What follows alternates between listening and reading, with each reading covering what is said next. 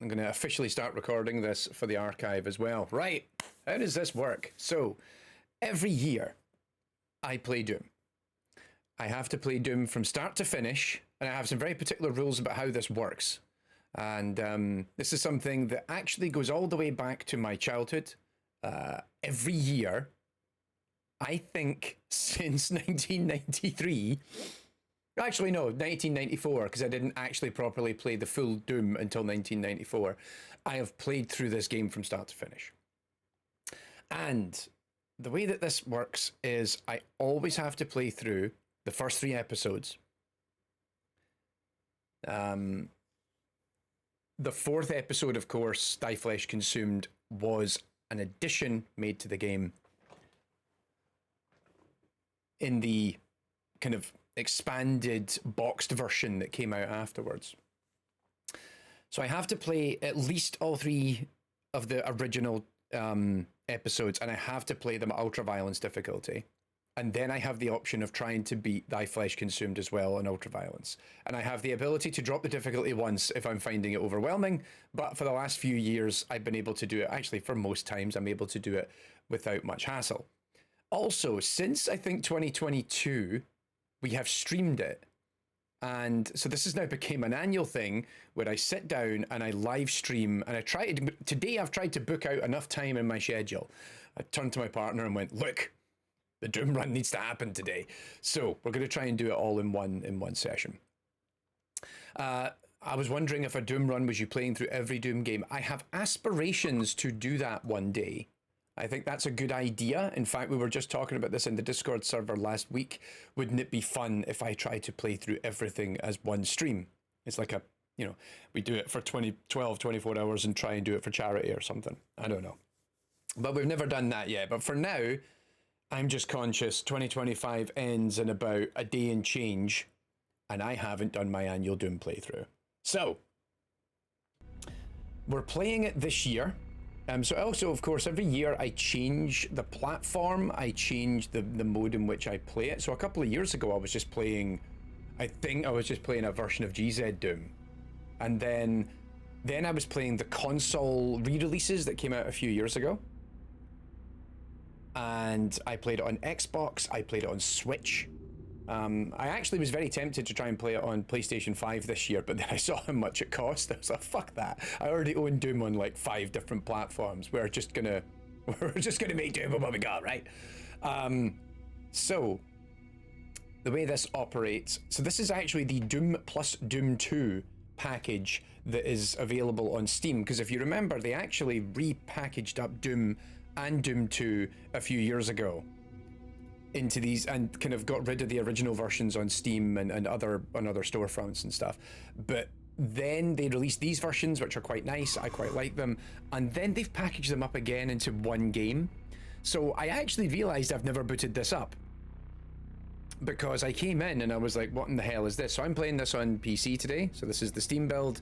And as you can see, it now offers Doom and Doom 2 in the one package, but also the master levels for Doom 2, TNT Evolution and the Plutonia Experiment, which are the kind of, the mods that people really, or the add-ons that were actually eventually sold in stores, and are actually considered like official Doom episodes to some degree. And then there's like all this other stuff, which is No Rest for the Living, which was a new official episode that came out. I've never played No Rest for the Living. And then of course John Romero went off and made Sigil and Sigil 2, which I've never actually played either of these. And then Legacy of Rust came out last year. So at some point I need to also play through these. I've never actually played them because I just like playing through the first 2 and then also Doom 64, because those to me are like the canon, trilogy of Doom games, as it were. So let's go in. Oh, let me know how the audio and everything's working out for you as we go through it. I'm going to turn it down a little bit on my end because it is loud in my headphones. Let me just check a few things. What are my controller? No, I don't know. Mouse and keyboard bindings. There we go. So I haven't actually played through this. I don't really know what this is going to be like, but hopefully it'll be fine. Left ship to run, yeah.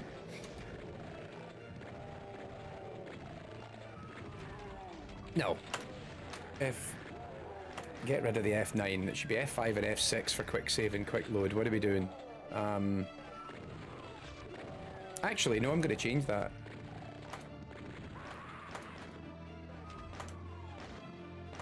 There we go. Either side of the F keys. That's a nice one. Standard. Yep. Push to talk. Who talks to each other in Doom? I'm killing things. I don't have time to talk. What is this nonsense? Scup over on the Twitch? That's wild. What's happening? Hope you're good, sir. Alrighty. So the rules have been set. I gotta play through the 3 original. So Knee Deep in the Dead, Shores of Hell, and Inferno. Got to beat them on Ultraviolence. Then I've got to go and do Thy Flesh Consumed. I have the option to dip it because Thy Flesh Consumed does get a really bit hairy. But it should be fine. Let's fucking go. And we're using the remix soundtrack. Fucker.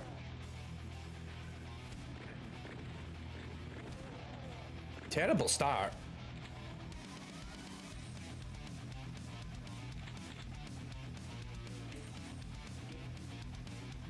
Oh yeah, what am I doing?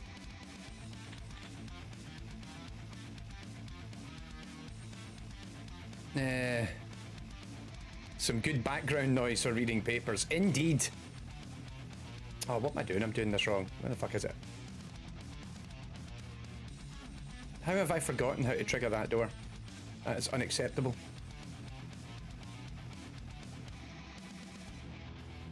Anyway, right, we'll just go this way. Getting old, forgetting how to trigger doors.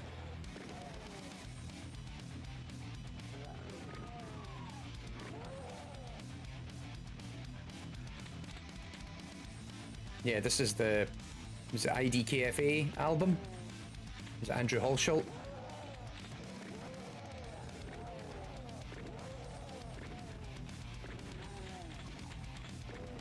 There we go. Better. That was a terrible start.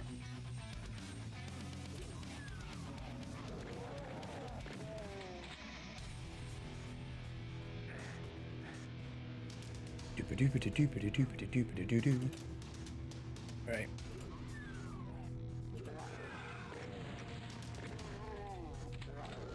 Uh-oh. Very nice. Right.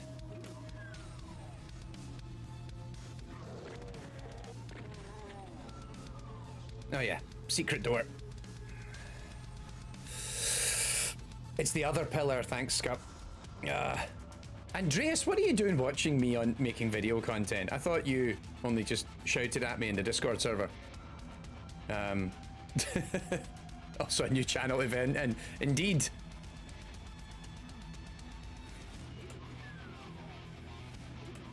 Well, we're not going to get the time on this, but it's fine. We're not trying. Good start.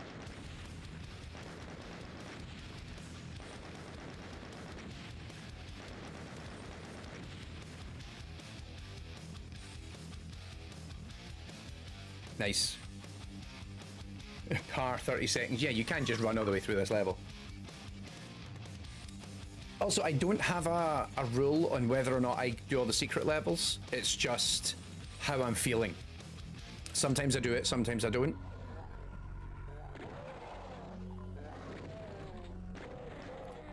But yeah, I hope everyone's having a good festive season. I have been mostly chilling. We had family over around Christmas itself, and then they have since returned to Scotland. And we've just been chilling. Actually, so in truth, like, you know, I finished work on the 22nd or something, but the vacation didn't really start until, oh yeah, what am I doing? The vacation didn't really start until the 27th. because we had no further obligations and we could just do whatever the fuck we wanted. And I've been catching up on some reading, catching up on some games. Also, I got a bunch of movies for Christmas, and also my birthday was not that long ago. So I have been catching up on films that I did not see throughout the year. Son of a bitch.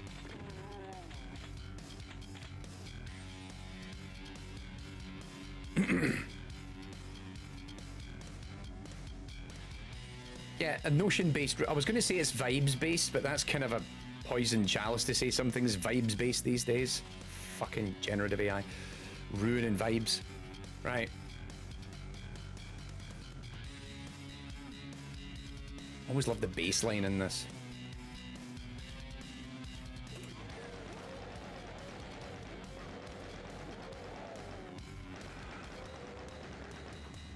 Bam, bam, bam, bam, bam. Me want a chainsaw.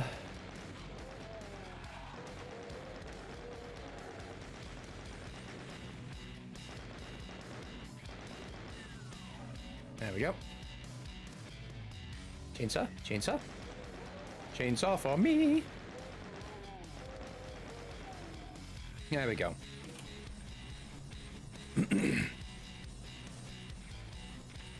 On low volume, the funky bass is basically all I can hear of the music.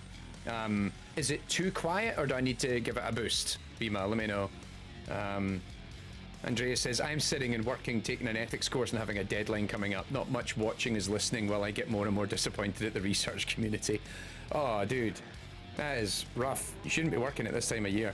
I am officially off. I am not doing anything until at least Monday next week. I really needed the break, to be honest. Just being able to, you know, get a solid 8 hours sleep and not have any immediate responsibilities has been quite liberating. I don't think I'm quite fully refreshed yet. I'm refreshed enough that I can sit in front of my computer and play Doom on the internet, but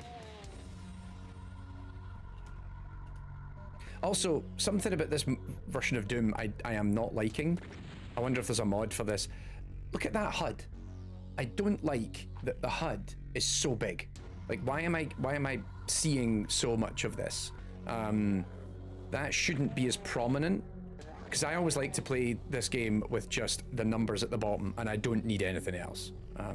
Game music is a bit low. All right, I went and nerfed everything because I went back and listened to the Terminator stream that we did recently, and the game audio in that was very loud. So let me give it a little. There we go, a wee boost. My wife wants to kill me right now. Worked almost all the hot. Yeah, yep. Happy wife, happy life, etc. But yes, my partner and I had a strict no one is working. We are chilling. And I was like, nope, playing Doom is not work. Playing Doom is life. So that's fine. Come on. There we go. Lovely.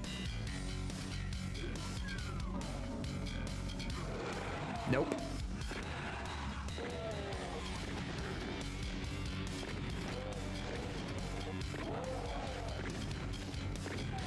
The world's greatest sniper rifle.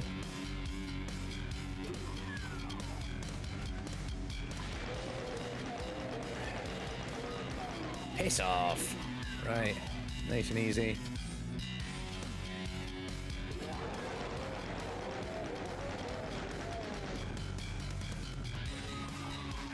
Oh yeah, I forgot you were there.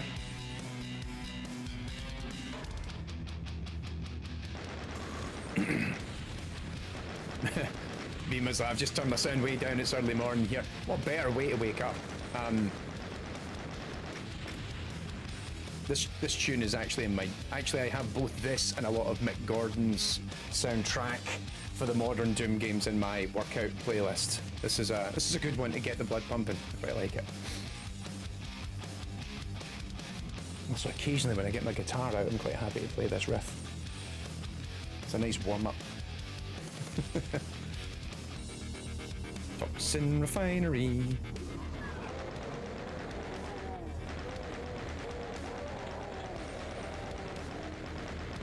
fuck you, fuck you, fuck you, fuck you.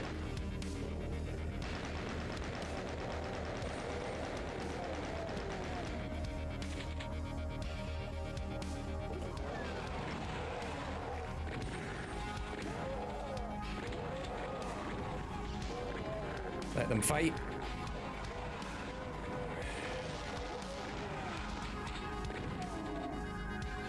Same here. Let them fight. Pick up the scraps afterwards.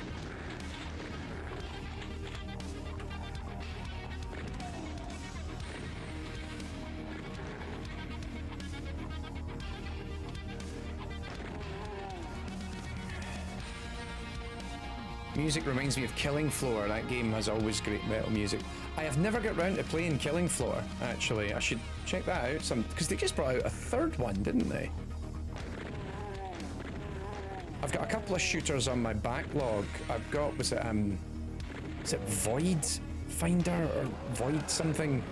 I saw it was out in early access, and Celico, which I haven't picked up yet. I actually, for a bunch of reasons, cancelled my Game Pass not that long ago, just because I was like, I have too many games. I actually don't have time for whatever this subscription service is offering me. I've got too many other games to play. My Steam backlog right now has just got worse over the past year. In part because I buy stuff in sales, but also just like, you know, I'm lucky enough to get the odd key thrown my way, and I'm like, ooh, and then I'm like, what do you mean you haven't actually played the game that somebody sent you a copy of?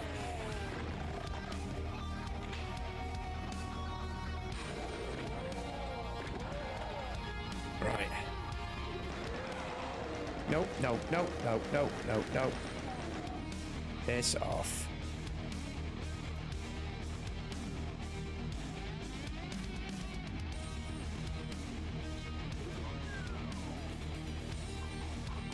No.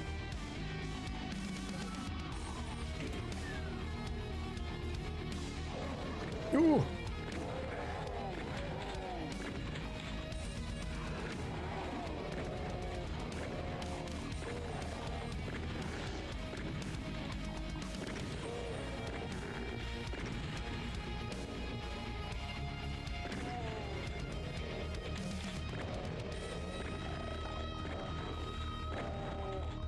Yeah, I was just thinking, you know, because I cancelled the Game Pass literally this week because I'm like, I'm not playing this, I'm not using it enough.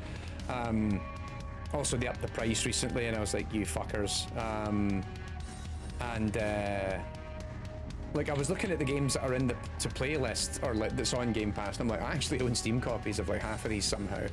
And then the rest of them, I'm like, well, you know, I would, in the money that I save, I could buy all these in a discount when they eventually when they go on sale, and it would save me more money, and I would be better off in the long run. Anyone get anything nice in the sales to check out? I actually mostly just got stuff on Switch.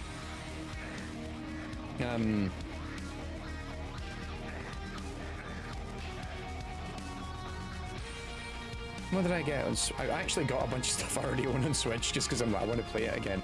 But I got the Sonic Shadows Generations. I actually got the new Sonic Racing game, which I need to check out. What is it?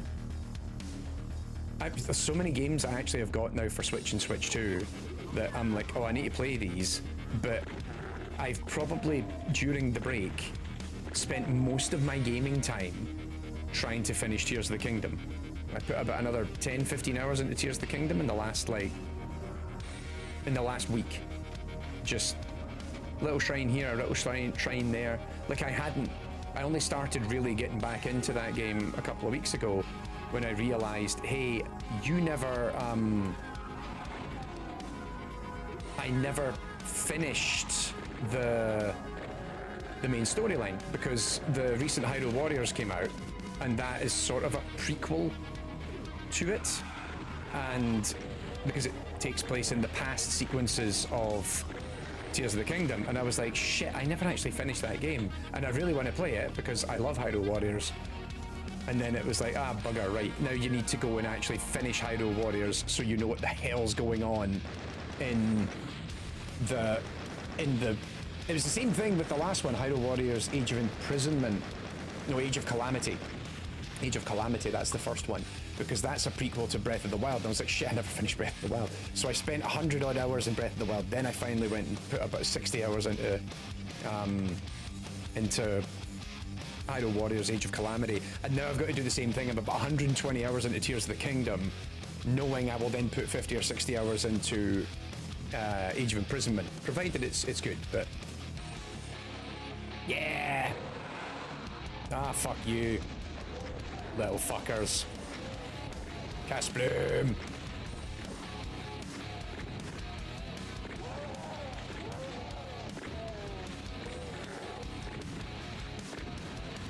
Well, you no dead yet.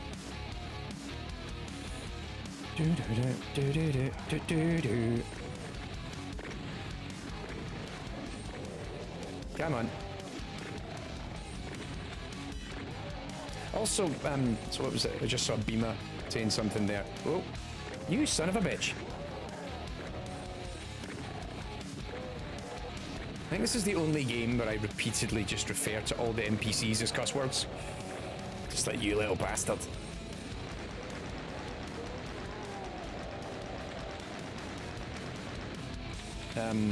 Sorry, what was Bima saying? I didn't renew my PS Plus for the first time. Same boat. Wasn't making good use of the game library. Price hike with no more holiday sales on the sub like nearly every previous year. Probably going to get it 1 month at a time when I need it for multiplayer. Yeah, so I'm reduced this down to like the bog standard, the lowest tier, just so we can play multiplayer games. Oh, my favourite is the sound trap. There it is up there, top right corner. You can see it. There's the sound trap. So hang on, get their attention.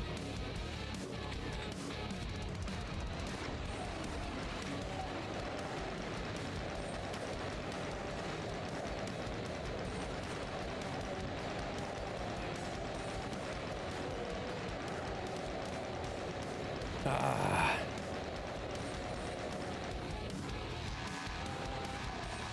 That's better. Oi. What are you doing alive? Oh, hello. One more.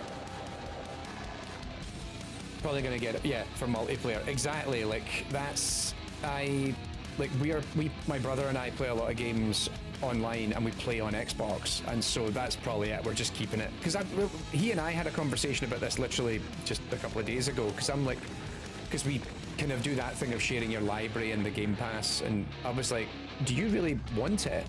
And he's like, I'm kind of fed up. Like, so many stuff that's come into this. The games aren't fun. The games aren't that interesting. I don't really care.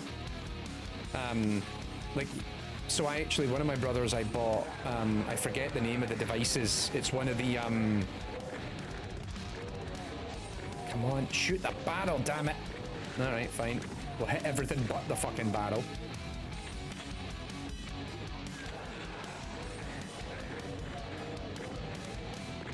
I bought him one of those little retro consoles that's like it's like a Game Boy Advance rather, with like a whole bunch of old games on it, and he was thrilled. Like, haven't spoken to him in days, and I spoke to my other brother, like, have you spoken to him? And he's like, and so there he is. Jack's just in the chat saying he literally just dragged his 360 back out, and you're buying another little mini retro console, and I was telling you, like, get one of those new Steam computers when they come out next year, and just fill it with old. And it's like I could quite comfortably just sit and play games in my library for a while.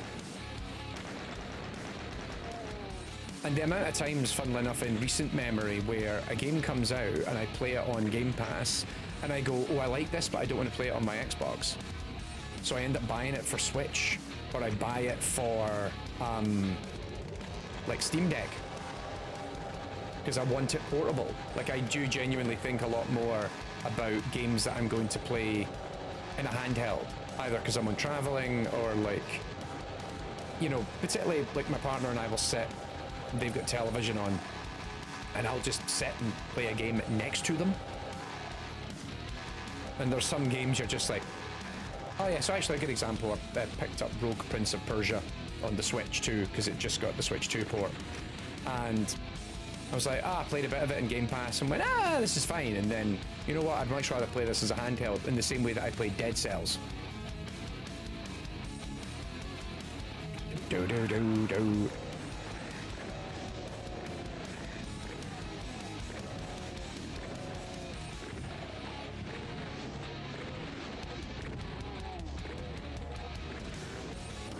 No, you don't.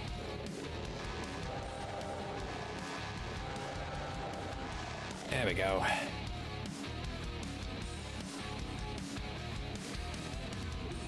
Voidbreaker, that's the shooter I was thinking of earlier. Ugh, I can't be bothered with any of this. It's too much the hard work. Nah, gimme. Nah, fuck it. I don't care. I've already got everything I need anyway.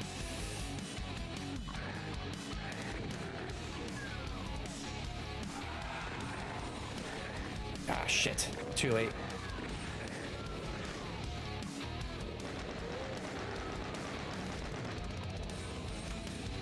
Run!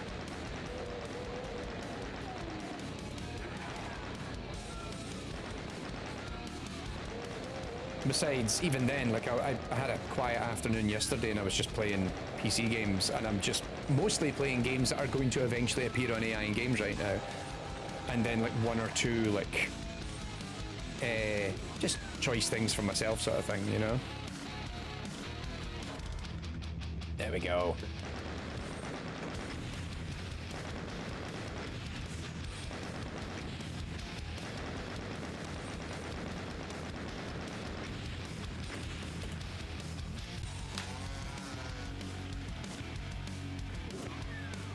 Need a bit more music in my ears. There we go.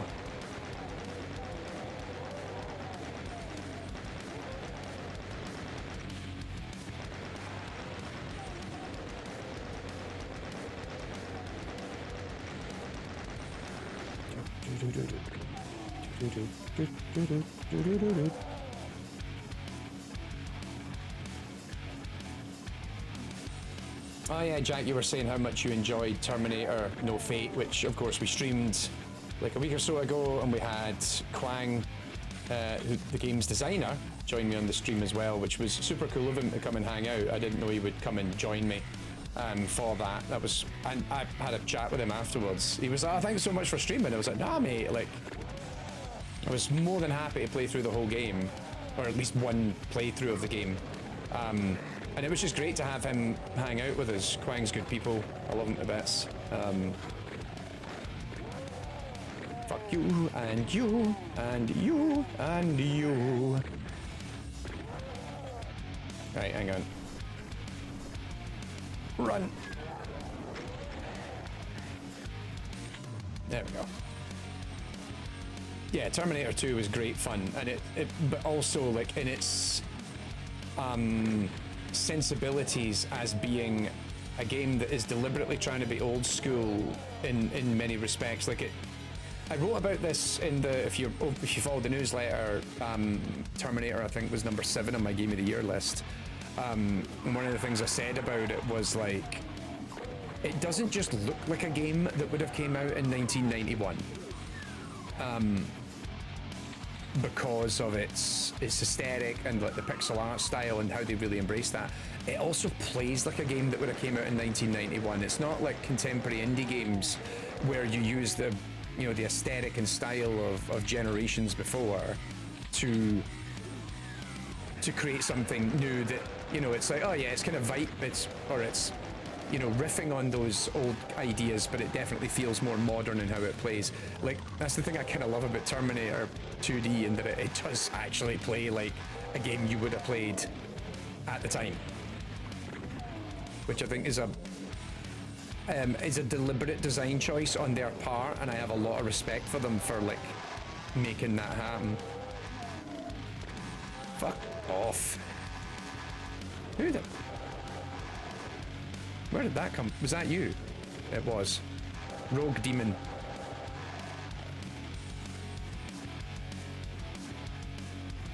Motherfucker.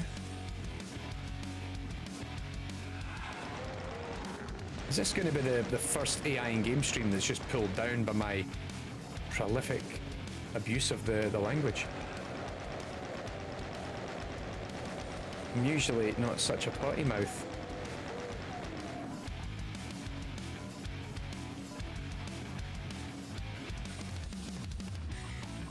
Happy New Year's, Gilbury.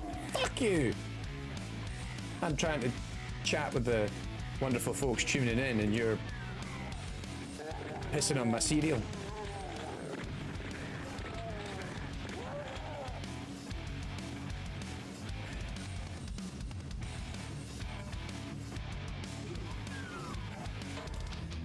Happy New Year's Eve, I guess, because Hogmanay is tomorrow. And that was it. I figured I should probably do this today rather than tomorrow, because if I do this on New Year's Eve, my partner may be a bit annoyed with me, because we should be eating shortbread and drinking whiskey by and large. But don't worry, we have a little bit of Iron Brew prepped in true Scottish fashion. If they cared about the language, would they not stop you a long time ago? Probably. Or, well, not even like the foul language, because I don't even curse that much. It's more just the abuse of the English language. But, you know, English is overrated. It's spoken by English people. So, what do you mean I ran out of bullets? I clearly need to kill more people that give me bullets.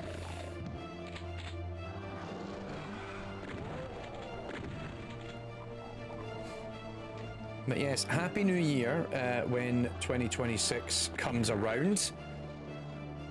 I hope you all have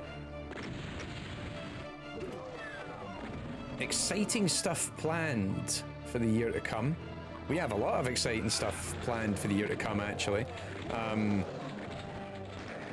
Both personally and professionally, but definitely we're hard at work on... Oh wow, I blew him up so hard. Phrasing, that he ended up blowing over this side. Yeah, we have a bunch of stuff. We're very close to signing a bunch of work with some studios and companies, which I'm excited about. We have a bunch of video topics lined up for this year. The conference is... We are planning a bunch of stuff for this coming year and for the year after that. For the conference, like there's a lot of stuff happening right now. It's all quite scary, quite exciting. We have enough money in the bank to keep me and Shradda full of shortbread until probably this time next year. So on that note, any way you can support us is always much appreciated. 50% off the annual subscriptions on AIgames.com and on Patreon are still running until the end of tomorrow. Thank you to everyone who has actually signed up to support us as well. We've had a little influx of those, which has been awesome. Also had some really nice comments from people just like, yo, like particularly following you. Like, you know, some people really love the YouTube, some people really love the work we're doing on the newsletter, just like combating all the bullshit that's coming out about AI in the games industry right now and trying to be the grown-ups in the room, as it were, which is often how I try to argue it. That went a bit hairy. I should have... Oh, shit in hell. No.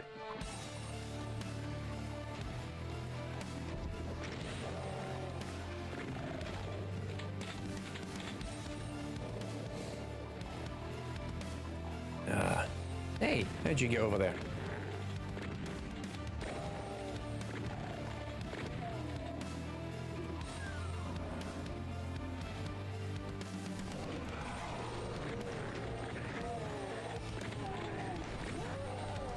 Shit, went up the wrong way. I wanted that side with the armor, but never mind. Oh, I'm an idiot. No. There we go. I'm making my way through Necromantic Thirst, a family huge wad. But the Christmas wads I booted up on the 24th are so genuinely good as modern wads go that I would be tempted to jump ship. Fairly huge wad, right, okay. Nice. I am very... It's funny, we were just talking about this at the start of the run. I don't tend to play an awful lot of the the outside of the main Doom. I very rarely, like, I come back and I play this every year, but I don't really go and play any of the other WODs or even some of the... I used to, like, years ago, particularly in, like, my... Oh, I want to say my, late teens. Was really big on it back then.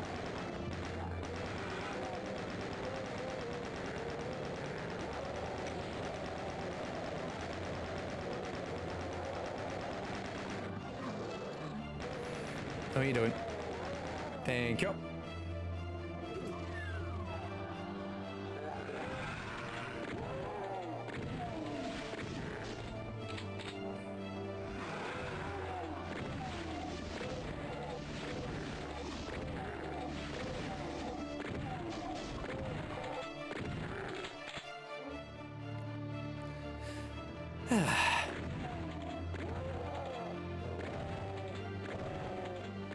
Come on. There we go.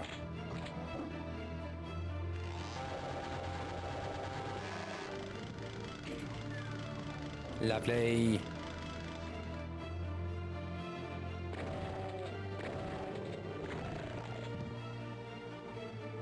You know, that way I was actually saying to my partner that I could actually do with just another week off. That would be great, but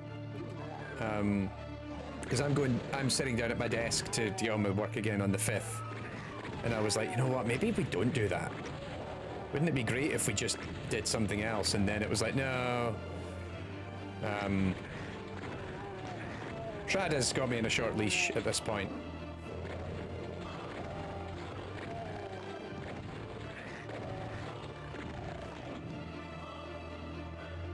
There was a soldier there, but did he get killed by the... Yeah, he got killed by the demon.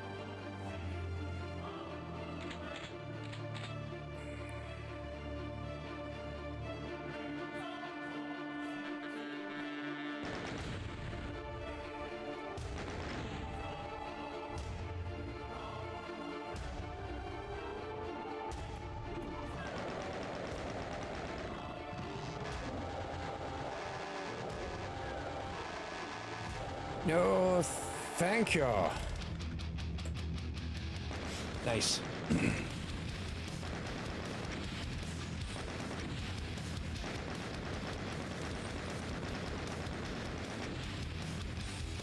Eric says, most fun I had from games out of the PS2 era. Today's games feel like generated slob. I consider buying a second-hand PS2 to get back in love with gaming. Like, this was kind of the conversation, Jack, you and I had, like, just yesterday about how you were like, you dusted out your like you said, you dusted out your Xbox 360. And there was just so many games of that era. Like, I feel like so many games now are, I don't know, like, I think there's certainly something missing right now where you see a bunch of stuff coming out and you're like,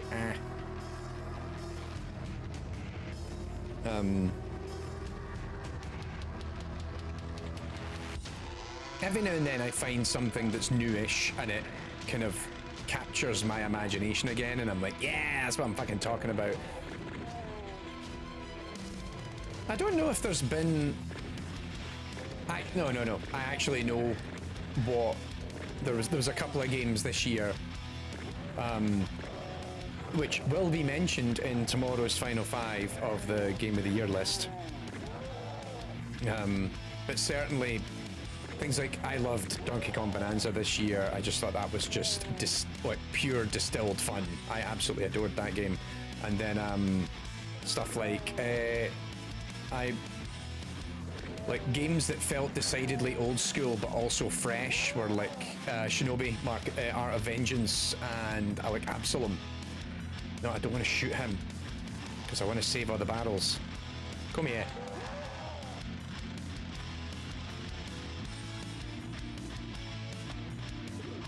Let's go!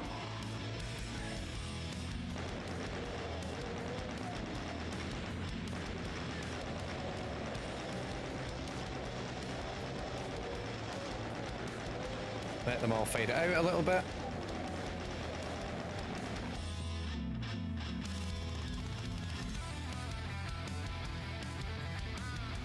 There we go. Dum, dum, bum, bum. Oi, what do you mean you're still alive? Wasting all my health, you son of a bitch.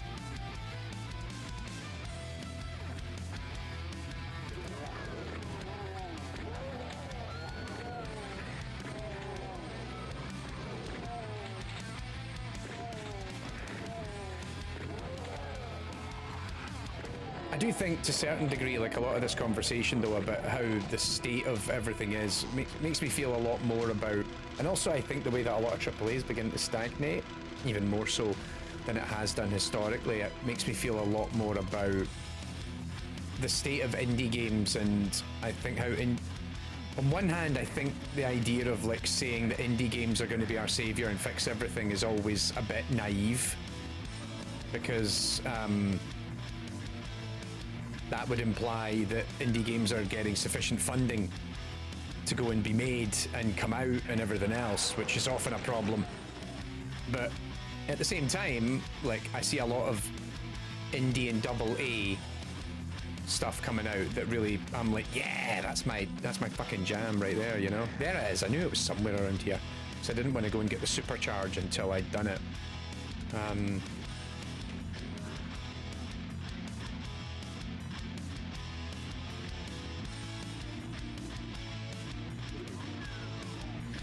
I mean, I say all that, but pretty sure, like, if I go back and look at my Game of the Year list, I'm pretty sure still half of them were big budget AAA to some degree.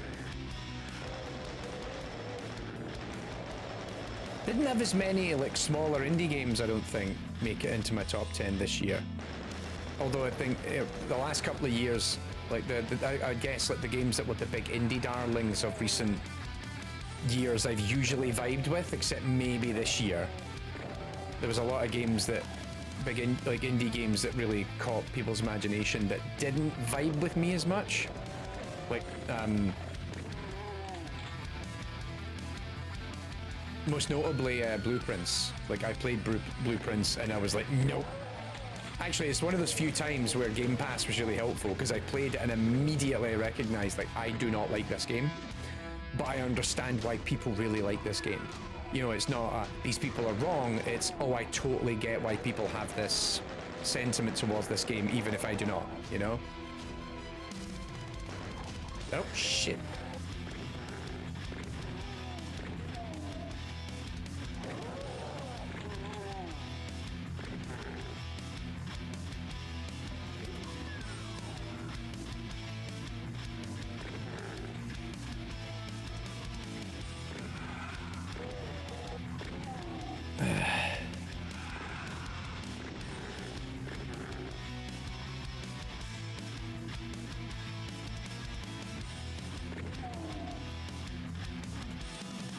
Oh yeah, there's a switch. Dumbass.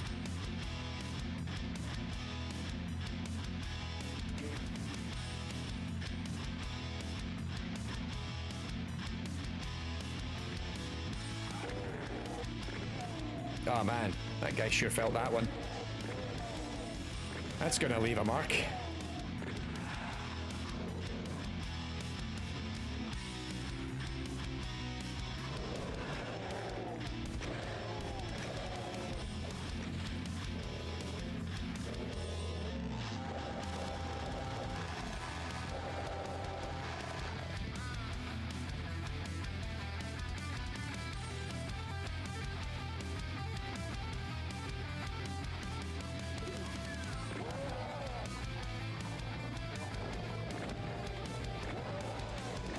Oh, bloody hell.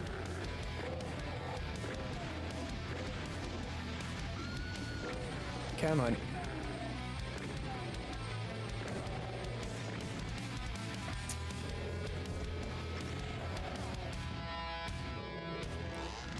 Come here. No, don't drag me into the goo.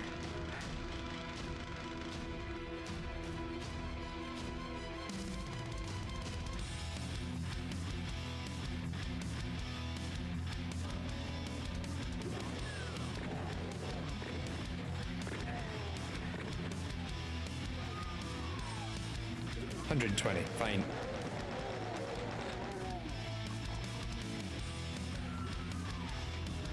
There we go.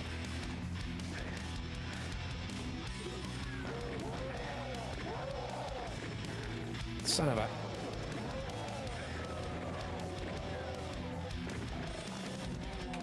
What's happening in the... Oh, bunch of stuff happening in the chat. I missed that. What happened there? Guard Crush Games in any mix of usual contributors are one of the developers I trust the most at the minute. Right, Guard Crush Games, so I wrote about this in my Game of the Year list about how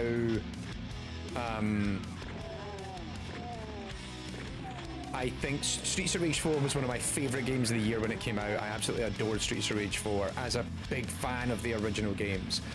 And then this year to see, you know, because that was Guard Crush Games and Lizard Cube who made Streets of Rage 4. To then see Guard Crush go and make Absalom, and then Lizard Cube went and made Shinobi, and I just was like, oh my god, like, it's like these two games are both building on the DNA of the predecessor that they worked on together to go and make their own thing, and it is so satisfying. Like, both of those games have like really satisfying crunchy combat, and it's what makes each of them click like really well, is just the moment-to-moment gameplay is really satisfying. I think I was listening to Giant Bomb's Game of the Year and they were talking about this, particularly with Shinobi, about how Shinobi makes building combos feel effortless, despite the fact that you're not just button mashing. It just is very rewarding and accommodating in how it lets you do that sort of thing and develop that mastery.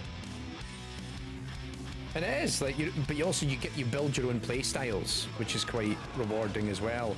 Oh yeah, I forgot that's a dead end now.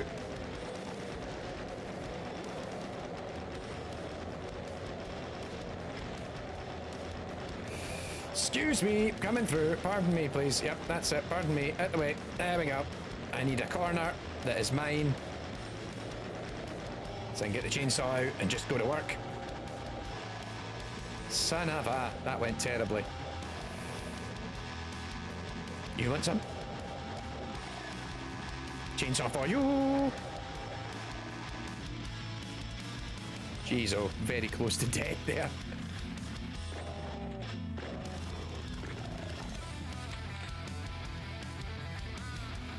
Well, that could have gone better.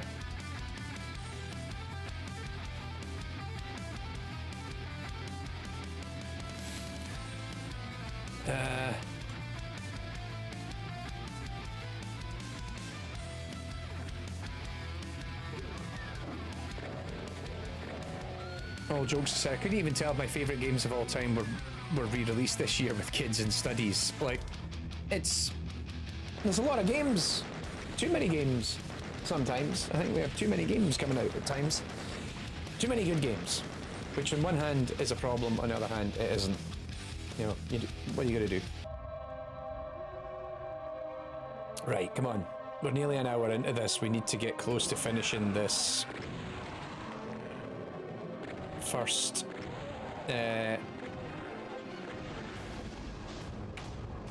we need to finish this first episode.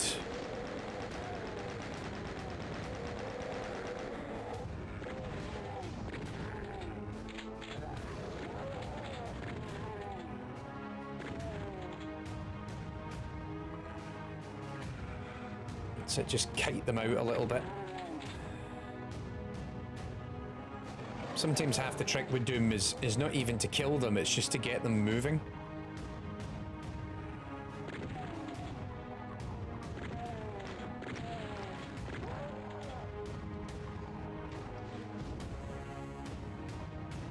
Just get them out and about.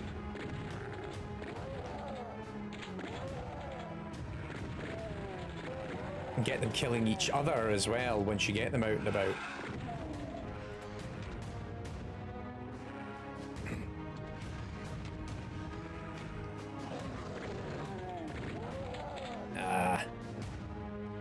I think the only game I'm currently looking forward to is Slay the Spire 2, and that's only because it's a good break game during my commute.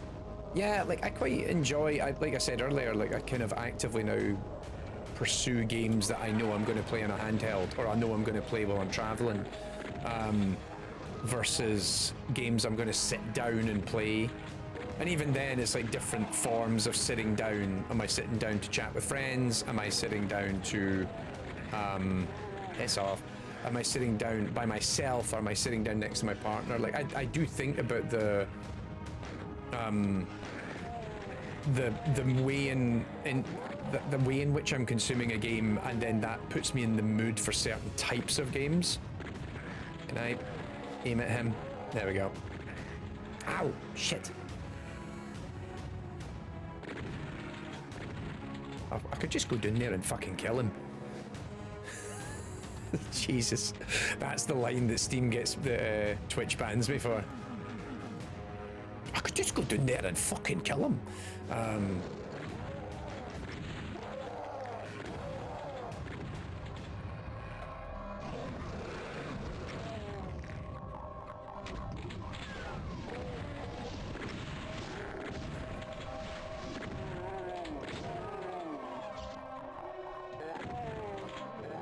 You know, there's certain games that I just want to sit down by myself and just play them, and then other games where I'm like, no, I'm going to jump on and maybe chat about, you know, it's a casual enough game I can play with, you know, my mates in a party, even if we're not playing them together. And funnily enough, I don't think we've had that many multiplayer games really catch our imagination this year. Like, Battlefield 6 probably has been the big one that my friends and I are all playing together, because funnily enough, like, it's, hey, what if we just made Battlefield 3 again?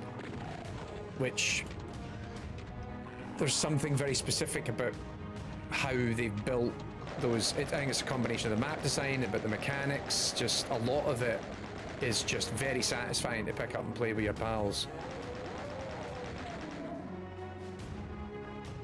Doom 2 LAN was mint. It was indeed. Oh god, I used to do that back in the day, like dragging my absolute beast of a, I had a 486DX2, which I overclocked to a Pentium 70 megahertz, and then I would roar into my mate's house and we'd play Doom. Bunch of 13-14-year-olds trying to figure out how to make LANs work. Good times.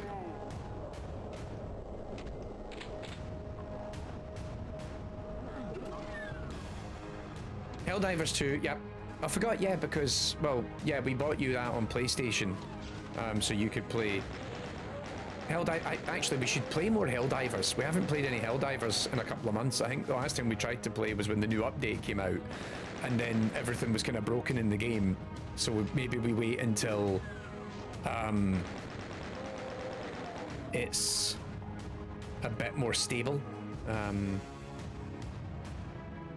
You know, it's funny thinking about, because I played other stuff. Actually, Jack, I've been chatting with Kennedy about playing Arc Raiders, because he was like, oh, do you fancy playing Arc Raiders? And I'm like, I guess. Like, he's got a bunch that are all playing it, but the thing is, I tried playing it solo, and it is a miserable fucking experience. How have I missed? Oh yeah. So how the hell have I missed the blue? It's down here. But Arc Raiders, the core loop of that, I think, without friends, isn't particularly engaging. Whereas I actually still quite enjoy the core loop of Helldivers, even when you're playing with randoms, or even if you dare to play a mission solo, I still don't mind it. Whereas I've played a bunch of Arc Raiders with others and found it with randoms online and did not enjoy that experience at all. And then equally played it solo, and then the amount of times where you have a half decent run and then you just get fleeced by other random human players who are just like, yeah, we're gonna fucking kill you, and I'm like, oh god.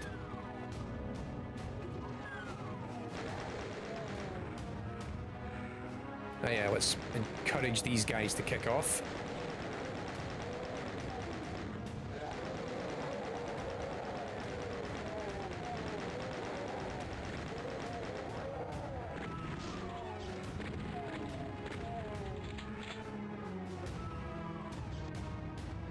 I should have used the Invisibubble before I did that.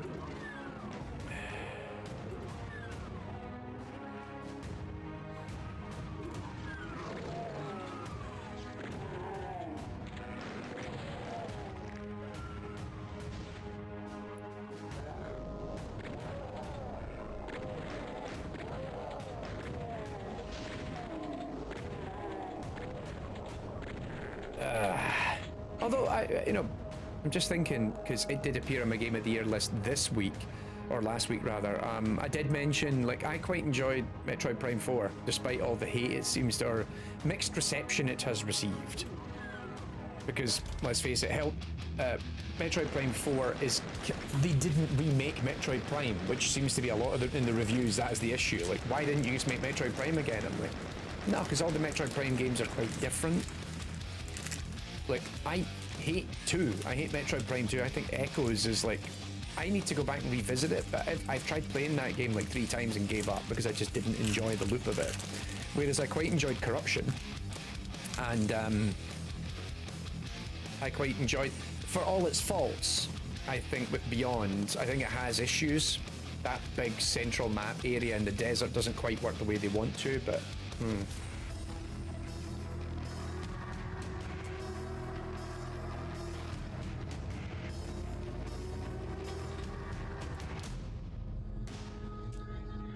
all right, we are nearly an hour in.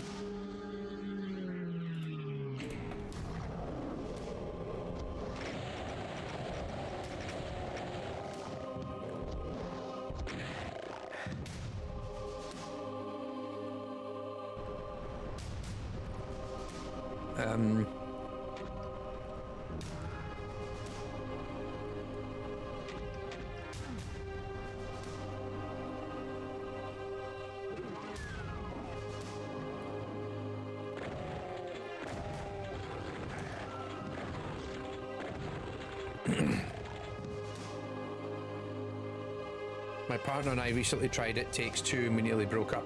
Right, how the fuck did that game win Game of the Year? In the Game Awards or whatever it was a couple of years ago. I don't get it. Like, so my partner and I, we tried playing It Takes Two, and I think It Takes Two is fine. Like, I think it is a decent enough game with far too many problems that weigh it down.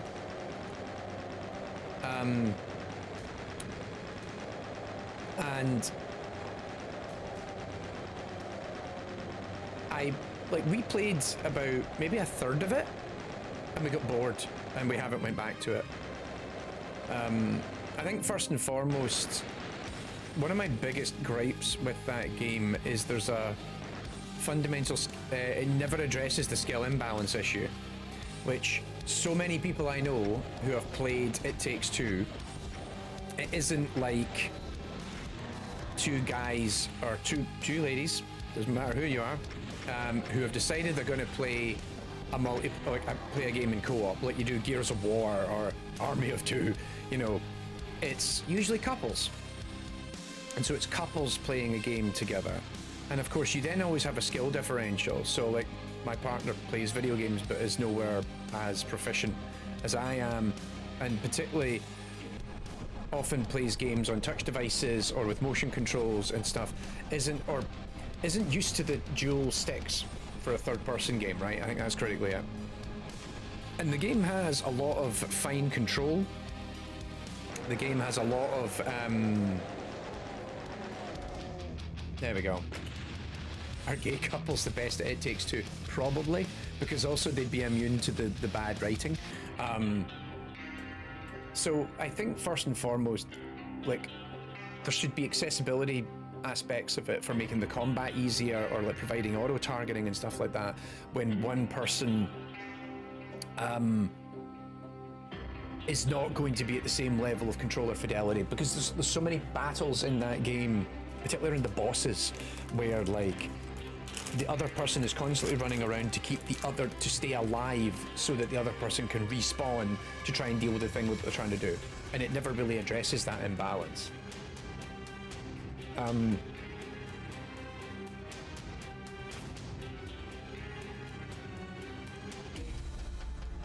then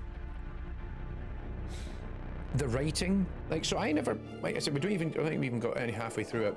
But the problem was both my partner and I hated the two main characters. Like, I don't like them. I don't, like, they're so, like, it was a story about divorce written by someone who never had been in a serious adult relationship before.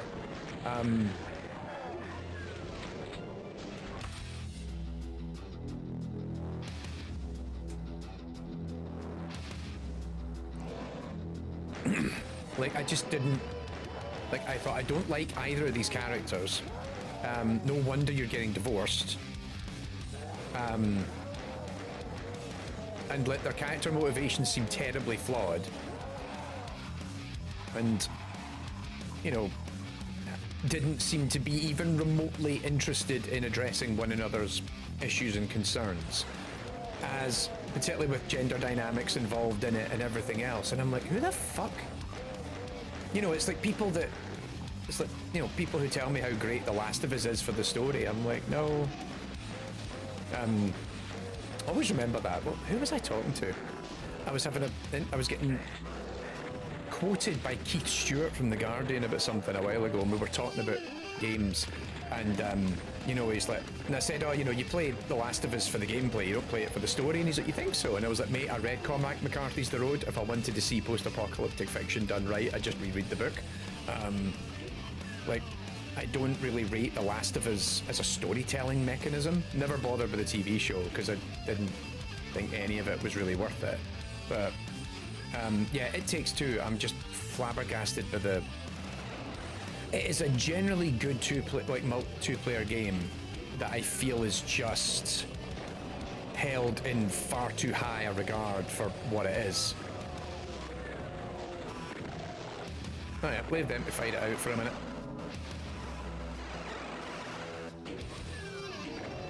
Hi. You might remember me from... Oh, shit. One of you got in the teleporter, huh?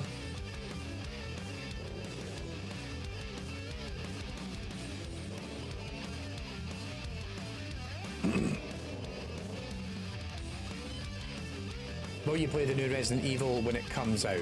Yes, absolutely. Like, I really like Resident Evil. I really like Village. I had a really good time with Resident Evil Village. Much better than Biohazard. Like, I liked what Biohazard was doing, but I feel like it kind of runs out of ideas pretty quickly. Whereas I kind of liked that Village is sort of like, it's almost like a greatest hits of Resident Evil. It tries all these different things. Like, each area you go to in the village, there's like one of them that's the RE7 big antagonist. There's one of them that's like pure distilled horror. There's one that's a bit more actiony. Actually, there's a couple of them that are a bit more actiony and bombastic. And I kind of like that you're giving me a bit of everything. So no matter what your Resident Evil vibe is, you will find something here that you like, and I kind of dig that. So yeah, I'm really looking forward to the new one. I saw I couldn't be arsed with queuing in the demo for the demo. I was at Gamescom back in August, and they had the display up. I took some photos of it where it was like the queue, and the queue was basically you were in a ow shit. The queue was like the nuclear destroyed remnants of the RPD, and I was like, that's awesome. Like, you know, Gamescom was the first time in a long time I've actually seen events where they have like booths set up in the tone and style of the game in a way that was really fun and satisfying.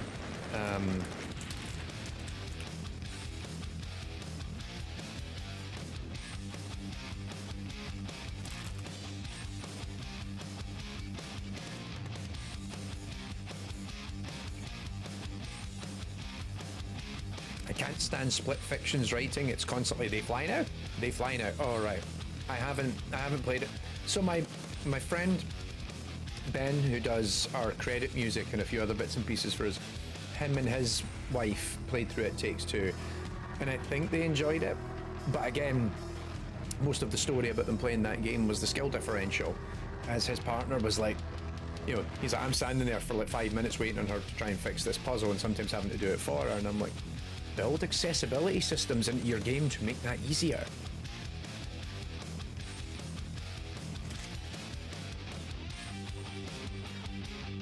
And it's a development choice not to do that, in my opinion.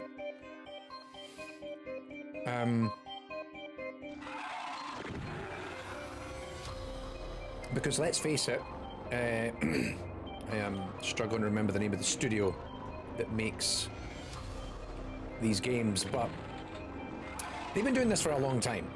You know, they have made a lot of these two-player games like this, whether it's, you know, Split Fiction, It Takes Two, Brothers, Tale of Two Sons, there was A Way Out, I'm sure there was another one that I'm forgetting.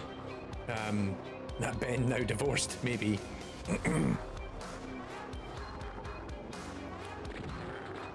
As an aside, I've never made par on Doom. I don't even try. I don't care about making the par, to be honest. It's like, why would I care about that? Like, it's not interesting to me to try and make par on Doom. It's more interesting to me to kill everything. That's where true satisfaction, you know? Right. Oh, bollocks. Right.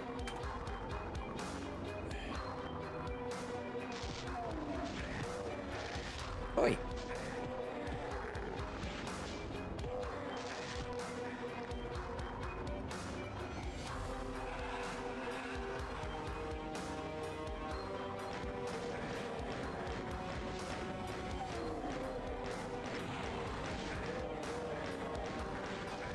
Oh, that went terribly.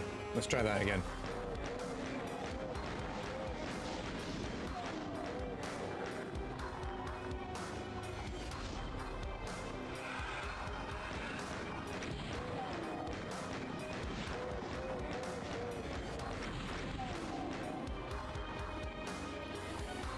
Better.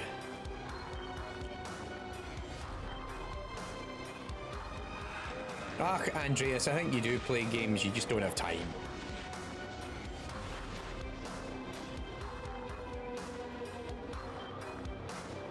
You've got a PhD to complete, a research career to manage, you've got a family, all these fun and important grown-up things.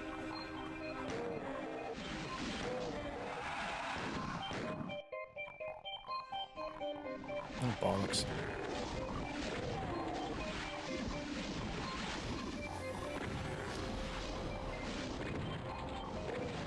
Well, and these shotgun shells need to count.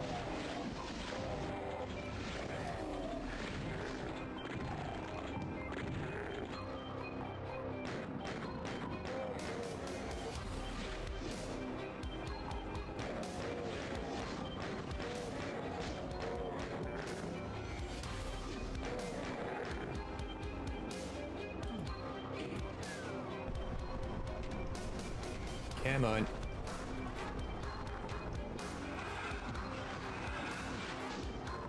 Right, antagonize everyone.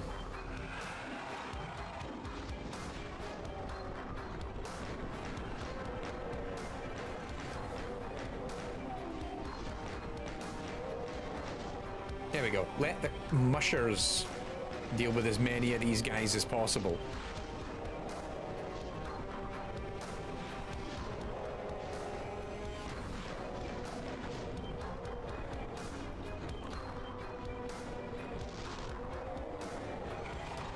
I was going to say, I want the chainsaw, but that's going to give me all sorts of problems in about 90 seconds. Because the lost souls are all going to come spewing out. I never did pick up the Berserk pack. That wasn't smart of me.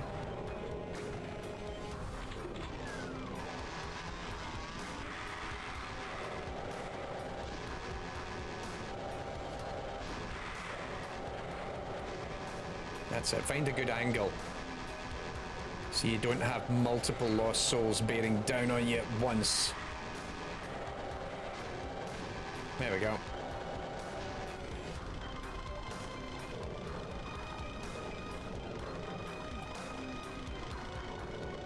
No, it's not this room. I was like, hang on, is this the one that's got another hidden room in it somewhere? It is not.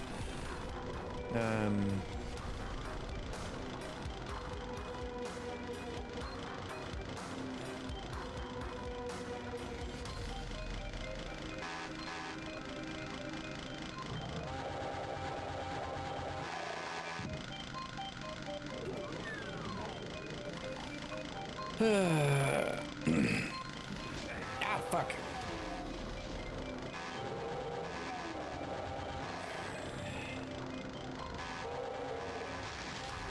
Come on! Fucking kill him! There we go. You're fucking asking for it. Boosh!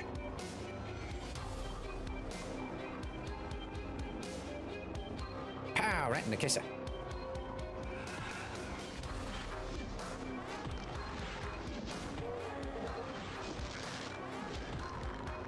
Son of a...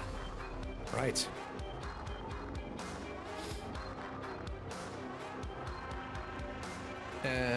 Right. Oh, this is where I always get lost. Right, we need to go and find... Right, I've got everything I need here. Let's leave this area. Blue key, red key. And I'm going up here to do everything. I saw a question there that I will come back to and answer in a moment. I believe it was a descriptivist asking, what do I actually do for a living? Right. Because, oh, do you do anything outside of the newsletter and the YouTube? Oh, God, yes. If only the YouTube and the newsletter actually paid for themselves. They do not. But it's fine. It's all good. We have a good time doing what we're doing here.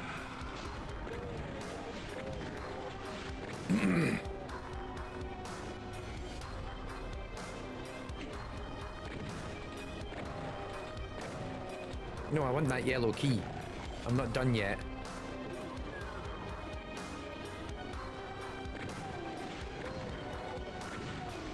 What have I got? Son of a... Chainsaw time! We need to be conserving our energy.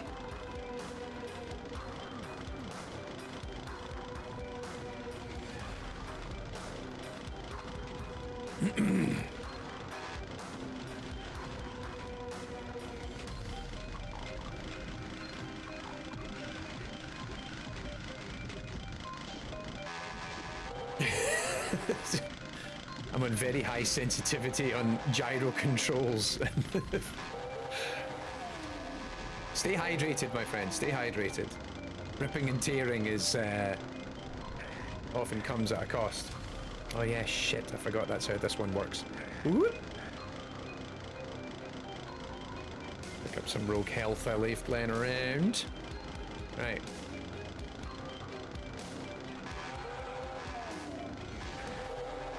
Bastard.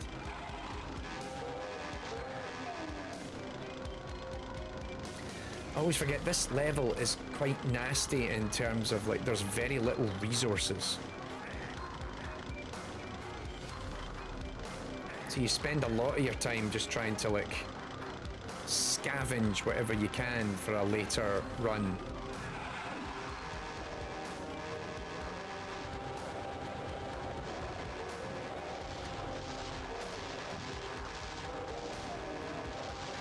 Shit. No, that's bad, that's bad, that's bad, that's bad, that's bad. Somebody just said I'm good at Doom, I think, in the comments, and then that immediately... I fucked that there, because I should have switched to my shotgun sooner. I've just been very stingy about using shotgun ammo, because this level is so nasty in how it doesn't really give you much to work with ammo-wise. Right, okay. Where were we? Nope, that way. Oh, no, wait, there was health back here, wasn't there? Yes. Also, I need to go down there.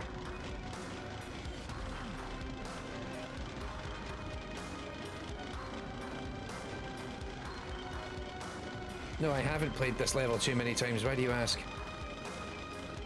Right. Now I need to go back. Fuck you. This way.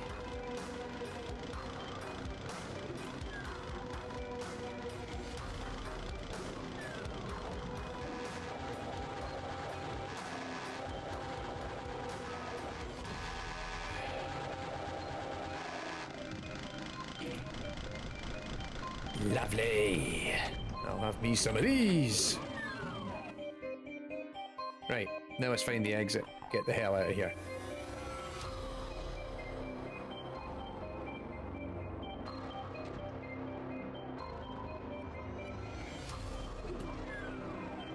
Baboosh!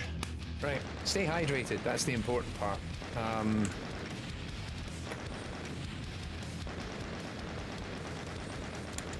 So, let me go and find it. Scroll back up in the chat. To answer Descriptivist's question over on Twitch. So, the bulk of what I do day in, day out is we actually, AI in Games, as a company, I work as a consultant in the video games industry. I do a lot, and critically, we do a lot of consultation on consultancy on projects. We're also doing a lot of work on training and workshops, particularly around AI, and supporting people who are like interested in AI in game development and trying to help them figure out how to make smart choices, and particularly trying to stop studios making dumb choices around generative AI, where there are ways in which you can use generative AI in a way that makes sense and actually can help people, that is legal, that is not ethically compromising, that is not stealing other people's work. Like, you can train your own models to do, and actually don't even put it in product. You can use it to help you build games without just, hey, let's just get GPT to help us with stuff. But also a lot of the work in machine learning as well. So just like a lot of times people go, no, we need generative AI for this. And it's like, no, I could just train an ML model for this. Like, I can do this. Like, they're like, oh, we're paying all this money to some generative AI company. And I'm like, yeah, we could train our own ML tech stack to do this internally, and it would cost us nothing by comparison.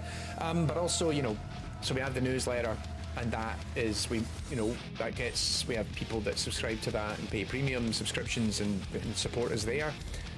We have the videos, which aren't as, you know, YouTube is really tanking the YouTube metric, the recommendations and everything for us these days, but that's fine because we have a nice entrenched audience, or dedicated audience, which is, I love that we have. We have our conference that we started last year, and that seems to be going from strength to strength, and I don't make a huge amount of money from that because we run that through a non-profit organization, but full disclosure, I do make a bit of money because I am the lead, I am I am the executive director of the non-profit, which is a very formal way of saying I'm the guy who mostly runs the company and keeps it afloat. So we run our conference through this non-profit organization. Our conference costs us a lot of money to run, so I'm the guy that goes out, gets sponsorship from big studios, from companies, and works with the rest of my team to get speakers in that we want, and to get the material that we want to really create the event that we're trying to strive for. And so I made more money this year than last doing that, which was nice. That was a nice step up. It's still not, you know, enough to live off of. So like a lot of the things we do, like probably the consultancy work is the only thing I do that actually would pay for me day in, day out. That would actually pay for me to live, you know? And then everything, but then we use that money to allow us to do everything else. So, you know, when we have a couple of good contracts come in and we do a bunch of really good work with studios, then that means I can dedicate a few weeks to just focusing on YouTube content, you know, that sort of thing. So there's this interesting web of stuff that I do that is all kind of interconnected with each other, and by doing one thing allows me to do other things. And certainly like in the last year or so, we have discovered there is an appetite and a desire to hear more on this subject matter, particularly around AI in the games industry. There's so many companies out there who are interested in it, but equally are, I mean, I think for all the narratives that like, oh, all game studios are using it, no, they're fucking not. Like, that's an absolute guff. What you'll find is an awful lot of companies are going, there's something here that seems like it could be useful. But a lot of this, you know, on a purely, on the, when you look at the trends that are emerging of slop and everything else, and like, hey, we have real problems that plague our game development processes, And could AI help us automate this? And it's actually yes, because there's a lot of studios have already done this in the previous, like, I don't know, 10 plus years. And so I help give them advice on how to move forward with that. And, you know, I've worked with a couple of studios in the last few years. We usually keep it quite quiet who I'm working with, but see me give any development talk and you'll see the list. But I work with some very big companies, I work with some very small companies, I work with indies, I work with AA's and AAA's, I work with mobile studios, and a lot of them are just like, hey, here's a problem we've got. Is there a way we can use AI to help us automate this while keeping the creatives in control of it? And more often than not, the answer is yes, and we can find a way to help them to do that. It's a lot of work, and it's very sporadic, but we go through phases where we'll maybe have, you know, a couple of companies at once, and then we go through a couple of phases where we have not a lot, and that's fine because we've got Goal State coming out next year, which is our online course. So we've got the first course on Goal State will come out this year. Very excited, that's coming together really well now. We've got the conference once again running this year, and so we have to think about that. So lots of things happening. I think as we talked about in the Wrap live stream a couple of weeks ago, like this time, 18 months ago, AI in games was literally just me. And now we have Shradha and I working full-time in AI in games, keeping us busy. But also we have like a team of around 5 plus. I think technically there's about 7 people now working at the non-profit that runs our conference at varying degrees of monetary compensation. But, you know, we are working towards building our conference to be the trusted resource on AI in the video games industry at a time where everyone is compromising their ethics and their principles to suck up to Big Gen. Big Gen, I've never referred to it as that. I often talk about how there's a difference, in the newsletter I talk about this, how there's a difference between generative AI as a technology and generative AI as an industry. And right now, so many people are keen to placate the AI industry in a way that is antithetical to what games should be. And we need to do better, frankly. But yeah.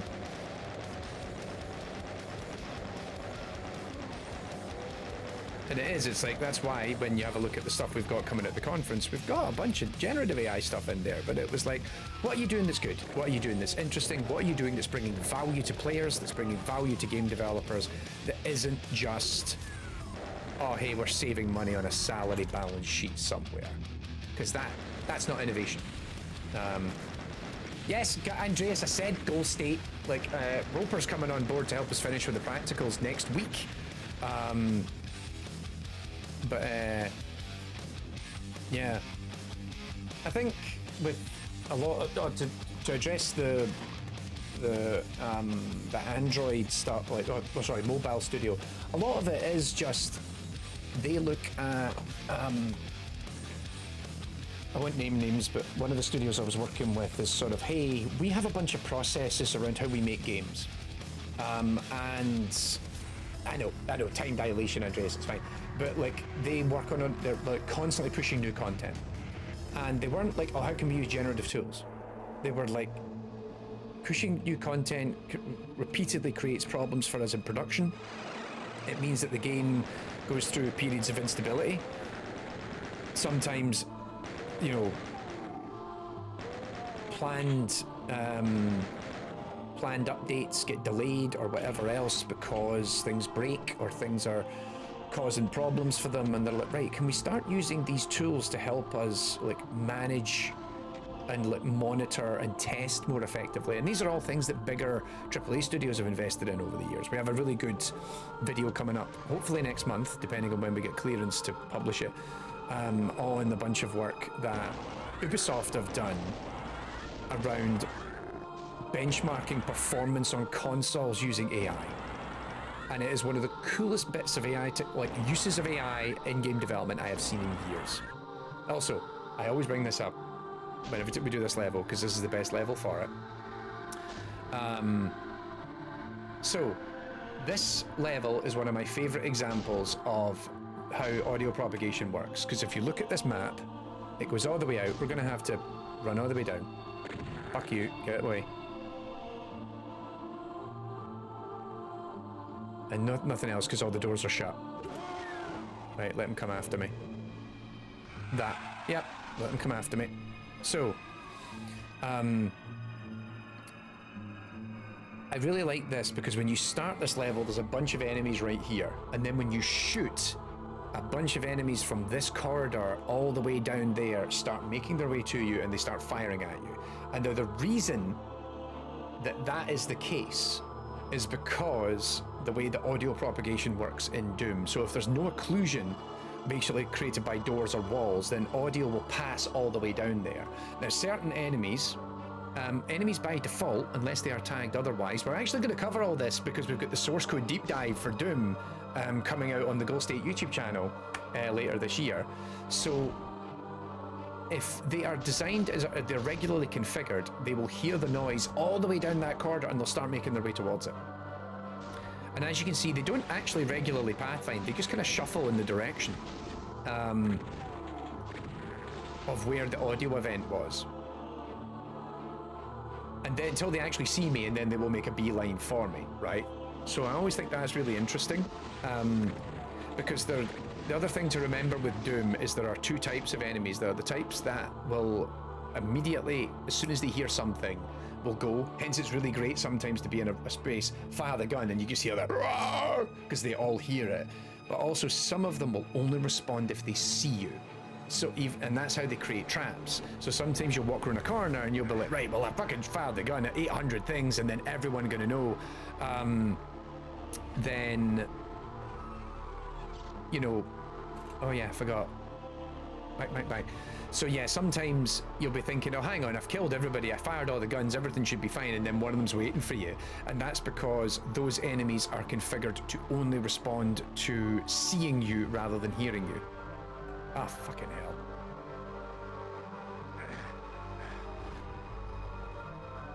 Andreas, yes, this was, yes, the Snowcap project. We saw that at the summer school last year, and this year we actually sat down and did an interview with the dev team, with three members from the team last month, and we're getting ready to put that out into a YouTube video. So right now I'm just cutting it up and putting it all together. It just depends on, ideally we'll have it out in January. It all depends though ultimately on final approval and sign off from the folks over at Massive and Ubisoft Central Comms. I'm not expecting there to be any issues. We tend to have a very good working relationship with Ubisoft when we cover stuff like this.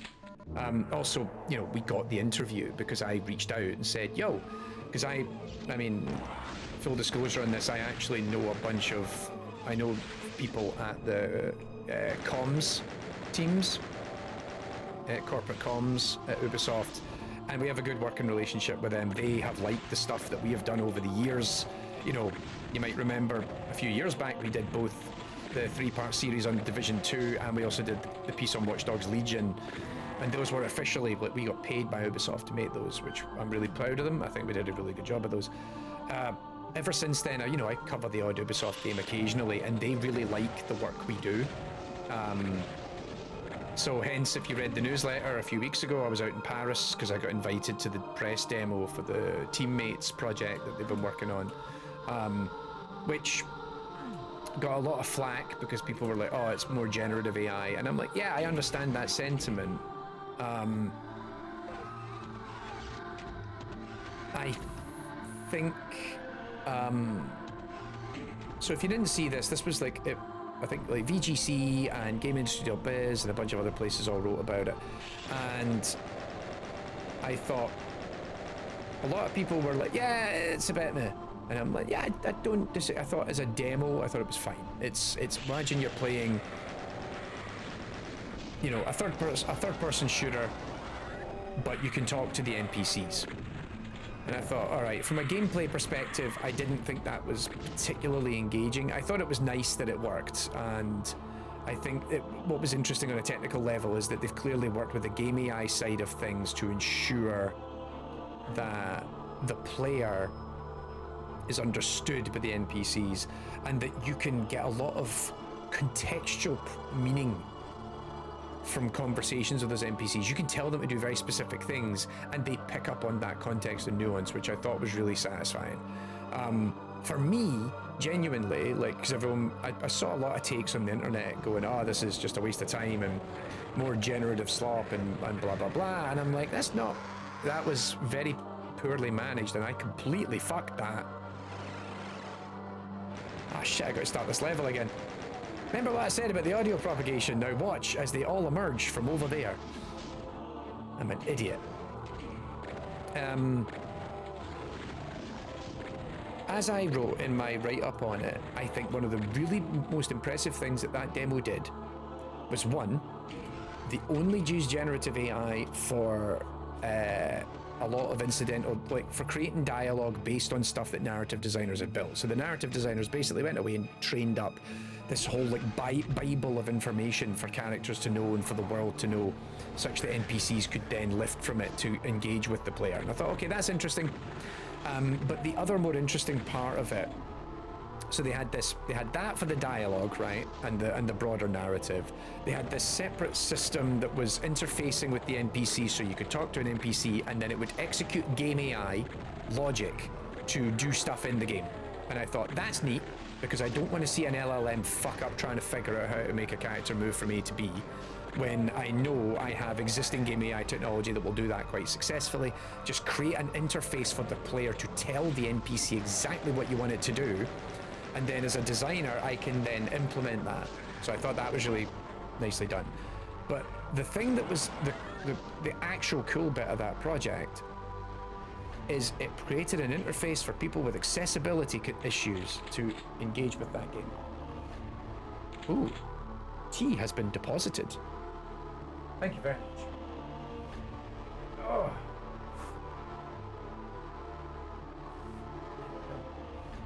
Thank you. So yeah, like the coolest thing about that project is it meant somebody who has actual accessibility issues can talk to a game and get it to change things for them.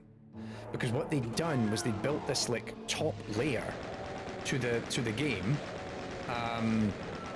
that would allow, basically it was a generative model that you could talk to it, it would process instructions, and there was parts of the game, that's twice he's caught me off guard there as I tried to dodge his shots, and it could do this thing where if you could get it to change options for you by talking to it. And I thought, that's a fucking game changer. Like, even as someone, for me, none of that is particularly useful. I go in and just customize all my settings or whatever else. But I think about players who use custom controller systems and everything else for accessibility purposes, and being able to tell a video game to change like one part of the settings just by talking to it. Not fiddling with controls, not fiddling around with options and settings, just invert my Y-axis on my right stick. Or actually one of the things I actually told so it's like there's a Jarvis system that's connected to the game as you're playing it, and I told it, yo, I'm colorblind, and it went, all right, what type of colorblindness are you? And I will configure the UI and HUD in the correct colors that would prevent my colorblindness from being an issue. And I thought, ooh, and then I even said to it what my colorblindness is. And it responded to that, and it actually went, all right, I'll go fix that for you. And I thought, that's cool. That's interesting, because you're creating an ecosystem that allows a player to interface with a game in a way that's conducive to them. And I thought, and I understand that, you know, a lot of it is equally people giving them grief because it's like, oh, here we go, another company trying to show off what they're doing in generative AI. And I thought, you know what? For as much of this I don't care about, there were bits of it I thought is, you know, bollocks. The fact that I can just talk to it as a player and it will change something for me, I thought was huge. Yes, there is. Unreal has something like that. They just integrated Gemini into it, I believe. Google's Gemini. Whereas this was like custom trained models that actually understand the game you're playing. So not only can I get it to like customize the settings, I can ask it like, what was I supposed to be doing and what's the current objective, and like all these little things that I think on one hand in a tech demo, I'm like kind of, all right, okay, cool. Like and I think critically, I think a lot of press were very sniffy about it. But I thought there is a handful, like a proportion of the game playing audience out there for whom something like this is actually great, you know? And I feel like sometimes we're a little too quick to shit on an awful lot of generative AI stuff, and sometimes rightly so. Jesus, he fucking came screaming out the gate there. Sometimes I think we're a little too quick to shit on generative AI stuff, forgetting that actually there are some very useful applications of this if it is used correctly. And that's often the problem, because a lot of companies aren't using it correctly. They're going, hey, let's try and make a cheap buck, rather than, hey, let's try and address like interesting concerns or issues that players might have. I say this because I noted quite a few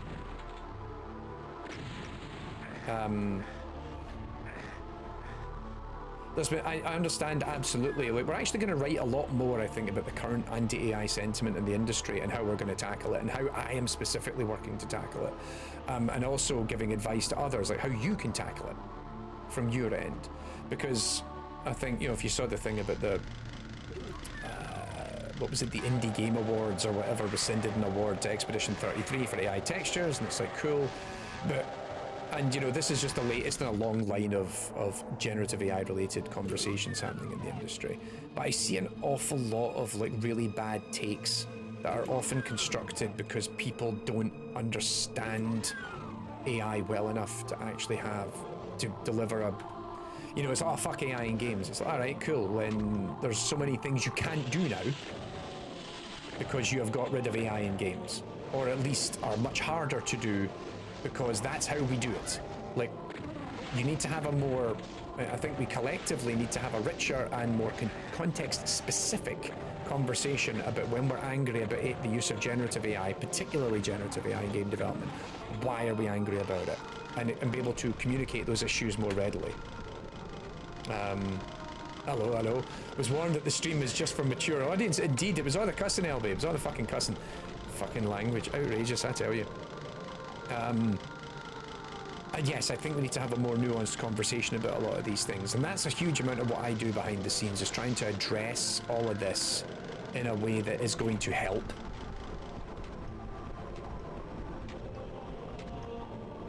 And I wonder, and I understand, like, I completely understand the negative sentiment by so many people, but I see stuff that like Aftermath, for example, who, you know, that's an indie publication, which I quite like. I like Aftermath, does really good stuff, but they have been so,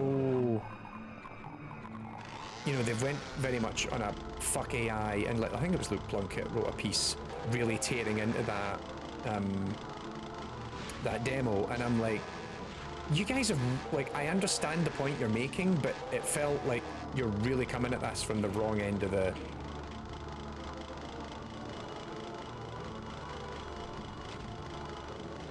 Oop. It's like you're delivering no nuance to this conversation, and as a result, it's actually less helpful. It's not that helpful. Yeah, and that's the problem. Like, Leon. Oh, hey, Leon. Like, that is also speaking to the issue, right? Because people don't want the context and the nuance. People want the short story. People want to be angry about stuff, and I'm like, yeah, I get it. But at the same time, like, this also comes from, I think, a collective lack of understanding of just how AI actually works in the video games industry. And that's a failure of many to communicate that more effectively to players and just general punters, you know? Anyway.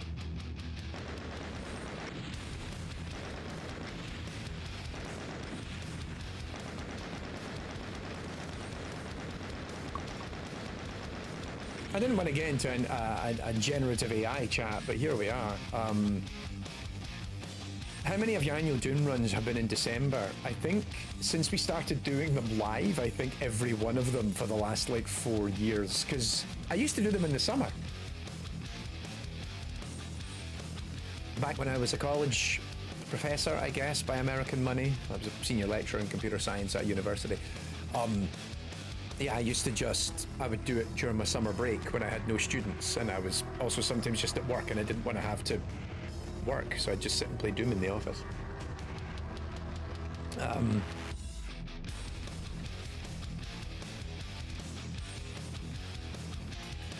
Yeah, so Gen AI, right, so this is the thing, like, I think LB really hits this, like this generative AI in any capacity, it's like, fuck that shit. Just, if you're gonna use it, why are you using it? And also, I mean, I made a point of this, it was funny, I believe it was, what was it? It was George Osborne said it. He says one of my highlights of the year was Tommy giving a talk at Google's offices where he shits on Google's AI and says it's a waste of time. And it was, I didn't so much shit on it, but I was making a particular point about how we are in an age, we are in a bubble. We are in a hype bubble beyond all recognition. And everyone is desperate to show that AI has value because all these big companies are investing tremendous amounts of money into it to achieve something that is not delivering the profit that they believe it can. So everybody, oh, like, check out our AI meeting systems, check out our AI note-taking, check out our AI this, our AI that. And I'm like, you know, as somebody who's been in AI for 20 years, the trick to AI is knowing exactly the problem you're trying to solve, and you build AI systems to solve that problem, rather than these one-size-fits-all nonsense. And you know, we've even done a couple of pieces on that in the past year. We had the so the Snowcap episode that's about to come out is very specifically about, hey, what happens when you train a very specific machine learning model to solve a very specific game development problem? And lo and behold, it's actually really useful. But also we did the ML Move project, which was the one about training Counter-Strike bots using transformers. And I really liked that one because that whole video is like, hey, see, if here's a very specific game design problem. What if we train an AI and it uses generative techniques to do something? And I like it because it is not stealing people's work. It is utilizing data in a responsible way, and it delivers on something you can't do using traditional game development techniques. You can't have characters move around like that without a huge amount of like authored work by a human. And even then, even in the testing, as we talk about in the video, like when they actually put it under a focus testing, the bot, the ML Move bot, was considered more realistic than the traditional game AI bots because it was doing something that, you know, in a really smooth and efficient way, you know? Maybe, just maybe, if we just focus on how to use AI in a sensible way rather than slapping it into fucking everything. It does, it really pisses me off.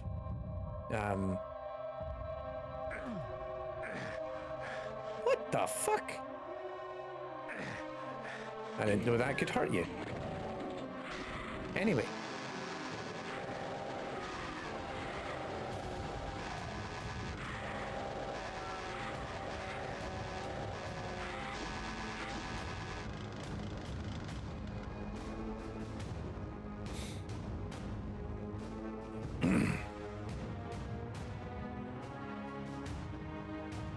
I vividly remember Hello Games is we quickly had the algorithm and then spent 90% of the time making it do the thing we want to do. Right. Like, I have tried several times to get Hello Games to come on the record, and we could do an artifacts on No Man's Sky, because that's such a great story of like, we have the tech. And then I remember giving a talk about No Man's Sky when it came out, and I basically was talking about the 1,000 bowls of oatmeal problem.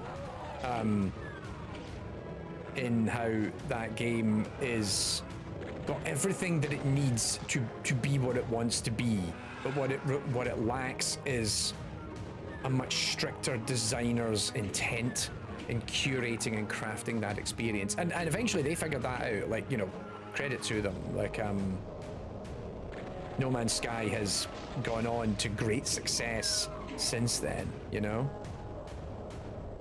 I am completely fucking lost. This is a trap.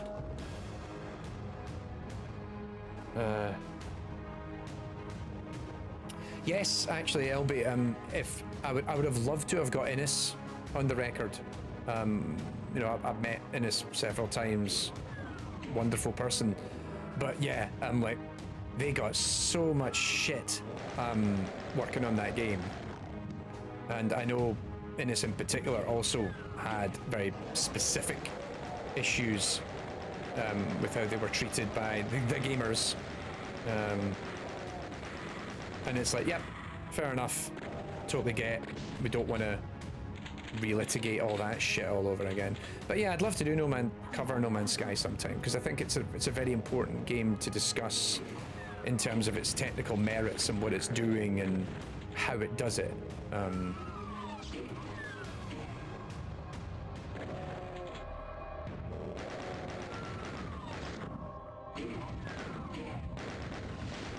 You son of a bitch. Right. No, I don't have any cells left. Bollocks! Bollocks! Can I just go one place without triggering something? Fuck it, that'll do.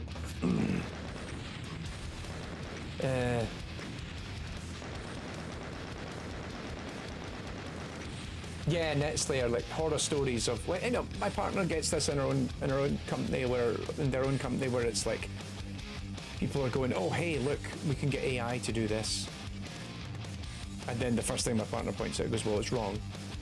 Oh, but we can fix it. I'm like, I could have just done it myself.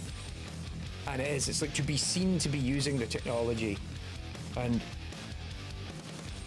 critically, it's a lot of it is these general purpose tools, whether it's GPT, whether it's Copilot and all this sort of stuff. And it's like, hey, look, we've got this general purpose tool that's actually crap at everything it does. But it's mediocre enough, you can use it as a stepping stone to do something else. And I say that as someone who I have genuinely tried sometimes to use some of these tools because I'm offered it, and I'm like, well, what can I do with it? I have never found a single thing that I do in my day-to-day work life that they can optimize. Nothing. And I'm just like, so I've turned it off on everything. Like, it's just a nightmare. It's like, just get it out of my face. I don't need it. I don't want it.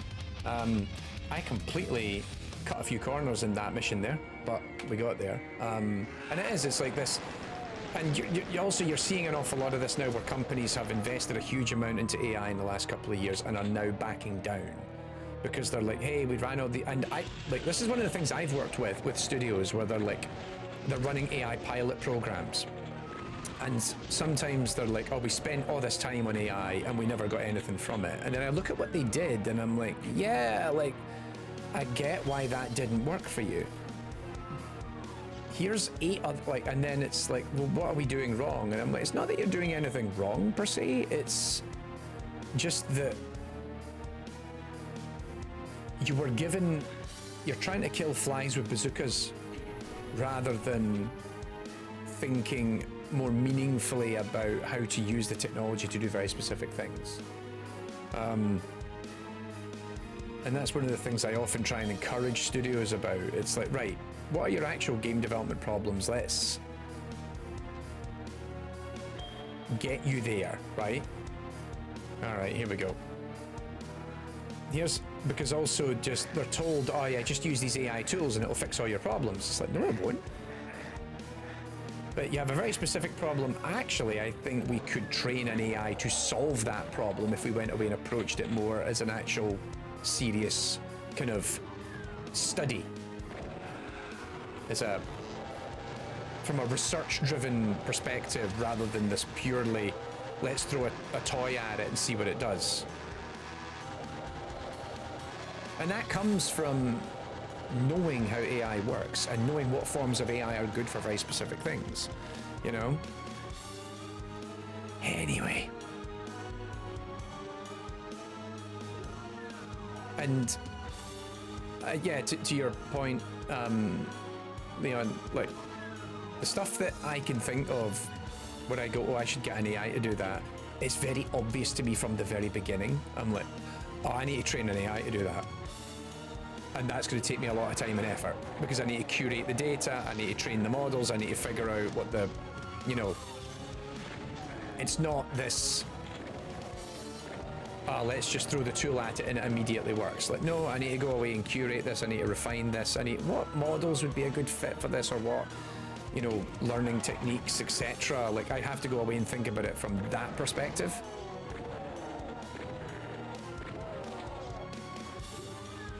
And we have done that. We have helped studios figure that out, you know? Anyway. So yeah, I've actually got, I came up with an idea for what will essentially be another round of, so we've got the, we're trying to finish the Game AI Existential Crisis essays that are on the newsletter. That's going to turn into a big YouTube video in the spring, where we're going to basically do a cut of everything talked about in those essays and turn it into one big video. But also we've got, I see you. But I've got an idea for my next kind of set of essays that I want to do, and it's specifically about helping gamers more specifically understand the issues surrounding generative AI and how to approach it. So how they can be vocal in their displeasure and how to like address these concerns more specifically. You know, thinking about how to be, and it's one of the things I say a lot in my talks that I give at industry events. I tell people to be angry but be informed. And I was thinking a lot about that, like being angry but being informed, and what does that look like? And it's funny because I guess this is going to be the year we're finally going to have it in the YouTube. I spent the first 2 years of the newsletter figuring out how to be a critic of the AI industry while also being someone who works in it. And trying to be a voice of reason around all this stuff to help guide, to help support the industry more effectively. And I'm like, you know what? I think this is the year it's all going to finally creep into the YouTube work. Because I feel like we need to be a bit more vocal about it. Oh shit.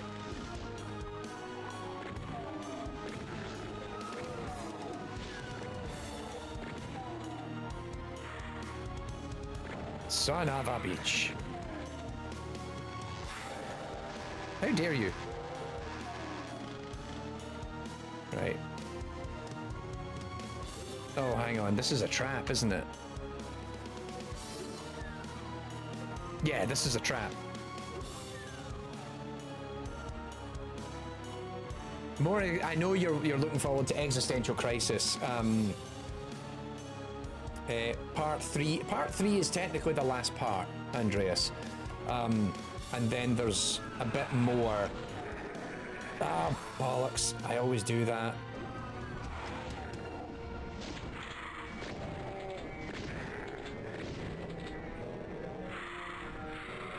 Shit.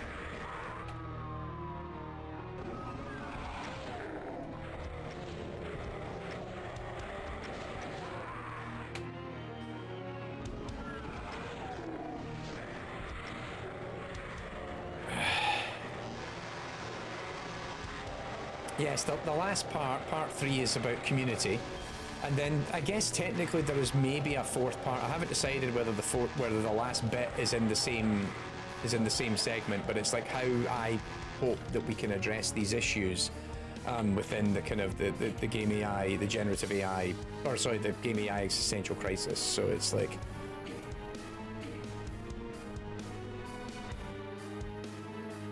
Nah, this isn't good. I'm pretty messed up. Do I need... Oh, I think there's a red key, isn't there? And that's only when you get... Oh, I know where it is.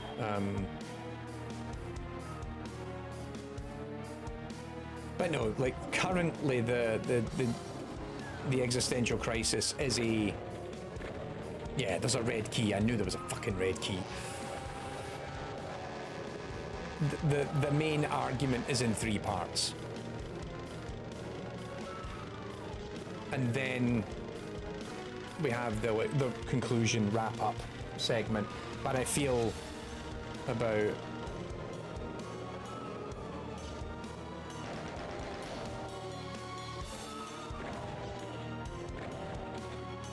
But then I think the next big write-up will be this: be informed but be angry.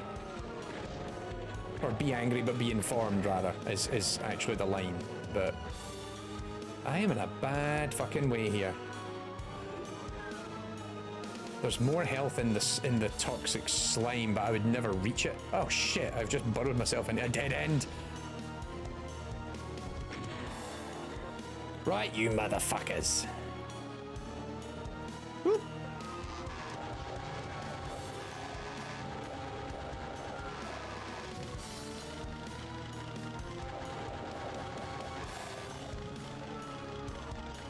Right, this is going to get squeaky bum time for a minute.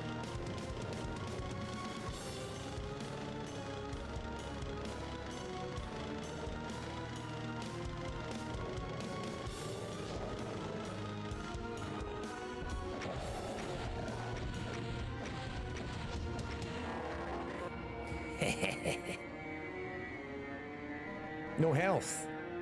Fuckers.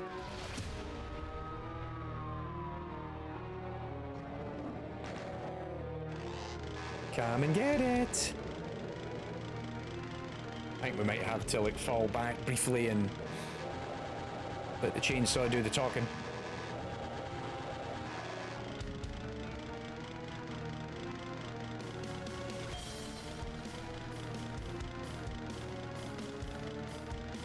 That's better.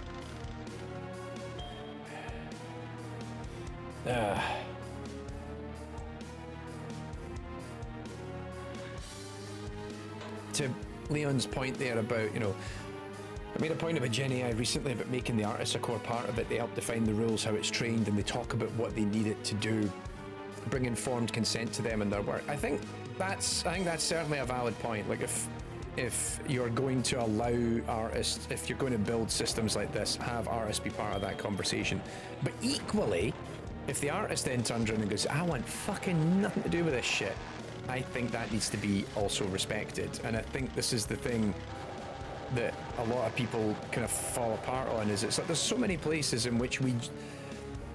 I think actually it speaks to my broader issue of like, generative models as a technology are very good at context-sensitive recognition of nuance in, well, not nuance per se, but context. They're very good at context-sensitive processing of data,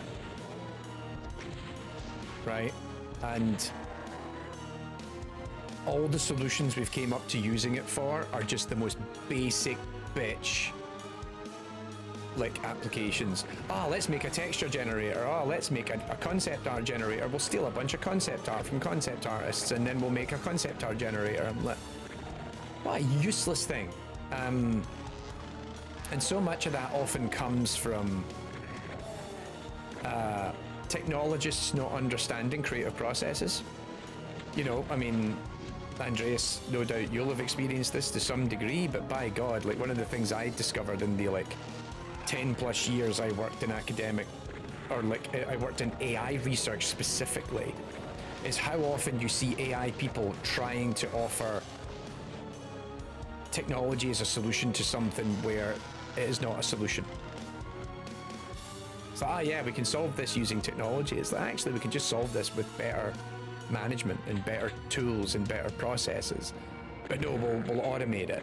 And then quite often the automation misses all the nuance of the actual original problem.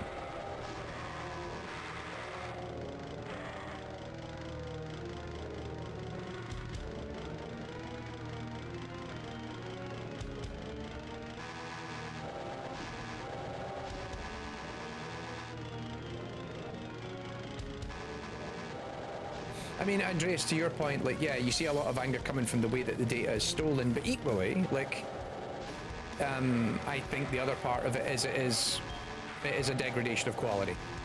Like, look at all that slop that is just infecting the internet right now.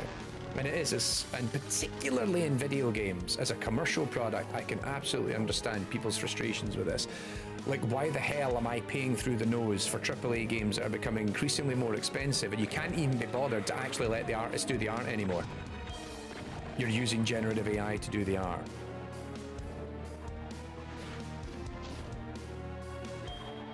And it's like, yeah, that's a fair point.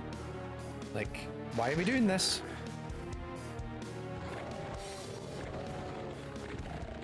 And it's a point I make to companies, like, is your aspirations for using generative AI, or AI as a whole, anything other than to reduce your salary count? You know, your head count and your salary. Like, is that it? Because if that's it, then you're not really approaching this with the right mindset.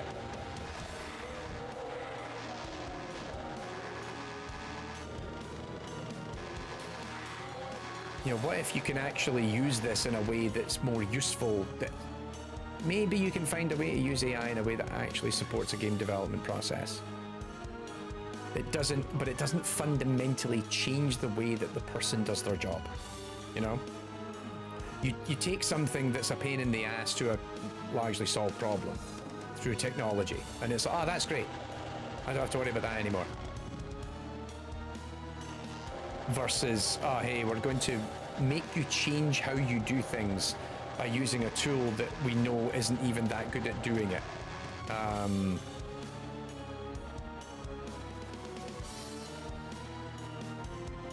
Yeah, Andreas, like, absolutely, like, it is. It's about having different informed different disciplines involved, and they all bring their domain knowledge. Like, so often you see you see a lot of research from technologists who are like, and you see it now, like, this is the biggest problem, you now see it in big corporations going, we have technology that's going to solve this problem, and then it's like, nah, it did not solve the problem in any meaningful way. Oh wait, is this? One of them is a trick. I'm pretty sure this isn't the trick, but right. The other one is a trick.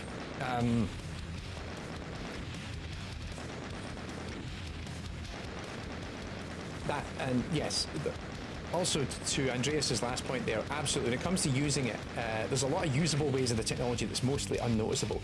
Right. So this is a big point. I make a point of this a lot when I do talks and all this sort of stuff about how shit.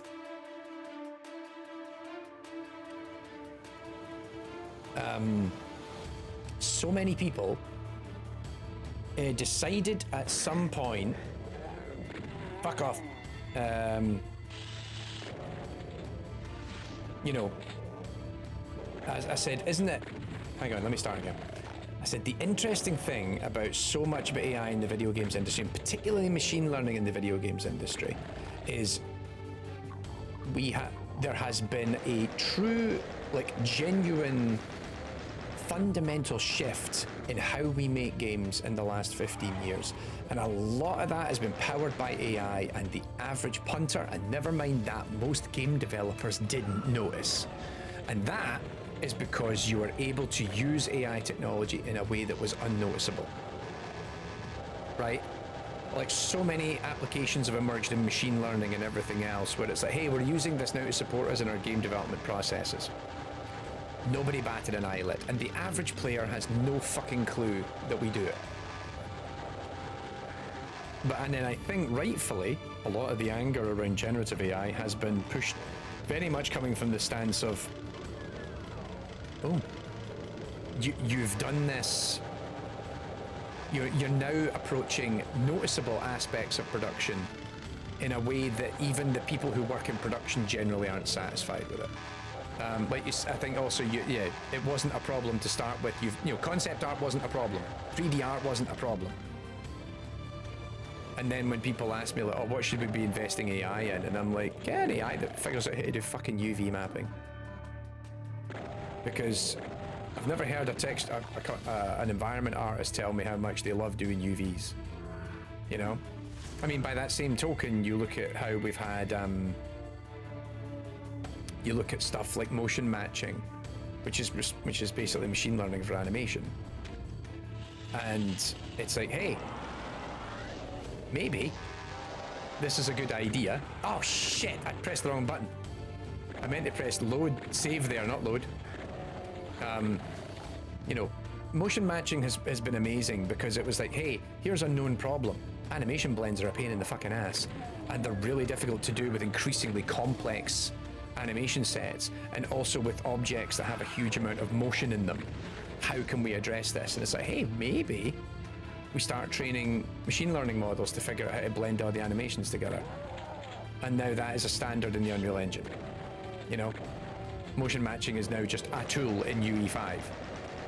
And it doesn't quite use the same level of like, I think it actually still uses unsupervised learning. It uses a form of clustering, whereas the original version that was in Hitman Absolution uses, that used reinforcement learning. But it speaks to this whole, hey, look, here's a known problem, let's experiment with a potential solution to it. And then that solution became standardized. Like the guys that worked on it at Hitman went and worked at Ubisoft, and they put it in For Honor. And, you know, it just helped permeate this concept. So, and then that, but you talk to people and they go, I didn't even know that's a thing. Or like, hey, we use AI for matchmaking in multiplayer shooters. We use AI for toxicity detection in online shooters. All these little aspects of game development that people don't think about, particularly players, because they don't see them, unless they're, you know, sweaty Call of Duty players who are complaining about skill-based matchmaking.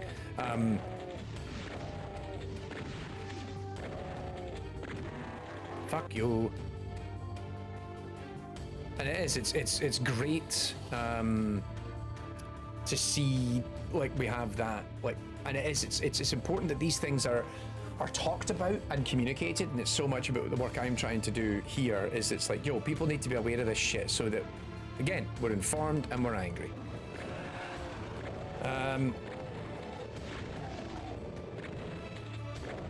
So it's so Leon, it's pre-built animations.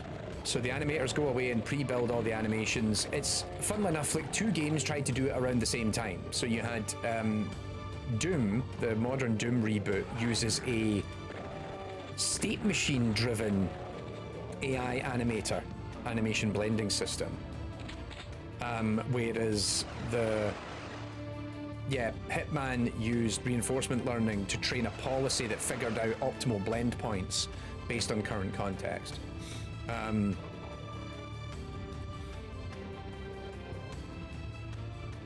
Dave, hope you're good to see you. Hope you're doing well. Indeed, yes. Our conference was ran at the same time as Ada. I would have loved to have actually made it over to Ada myself. It's been a hot minute since I've made it over. Actually, I was quite excited for the prospect of going over this year, but horribly timed. Not just our own conference, but then I had work commitments right after it. Otherwise, I would have actually really have liked to make it over. Yes, we are currently. I think this might be an ongoing challenge for us because right now we are kind of committed to keeping it in the fall into early winter. Not committed exactly to November date, but certainly committed to keeping it around that time of year to avoid it clashing with other industry-related events. We like to keep it at least a good couple of months away from what do you call it? Gamescom. Right. No, I don't want that. Thank you. Let's go this way. Because there's a whole bunch of stuff back here that we didn't deal with.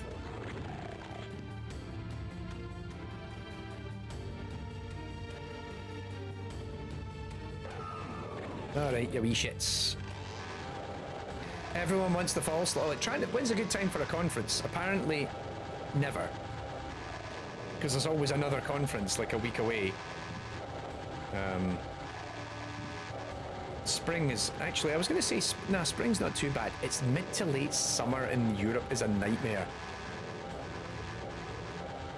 Look at, hit him.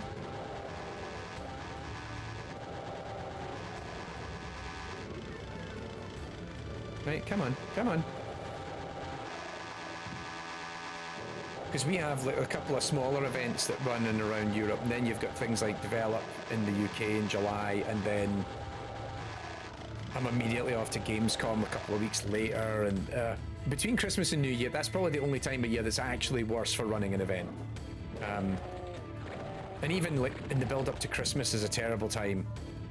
I still remember going to, I went to a Dagstuhl seminar like the week before Christmas or something, which seemed like a great idea, and then in practice I was like, I was like rushing around afterwards in the build up.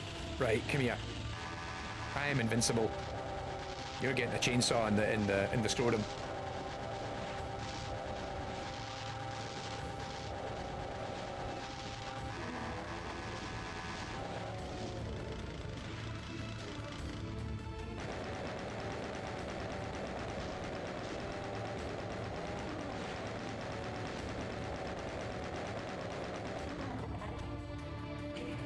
Good old pain stun animation.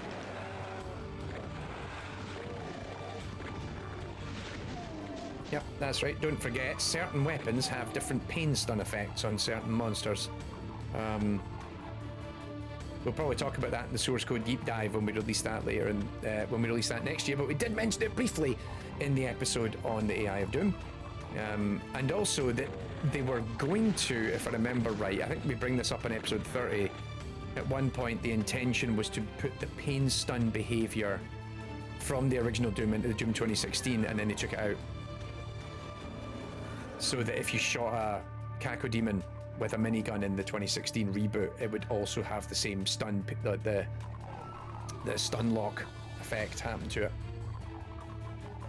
Oh no, this is a dead end now. I need to go back the other way. But it's fine, we got the blue key.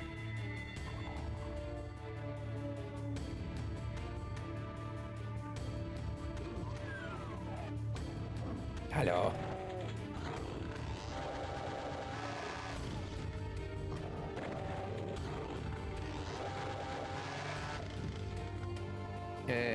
Rodster, I had no clue games use AI for matchmaking. Probably the one that received the most heat in recent memory, which I actually want to go and maybe do something about it, was Marvel Rivals.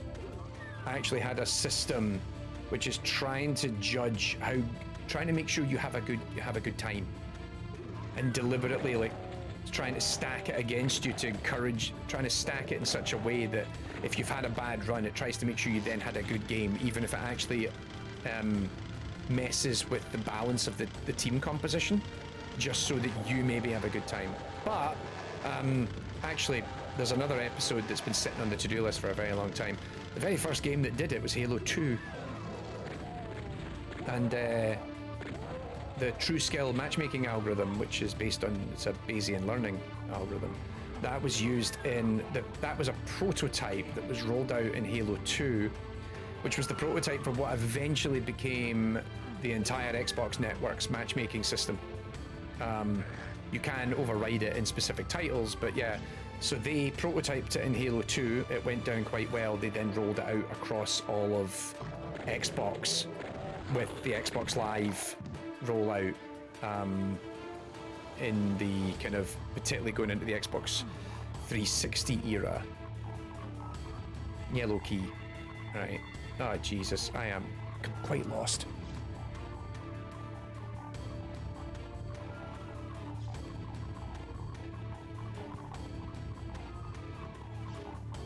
Oh, the yellow key, there we go. Yellow door, that way.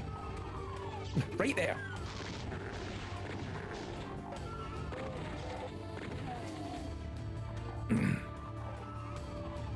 ...2026 Game AI prediction video when? Well, we've got I was going to say the predictions of AI in the games industry, I think will probably be the first issue of the newsletter this year, or next year.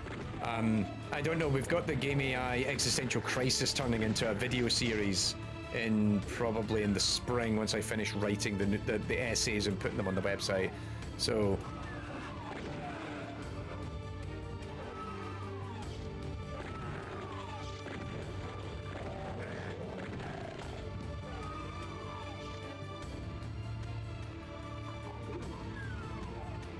What game was it as part of their matchmaking made sure you were matched with players spending more money than you? I've heard of that, but I couldn't tell you if that was actually a thing and who did it. I remember reading about that at some point.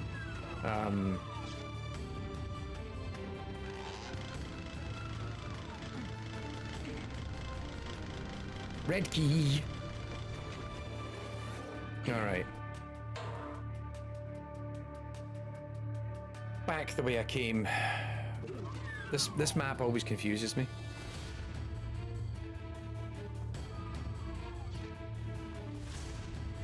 Yeah, back through the corridor, down to the right.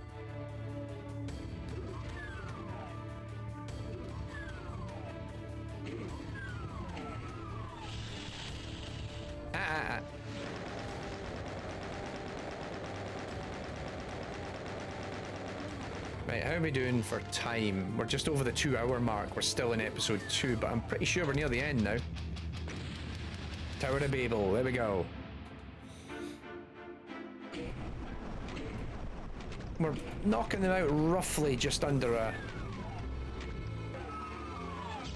Ah, bollocks, I didn't mean to do that.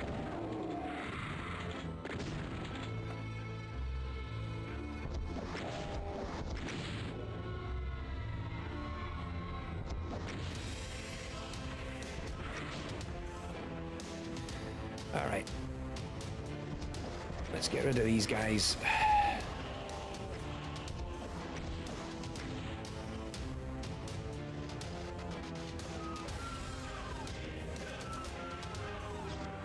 Nah, that'll do health-wise. Quick save. Where the fuck is he?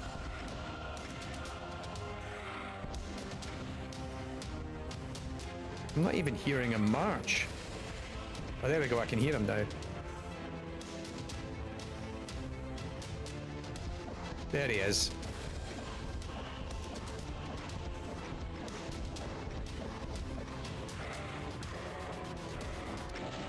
None of that. I am busy fighting a cyber demon. Are you dead yet?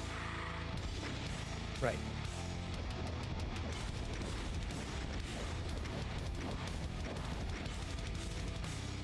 Did I scoop up? I did. Oh no.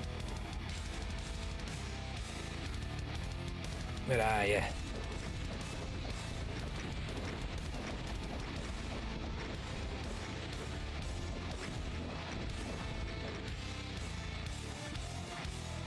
Ooh. Yummy.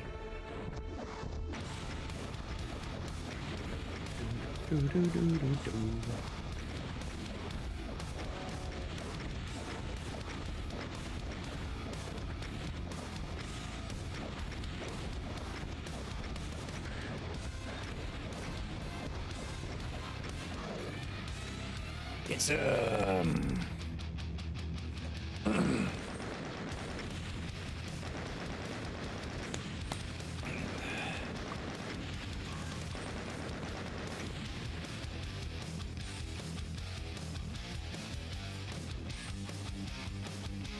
LB, yeah, LB definitely would know a thing or two. Peer grouping, like also just like the way that they would deliberately like force you into like fake bot matches and all this sort of stuff when you matchmake as well. Just like all these little secrets that you put into things like this. Right.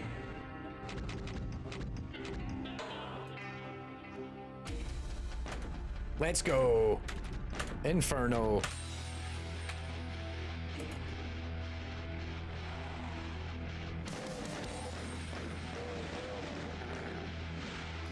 Do do do do do. Bam bam bam.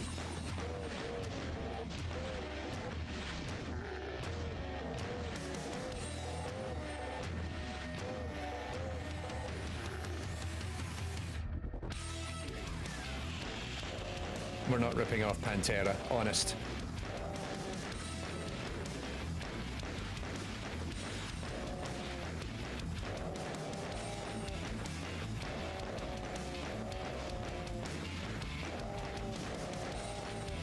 Come on, come on, come on.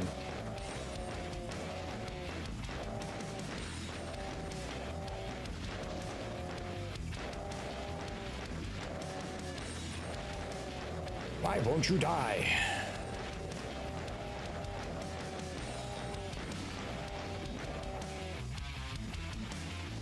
Ah, I'm coming back for you in a minute.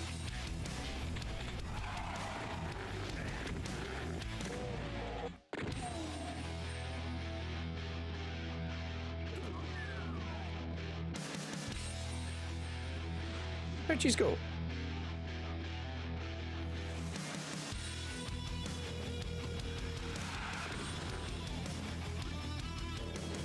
Oh, there you are. Pain in the ass.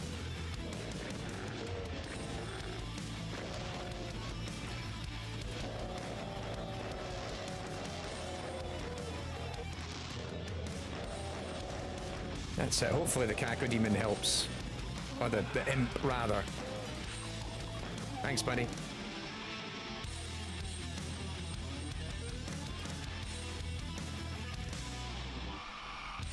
Oh, hang on.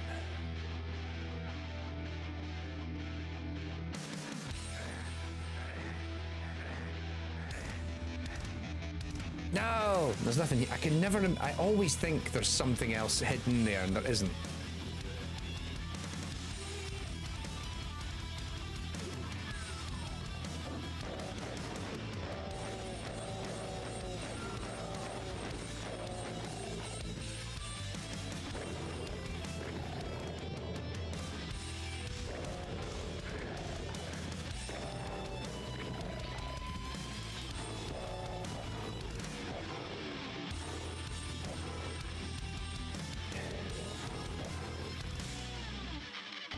Save myself a few bullets if I can.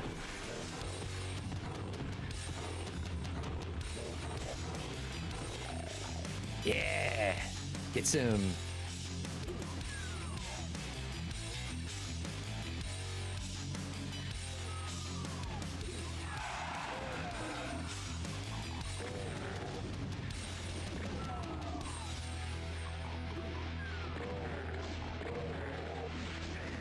Oops.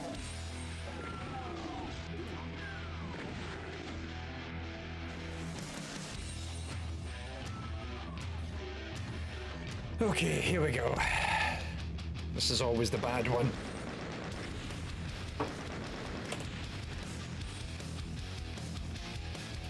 Yep, the Slough of Despair.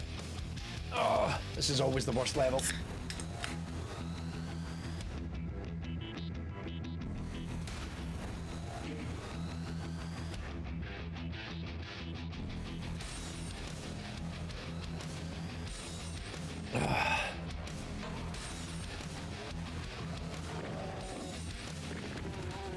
Kill these guys first, get the shotgun ammo off of them.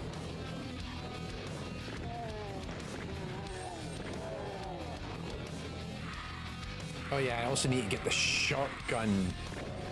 No, sorry, not the shotgun, the chainsaw as soon as I can. Because it helps me take out the...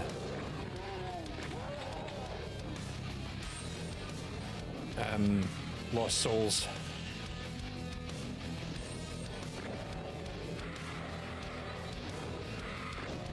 This is one of those levels where I just run around a lot.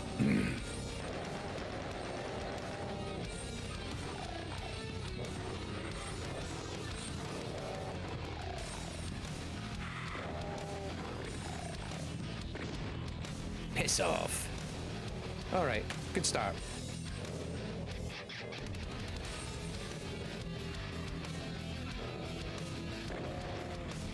Ooh, thank you for the ammunition.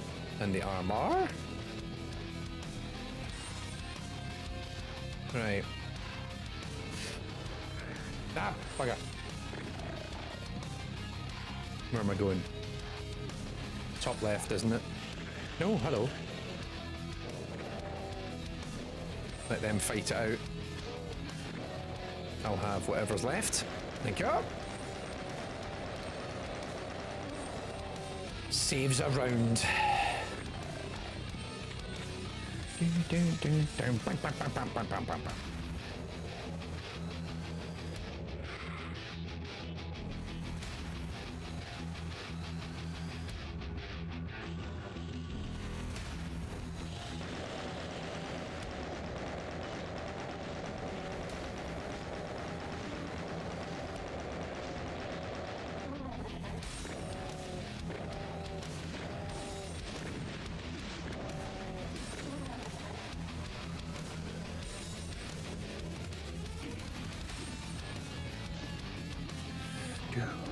No, fuck up.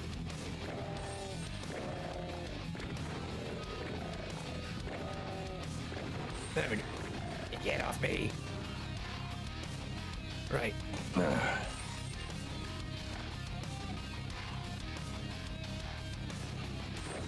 Oh.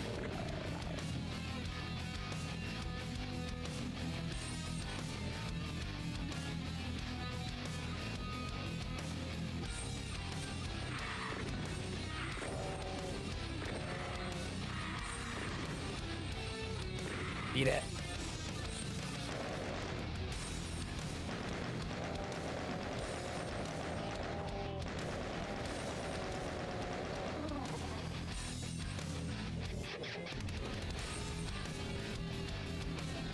I don't want to go in there, do I? No, I fucking don't.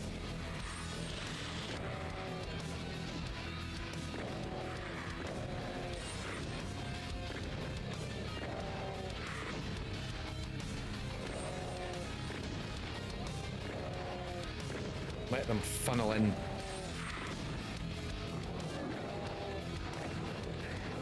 Get off me!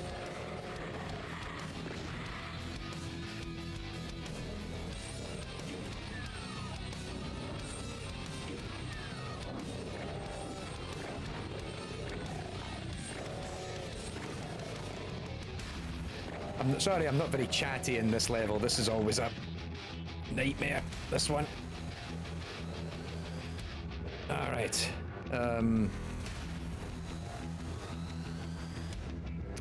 Not sure if you noticed the same phenomenon this year, but I turned off YouTube comments for my fall class lectures because people were just overwhelmingly negative for some reason. They just wanted more free content and complained about not getting enough for free. Lol. It was like 20 plus comments per video complaining about not having assignment files, etc. It had never been close to that before with previous courses. I mean, I can't speak to that. I mean, maybe Andreas can, because I'm out of academia and have been now for a few years. But certainly, I've noticed there is a. God, this is getting bad ammo-wise.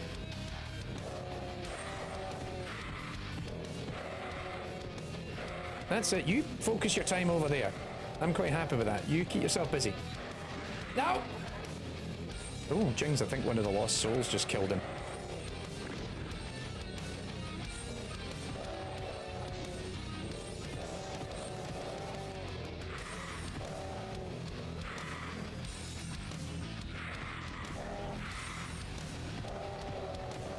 But certainly there is. I've heard a lot of colleagues talking about shifts in habits and mentality of students in recent years. I think a byproduct perhaps of the recent issues they've had dealing, you know, particularly around COVID and everything else.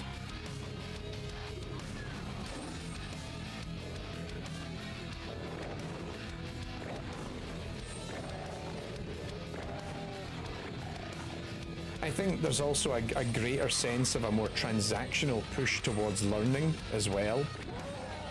That I see a lot of students who are now just want to learn enough to pass, sort of thing.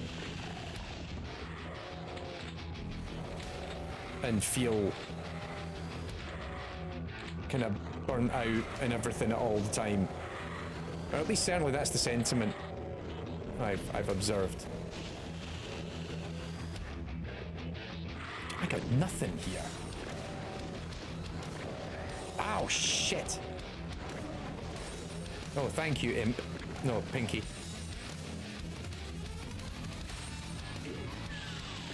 Oh, piss off.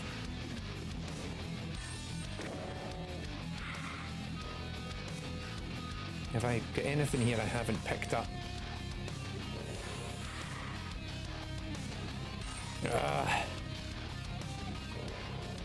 Running out of everything. That'll do. Come fucking here. Ow, ow, ow, ow, ow.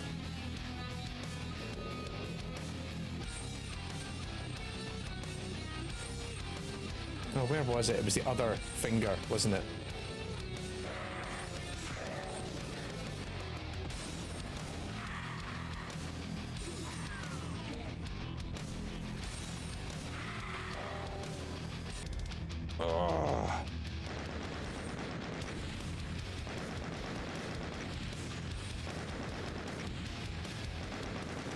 I hate that map.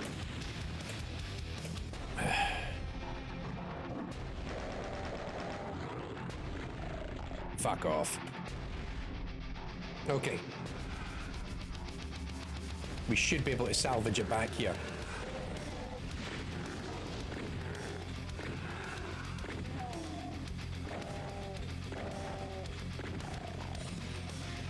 There we go, turn the music up for this one.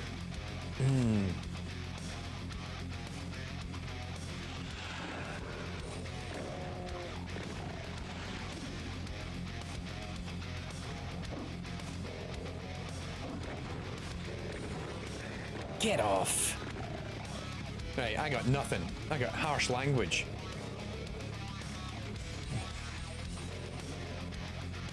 That's better. Better than a punch in the face.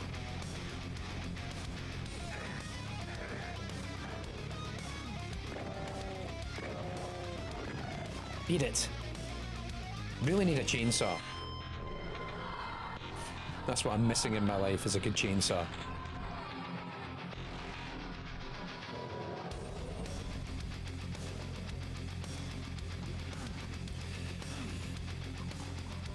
There we go. Better.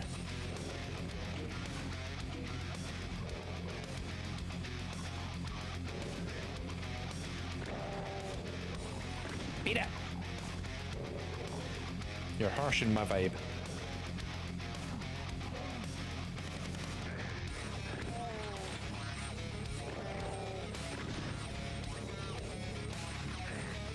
There we go.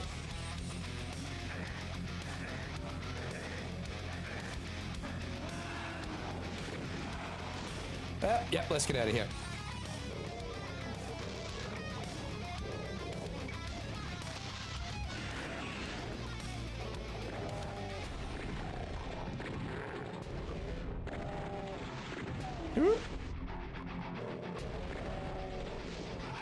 No, I don't think you're supposed to light the Slough of Despair, if I'm honest. Ah! Son of a bitch.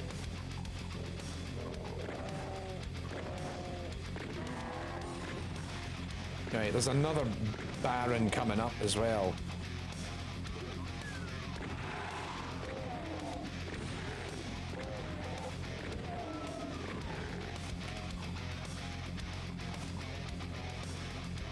I was going to say, it's right around here, isn't it?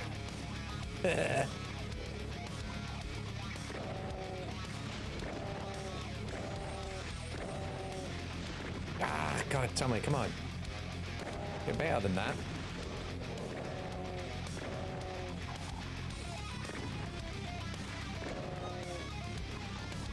Oh, Jesus. Maybe go back. Let's go back the other way for a bit. Oh, bugger. Get him away. There we go. I knew there was more shotgun rounds lying around somewhere.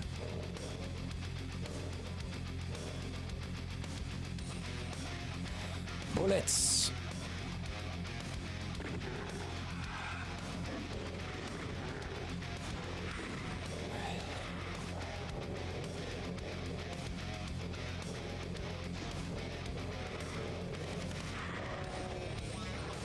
Ah, yep, another Baron. Is that the same one?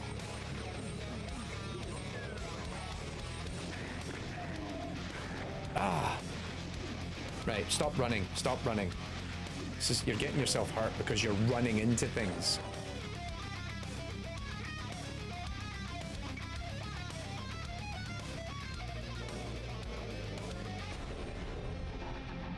There we go, making a lot of silly mistakes here.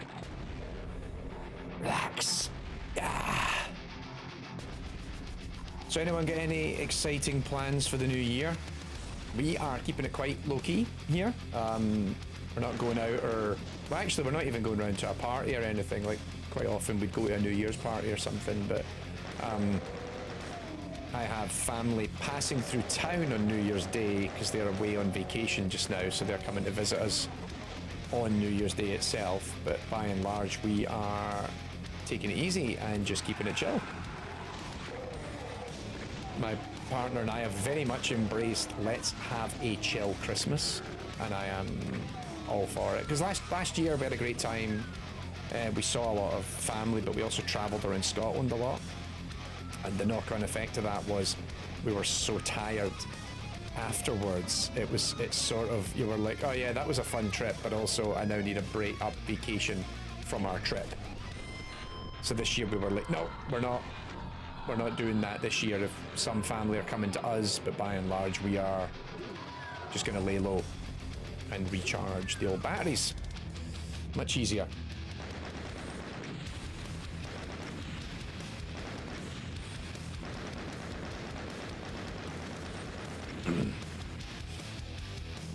Dave, home with family for us, sort of a tradition. We Zoom family from around the world, do the count. I'm assuming that means on Zoom. You're not like zooming them around, like, you know, paying for their flights or whatever else.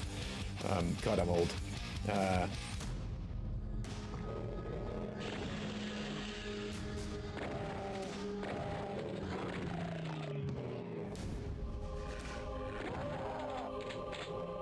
Nope. A bit too close to be.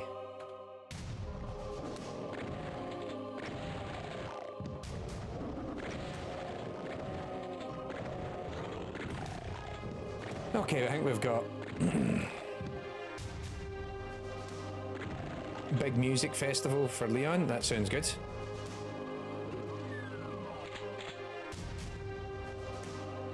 Like, it's funny because like there's all the big stuff that happens in London, and I'm just like, you know, oh, bloody hell.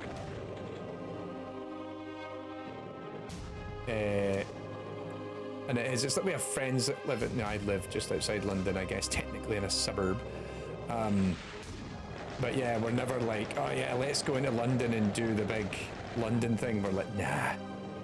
But London around that time of year is just chaos. So I still don't have a chainsaw, which means this whole thing here is a bit of a bad idea. So let's just not do it.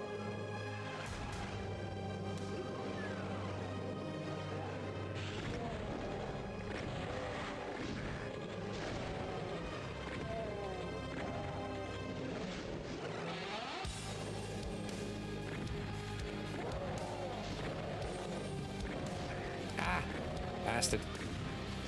Ah, oh, come on, Tommy.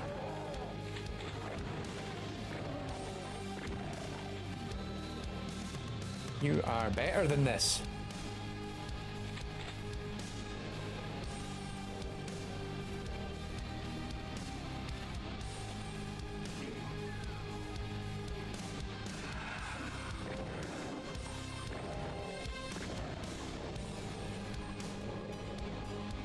Ugh.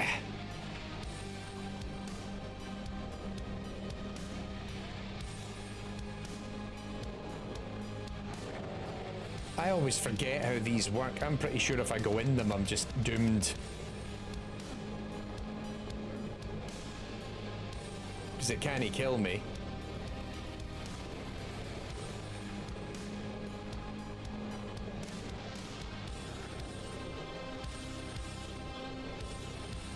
Yeah, I think I hit the wrong switch earlier, so never mind.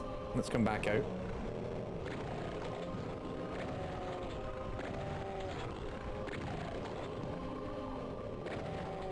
No big plan for New Year's Eve. Nice dinner, then up a hill overlooking Vienna to see if fireworks are truly dead. Now it's banned. Are the fireworks banned? Or like just kind of regular punters getting fireworks rather than like official, like the official firework display sort of thing? Is that, what's the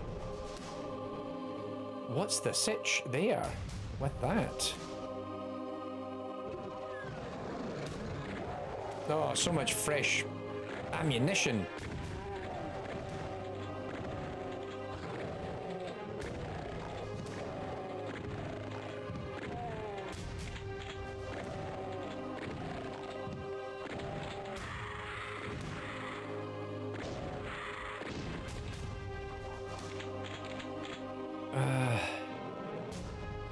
Just regular folks are still the official one, but that's the city centre, and yeah.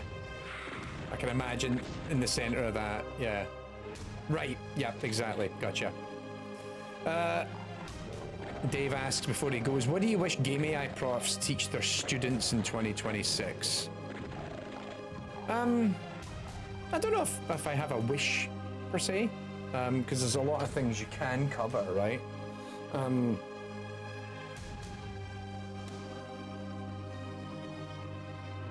I think I always think a useful one to talk about is just knowing the right tool for the job. And if you're looking at a particular problem, what are the different ways you could approach the same problem? And what techniques can you employ for that? And then also, what points do you fudge it and fake it? I think there's always something interesting about the intentionality of design combined with how you then have a mixture of different game AI systems to facilitate that, alongside usually a bit of smoke and mirrors. And it's like, I always think that's an interesting thing to understand, of like, the things that the game AI system is not doing is a deliberate design decision. And how does all that come together in a way that the player finds engaging?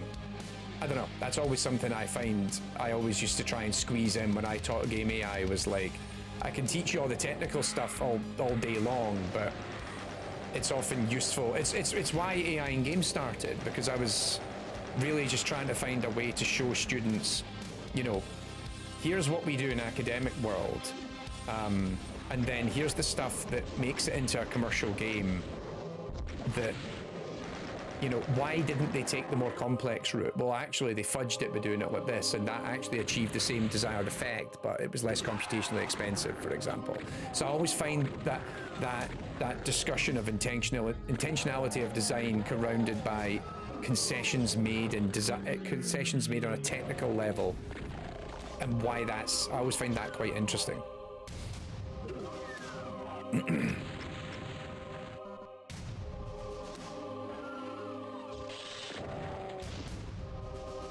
I mean, yeah, like LB kind of says, why is this here and why does it work like this? Like, so much of my own grad school journey was because I was looking at some commercial games and going, why did they do it like that?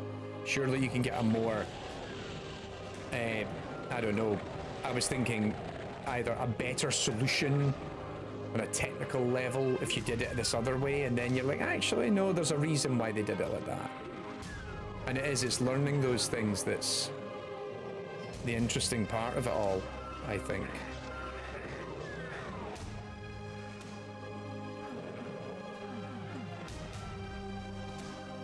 Yeah, I mean, it is very much, even like traditional just game programming classes have a lot of that in there. I think it's always one of the more interesting aspects of figuring out when should the tech do the work for you and when should the design elevate that in a way that's, it's, you know, you're still achieving that original desired effect, but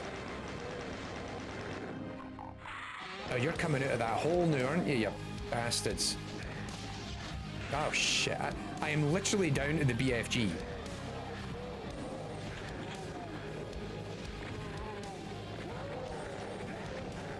Oh god, this is bad. No!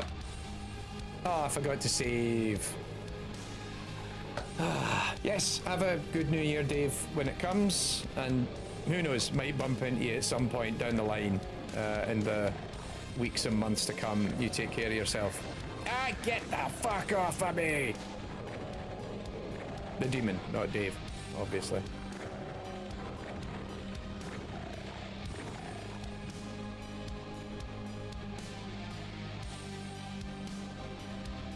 Yeah, it's bad when I've only, like, I somehow don't have a plasma rifle. Man, supplies are running low. What's happening over here? I left these guys to fight it out for a bit.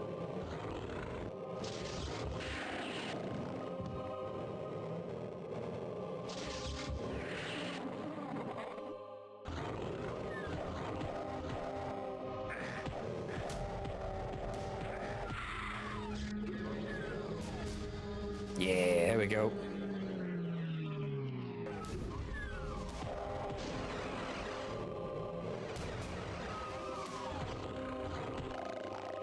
There we go, much better.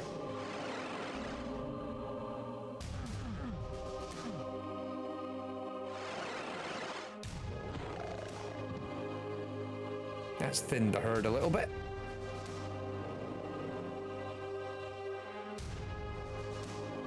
I forget, is there a... No, there isn't a secret door in here. Right.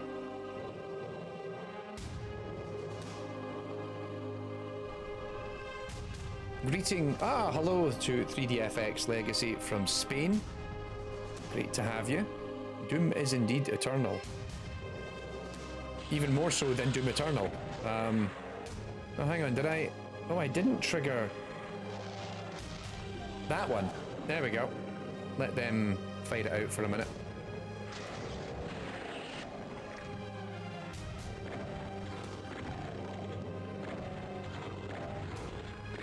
Get away.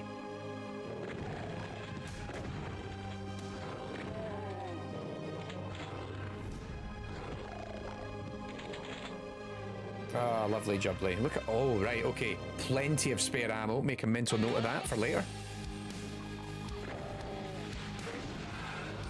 When we're struggling and we're running out of ammo again.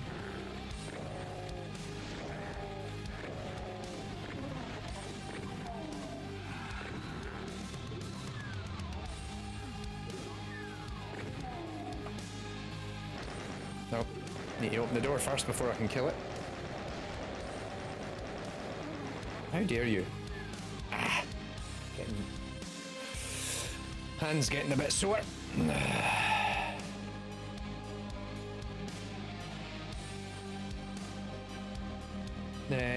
Speaking of Doom Eternal, I noticed Dark Ages absent from Game of the Year list. It did not make it into my Game of the Year list. I will spoil the top half of my Game of the Year. It did not make it in. I enjoyed Doom the Dark Ages enough, but I thought it was... I've got a video that I want to do, because I remember how I don't know if you might recall, I've done design dive episodes on Doom and Doom Eternal, 2016 Doom that is. I'm tempted to do one that wraps the whole thing up, and it's like, what does Dark Ages do that's different from the other two? I enjoyed Dark Ages as I played it, but I found so much of it...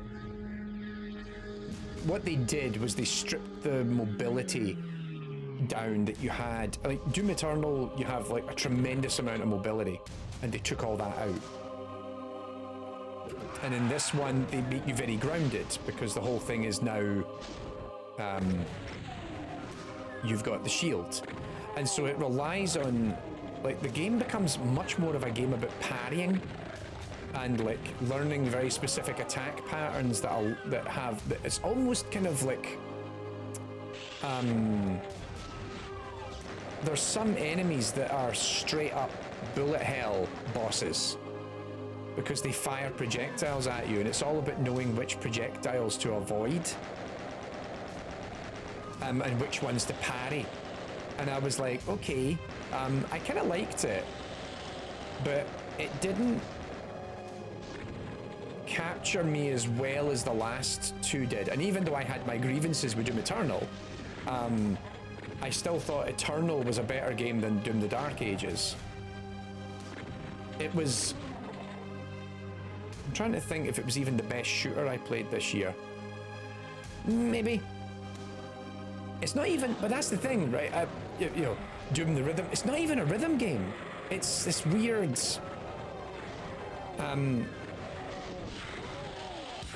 You spend a huge amount of the game learning when to parry and when not to, and like when to use the shield, and there is something on a design level that was missing, that it didn't all click together in a way that felt really conducive and satisfying. And I haven't quite been able to put my finger on what it is.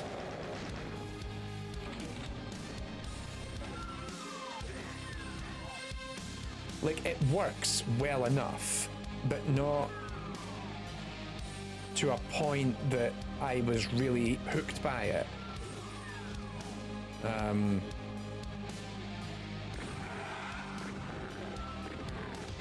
Like, it's interesting how they ground it in a way that... I was going to say, I know there's a bar in here somewhere. No.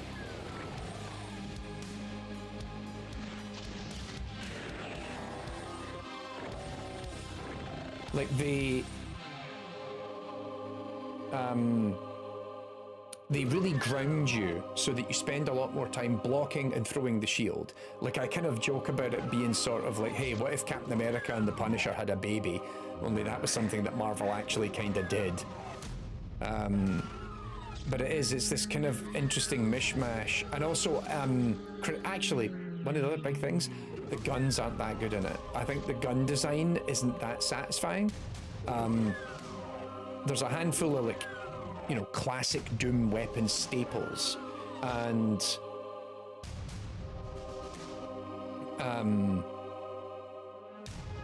I think an awful lot of the guns didn't feel like they had their own identity to the point where you go, ah, right, that's why I use this gun in this context. Like, you see me, even in this, I'm constantly flipping through guns because I'm like, right, this is a good machine gun. Actually, I think that's something that all the modern Doom games have struggled with, is giving each of the guns a sense of their own identity to the point that you always understand when to use one over the other. And I think Eternal almost got it down. But yeah, genuinely, I think one of the biggest gripes with the Dark Ages was the guns themselves. A lot of them aren't very satisfying.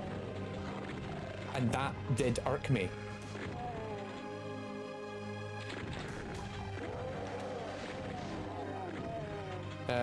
But certainly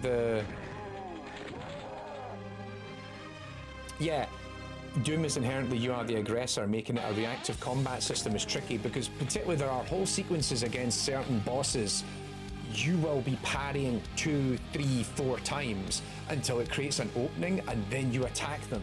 And I'm like, and sometimes it's great because you end up like, there's certain things you can do, like you can upgrade your abilities. So like, oh hey, when you parry with a shield, now you cause a lightning storm around you and it electrocutes every monster in proximity. Well, that's neat, you know? And then there's other ones where it's like, all right, well now you do this. And some of them, I think this is a big part of those modern Doom games, is that I find that they are very bad at, I mean that was my entire Doom Eternal video was about how that Doom Eternal funnels you into a playstyle whether you like it or not. And I think the Doom, the Dark Ages funnels you into a handful of playstyles that outside of 1 or 2 of them, I didn't think were particularly interesting. That said, I still enjoyed it quite a bit. I had a good laugh all the way through it. I would have much rather, I was going to say I would have much rather played another in that series, but I haven't played the DLC for Doom Eternal yet. Was it the Gods, something Gods, New Gods? I haven't played that, so I need to go and play that at some point.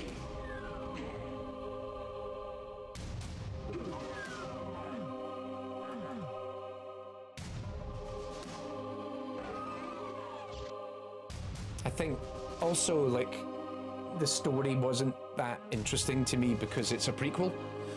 So it's between Doom 64 and Doom 2016, and it's sort of like, hey, this is what the Doom guy was up to during the Great War, and actually how a lot of the war really kicked off between like the Argent D'Nur and the armies of hell, right? And so it even does this thing of like they introduce a big bad who are like, he's the villain of the piece, and it's like he's the guy, and you're like, whatever, like this guy's gonna die, like it doesn't matter. And he does, he gets, you know, spoiler alert, the Doom guy kills a guy. But it kind of sets it all up in this way that's meant to make you think, oh, you know, this is gonna be you know, they try to build stakes in it narratively, and I'm like, this is Doom. Like, everything will just die under my fists. So how can I have stakes to the storyline? You know, it was kind of weird in that way that they made that attempt.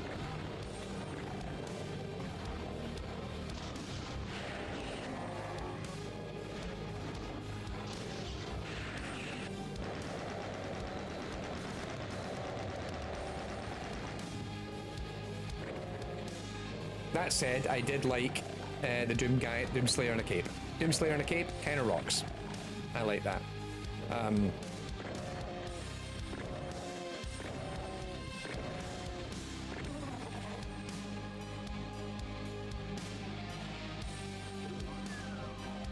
Yeah. There's a guy, we're gonna kill him. I'm like, that's pretty much it. It was, and you know, I think like the previous games in this Doom reboot have attempted the same thing of we are building a story around it and the Doom guy doesn't give a shit about the story. And this time I thought they tried a little too hard because they introduced all these aspects of like the Argent D'Nur and I actually, yeah, I was going to say, Leon, I have the deluxe edition of the Dark Ages just because I wanted the statue. It's on the wall behind me.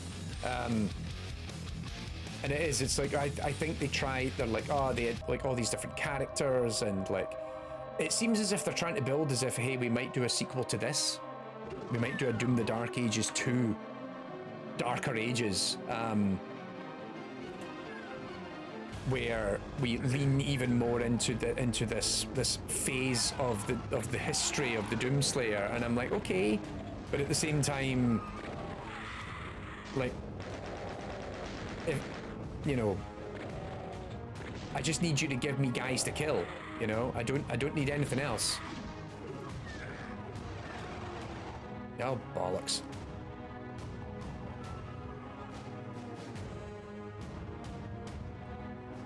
Like, I kind of like that there's a whole aspect of the story which is they treat the Doomslayer as a weapon of mass destruction.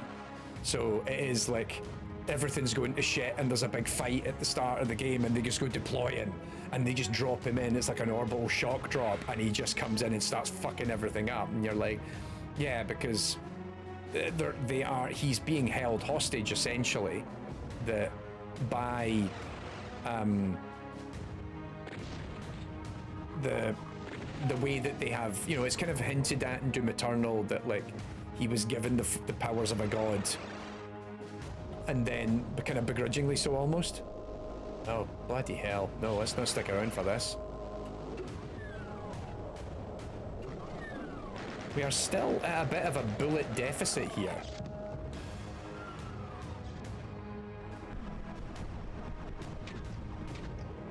Oh god, this is going to be bad.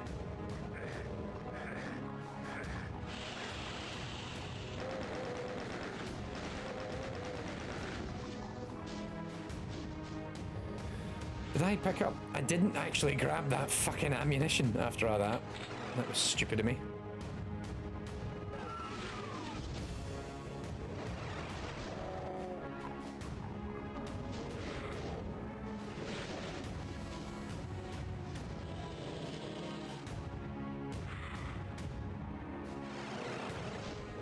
Oh. Okay, maybe stop trying to go in the teleporter until we thin the herd a little bit.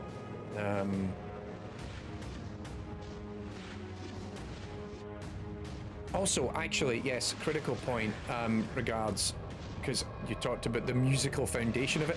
Soundtrack is not good. I don't say that to speak ill of the artists that did it. They got in a new team of musicians to make the soundtrack to this one, but it felt so much like someone had told them, "Ah, hey, you ever thought about down-tuned 8-string guitars and playing really heavy riffs?" And then they just cranked the bass up too much. It's kind of funny, like, because I remember when Mick Gordon came in and did the 2016 reboot soundtrack, one of the things, if you ever watch his GDC talk on it, it is an amazing kind of breakdown of like how he went about trying to build that soundtrack. But equally, the big conversation around it was how id Software told him, we don't want a heavy metal soundtrack. We want it to be its own thing. And he went away and like completely changed the process of how he was making the music, and it's all this kind of distorted oscillators and kind of waveforms and electronica. And then eventually it was like, all right, you know what this is missing? a fucking guitar riff, and that's when the heavy metal came into it. And you see the soundtrack to Doom the Dark Ages, which is, let's just put big drums on heavy guitar riffs. And it's like, it felt like such an interesting step backwards musically after they were adamant on trying to do this, and then, oh bollocks, yeah, we're not going in there. Right, hang on, this is the bit I always get lost. Right, let's try this way. Nope. Let's try this way. Nope. Let's try this way. Oh god, that's the only way I can go, isn't it? No, I thought it was in there.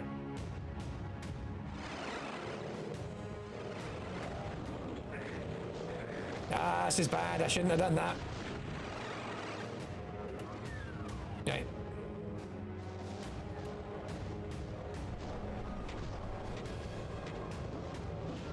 God, I could really do with a chainsaw right about now. How have I still not got a chainsaw?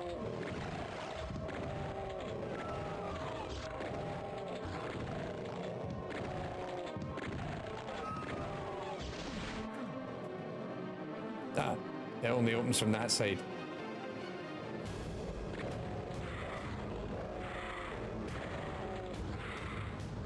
Ah, I'm running out of everything.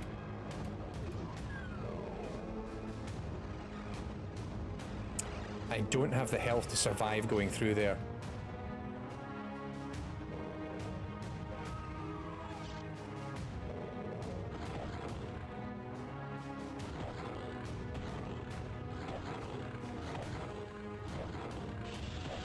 That's right, I am just going to punch this guy to death.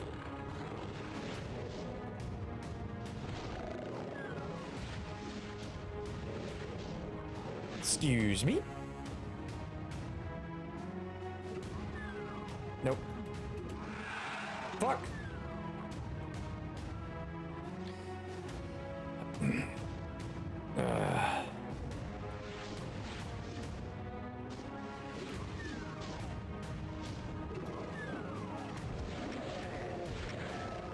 Oh, fuck off, you. Bollocks. Bollocks. Ugh.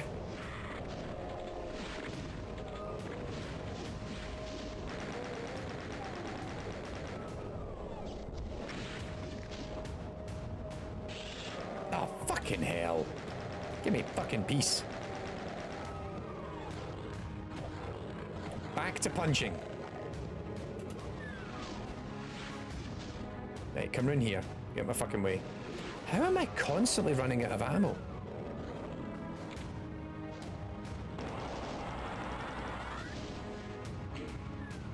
Okay, this is...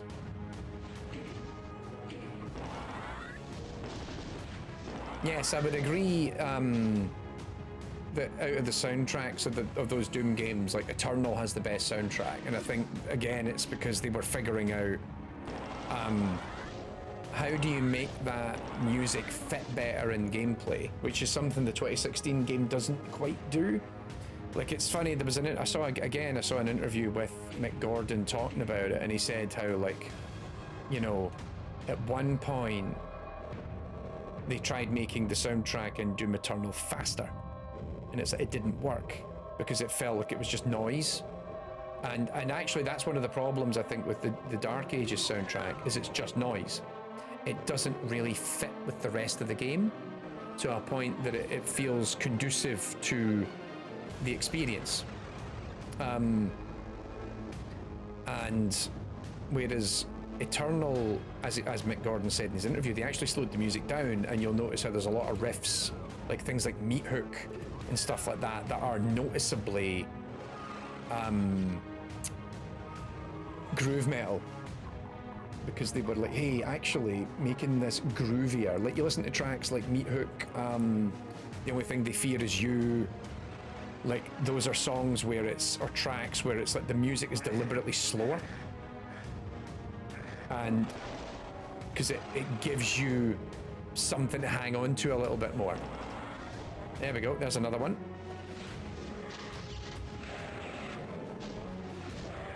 Oh, fuck, fuck, fuck, fuck, fuck. Oh, hello. Gonna punch everything in the face.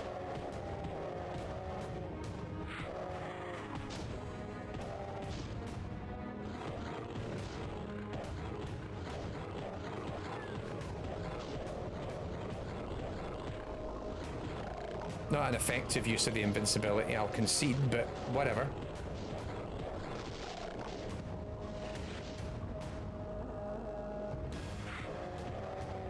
Desired effect achieved. We have ripped and torn. Right, one of these is still not open. Hey guys! Ugh.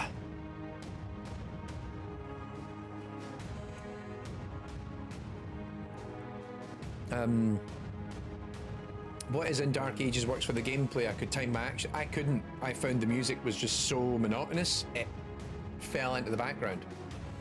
To the point I often didn't notice it. Even though I tend to play all the Doom games with the soundtrack louder than the rest of the game. Son of a bitch. Ow, ow, ow.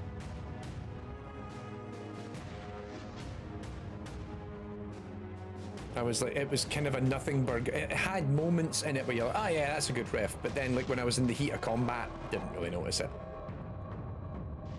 Oh, do you want to stand on the teleporter and then I could blow you up? Telefrag it. That would have been great. Alright, everybody's dead.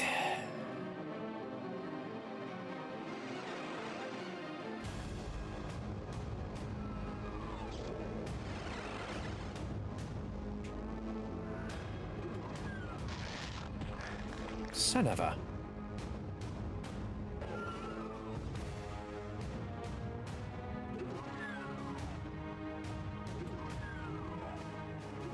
Oh, I'm back at the start. I went the wrong way.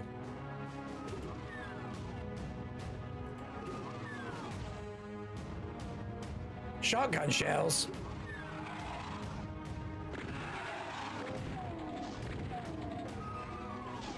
Where have you been all my life? Have a good one, Elby. Thanks for popping by. Have a good new year when it comes. I was going to say if and when it comes, but no, it will happen. That's how time works. Right, I've exhausted. Oh, there's the room over here. No, we've exhausted that area. Yeah, there's the big room over here, which now I have a bit of ammo, I can probably tackle it. If we haven't already largely emptied this space, which is good.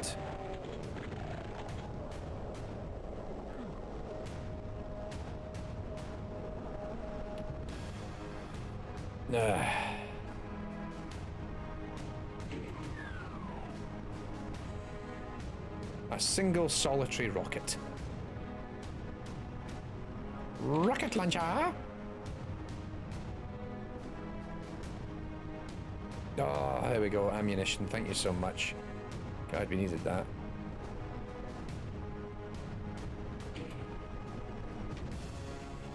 Blue key. Ah, minigun. I wonder if I can get...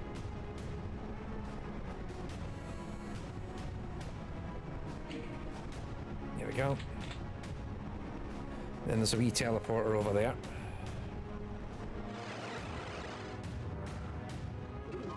Right, I got the blue key now, which is that way.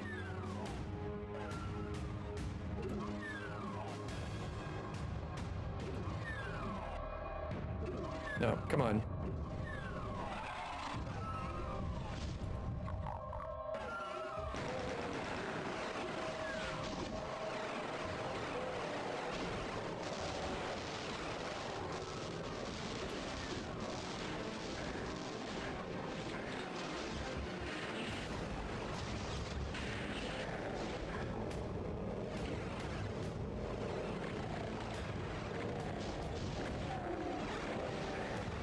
come on. Getting myself needlessly hurt here. Actually, I'm gonna come back out because there's a better way to do that.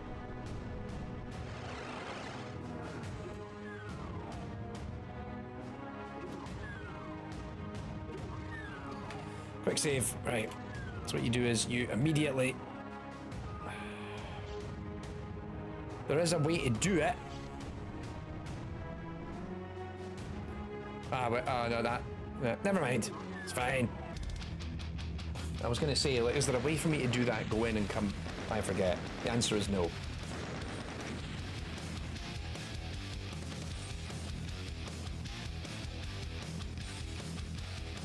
Mount Erebus. Let's go.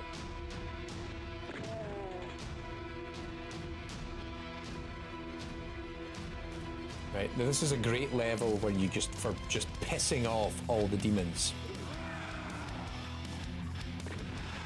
And let them fight it out for a bit.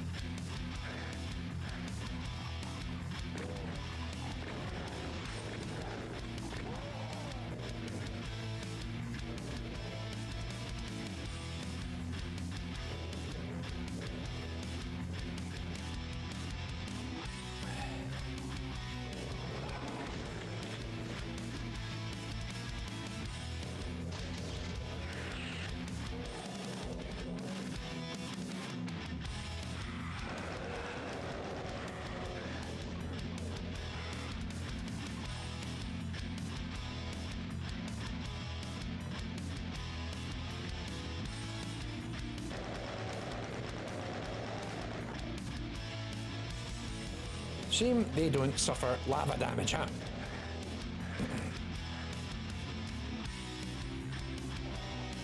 Yep, let them fight it out for a bit.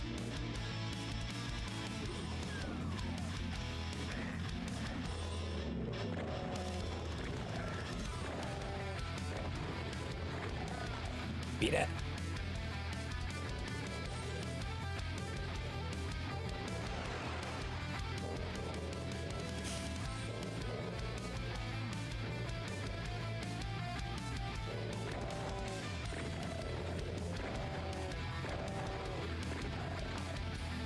Oh dear, oh dear, oh dear.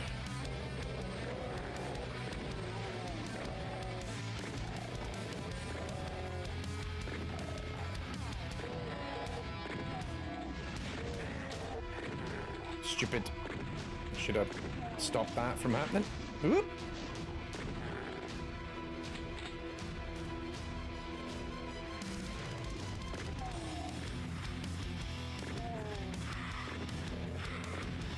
Bloody hell.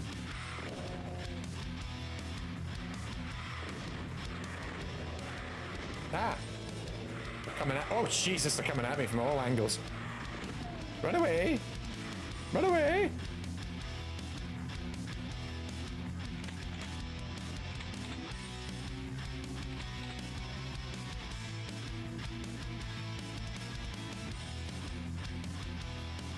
Come back for the invincibility in a little bit.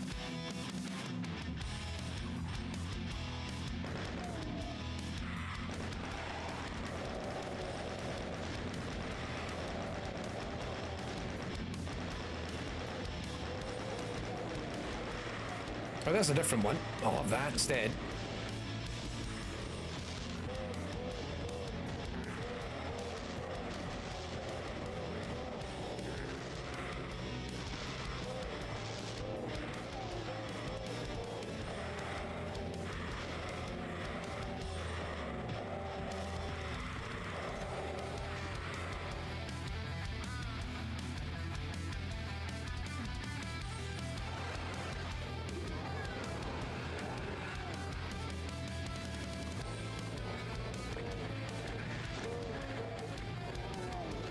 Oh, bloody hell. They're tenacious. It's alright, we got loads of shotgun shells ready to go in their face. Come on. There we go.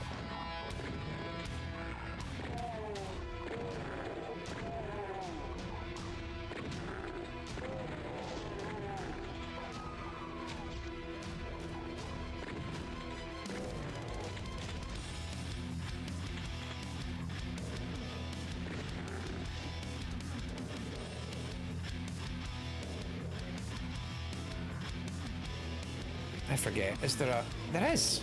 There we go. Chainsaw?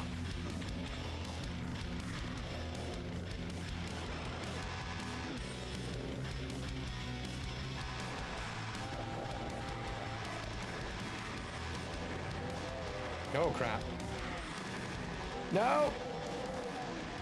Now you get out of the chainsaw.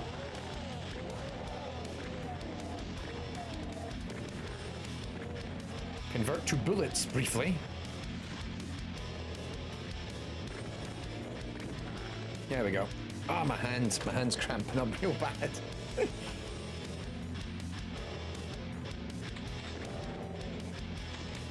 Excuse me, fellas. Blue key, you say? Let them fight.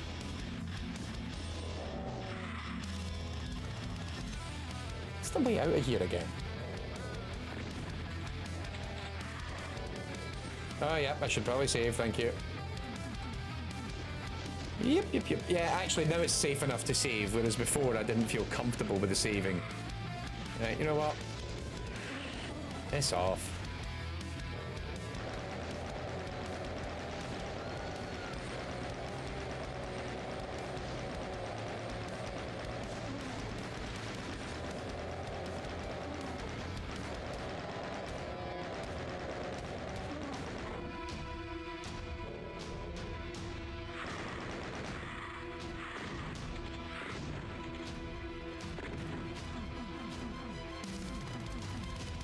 How do I get out of here again?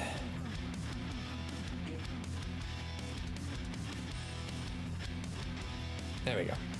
Obvious. Press the switch.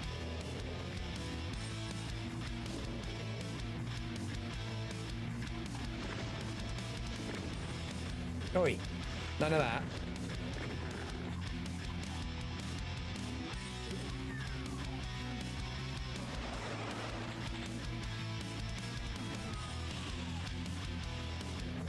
Oh god, not again.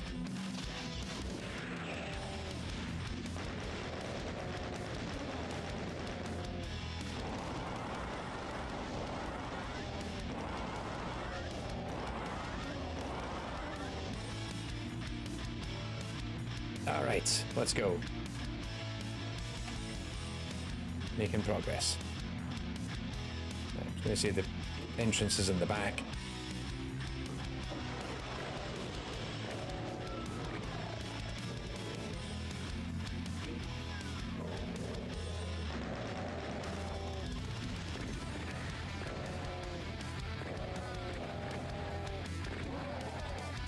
Oh, good. That killed both of them in one hit.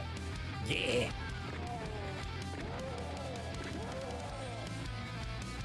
Thank you.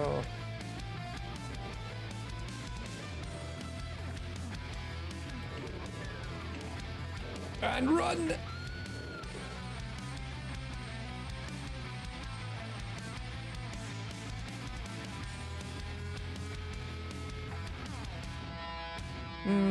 Don't know if it's time for the invincibility yet. It's never mind, I finished the level.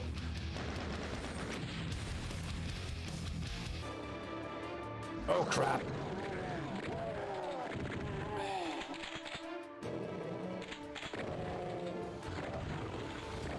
Oh, we have a chainsaw now. Yes. Only been waiting all episode for that.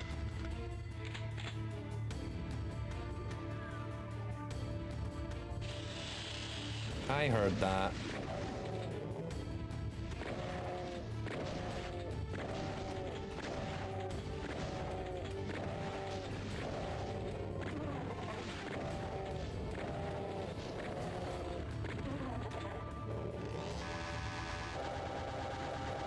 Very nice.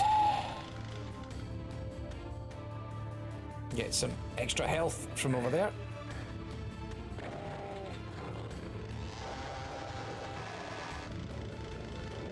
No.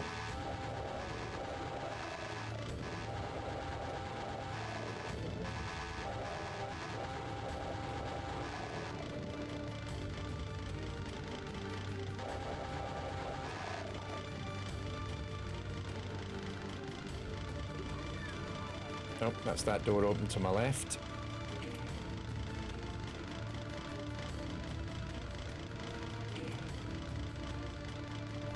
Blue key.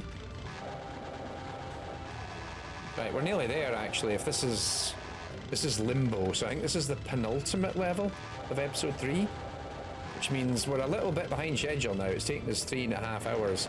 I can only stream for just over 4, but it should mean that we complete the main Doom run, and then I can play a little bit of episode 4.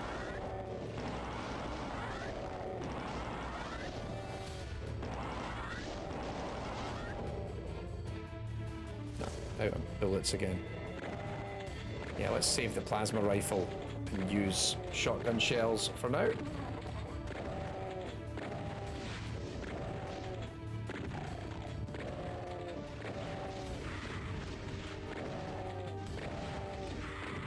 Yep.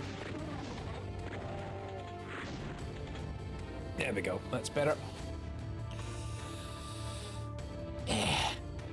Cramped up. Ooh. Oh, armor. Thank you.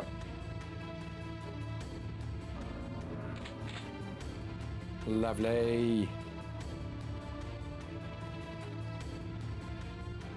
This is the bit.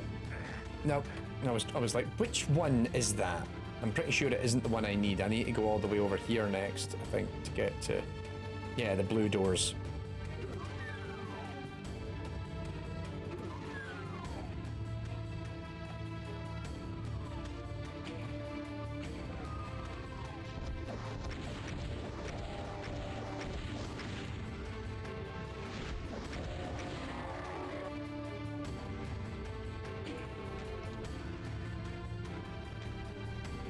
Alright, yep, and that's a red door. Okay, note to self, come back to that later.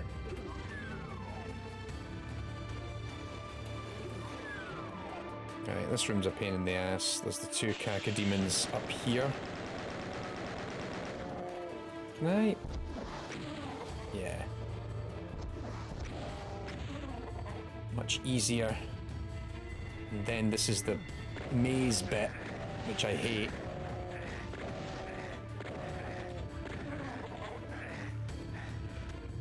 Maybe could have done that better. Let's try that again. I think the trick is to lure that one out. I was going to say, because I'm thinking, hang on, I have distinct memories of having cacodemons emerge from that hole, just like that.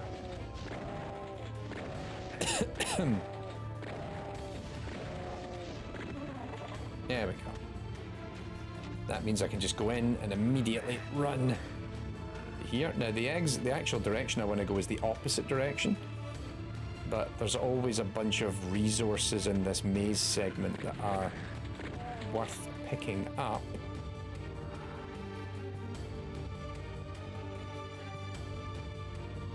There's like ammo and stuff scattered about.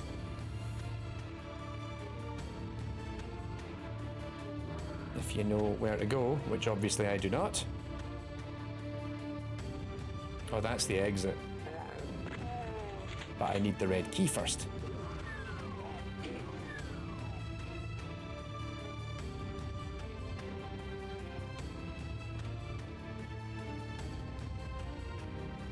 That brings me back to the teleporter again, doesn't it? Okay, yep.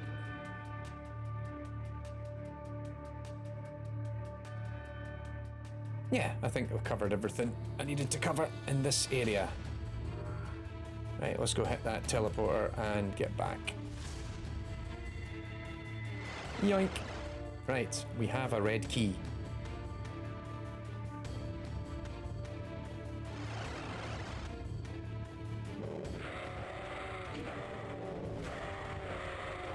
Yep. That's one red key. Then the next one is through here. Oh, that one needs the yellow key, so it's not. I'm not ready for that just yet.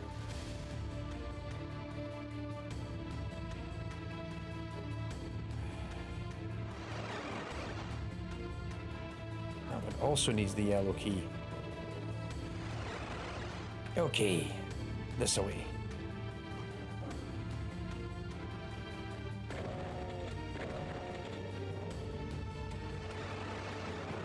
Oh, don't go in the teleporter. You annoying monster.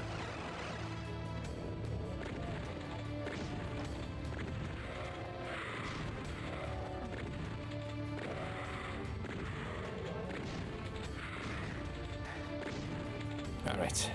Ah, I forgot to hit the damn switch. Nope, there's a way to do this. Come on, come on, come on.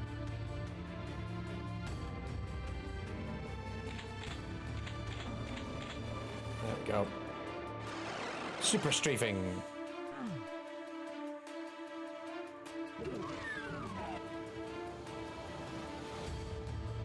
This way. Make sure to hit all the switches that I missed.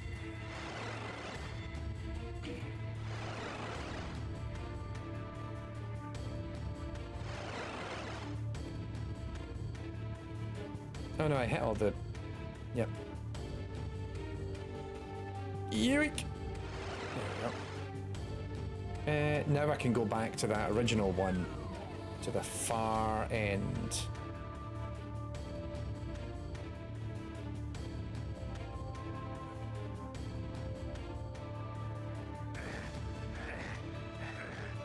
Is it this one? No, it was the other one. Yeah.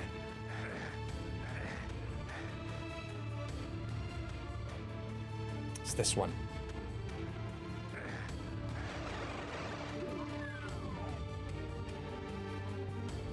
What switch have I not hit? Oh, I didn't open that one. Son of a... This is when it gets annoying because you end up just hemorrhaging a lot of health just running around trying to hit feckin' switches. You know what? Let's go back here.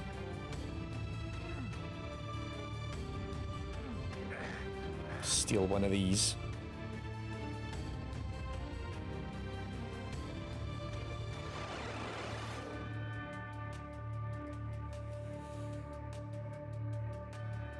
It's in this one, isn't it?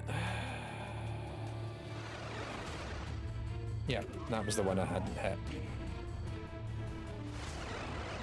Now I double back and hit this one. And we should be good. That should be the end of the level.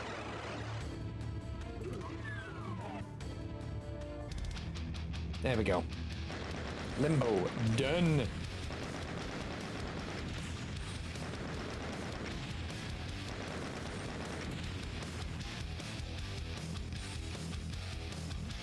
Nice, nice, nice.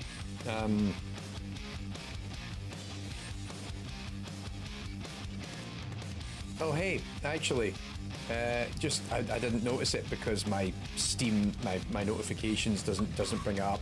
Thanks to Lion of Perth, who is resubscribed now for 36 months over on Twitch. Very awesome of you. 3 years running.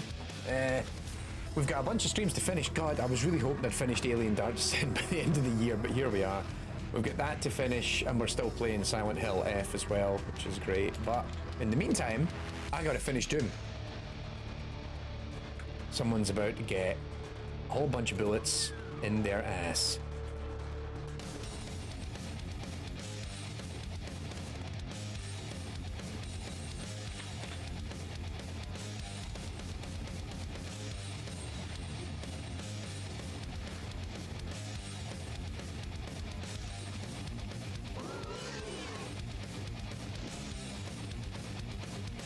Scoop up all the ammo.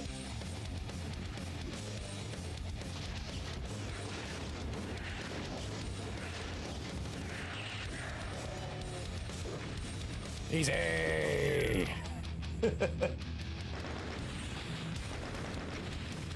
Alright, we finished the original Doom in just about 3 hours and 30. Slightly less than that. I've been recording the stream for 3 hours and 30 for the AI Games Plus archive. Yeah, nicely done. So we still got about half an hour. And then eventually I will have to go and do real world things. But critically, the original Doom, episodes 1 to 3, finished on Ultraviolence. The Doom run has, on its vanilla level, been successful.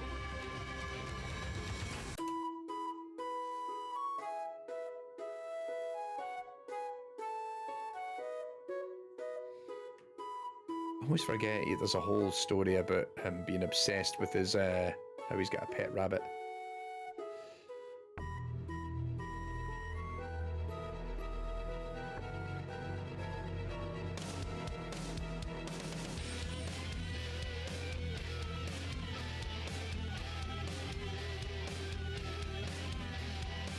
No!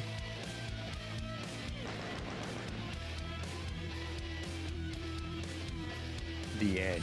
As if that was the end. And that's why that's the end of the actual Doom run, is you have to do the 3 main episodes, because that's the original end of the game. But we'll try and persevere and see how much further we can get with... We'll try and do a little bit of Thy Flesh Consumed, and then they call it, I believe, for an evening. Because I've got dinner to have with my partner. And I've just noticed my friends are playing Escape from Tarkov. Well, okay then. Alright.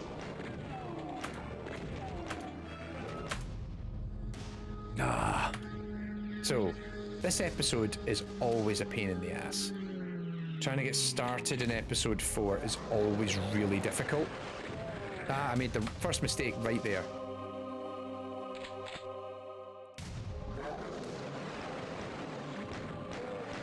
You don't shoot them up there, you let them come down, because then it's free ammunition for later. Fucking hell.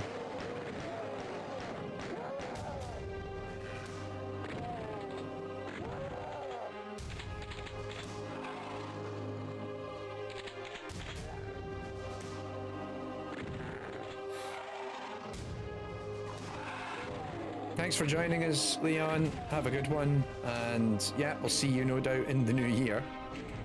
Plenty to be getting on with. But yeah, thanks for tuning in and enjoy the rest of your day. It'll be getting late where you are. So yeah, have a good one.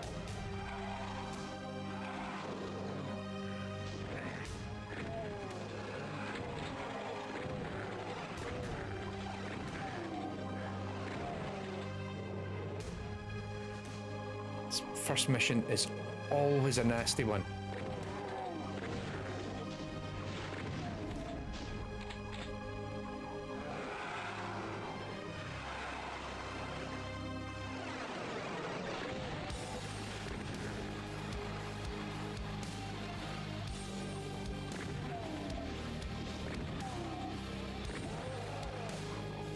There we go.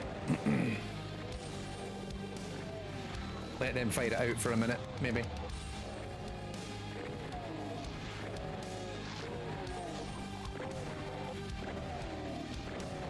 Oh, shit.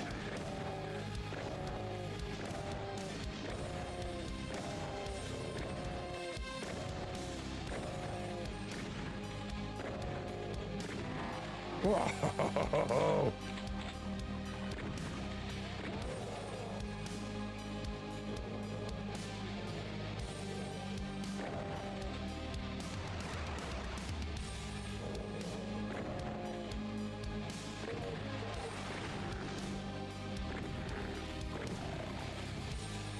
Right, next to no health.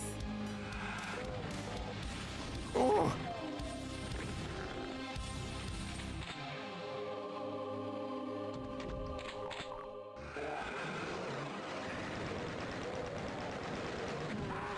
Yep, there we go. Yeah. What's up, guys?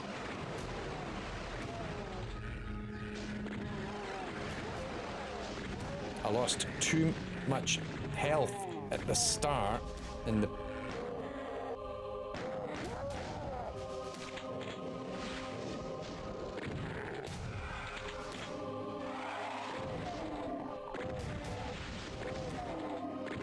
It's all about Just getting the balance right for this opening segment.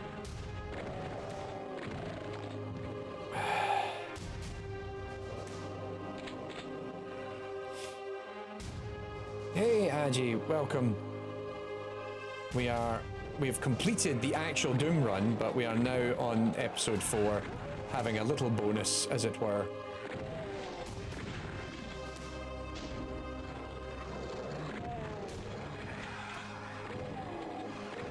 I don't think I'll get to do all of episode 4 this time around. So it's interesting to know I figured out that I can beat Doom in Ultraviolence, the first 3 episodes in about 3.5 hours.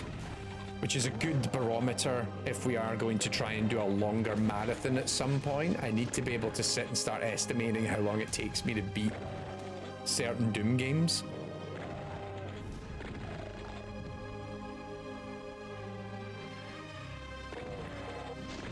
Because particularly we've had the suggestion of like, oh, why don't you do like a 12-hour or a 24-hour thing or something? And I'm like, right, so how many Dooms can I actually beat in that? Oh, fucking hell.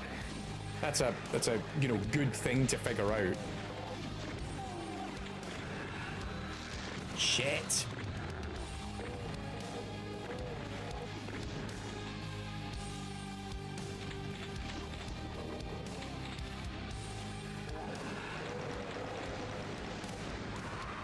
Oh, Jesus. What happened there? No.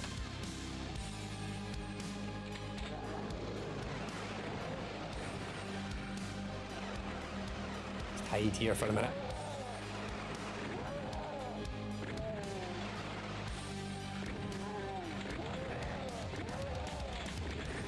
Ah! No, we need to do better. Better! Right, give me that ammo. Hello! And then hide.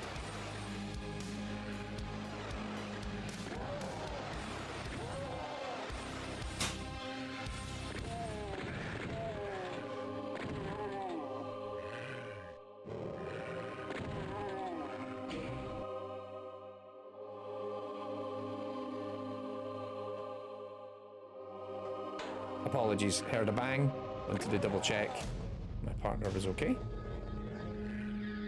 Hello? Alright, that is a better start than most of the other starts we've had.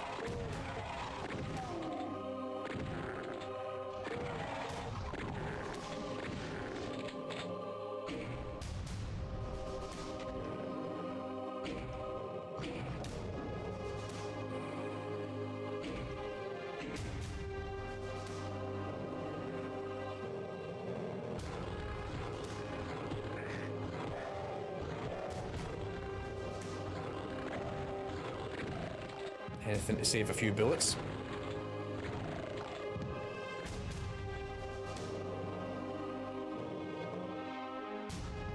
How do I get into that rocket launcher? I forget how you do it. Oh, you just have to... Fine, that'll do. Piss off.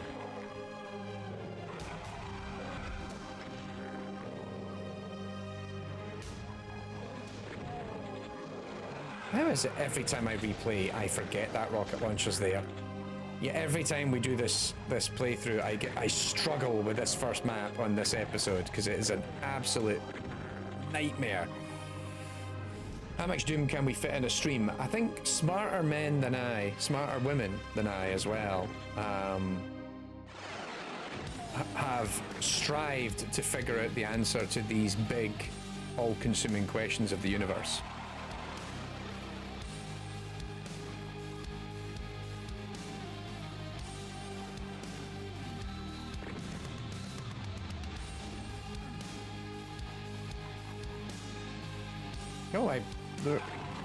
Oh, I must have killed that one with the rocket launcher.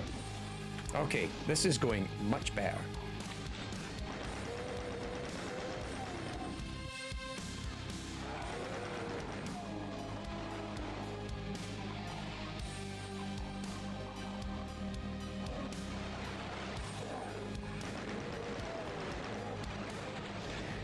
Oh, crap.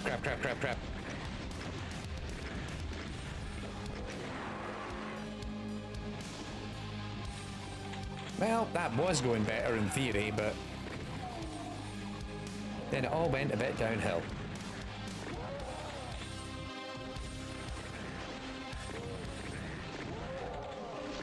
Ah, son of a...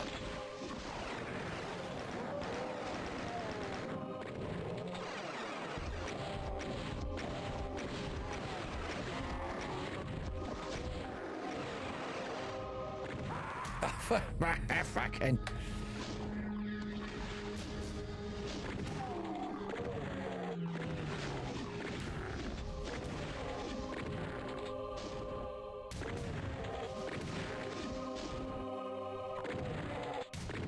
Right.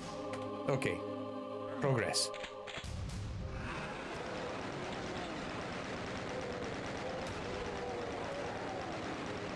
Yeah, bugger.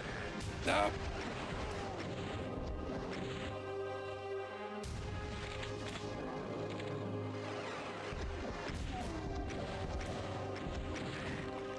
No. I'm getting shot at from somewhere.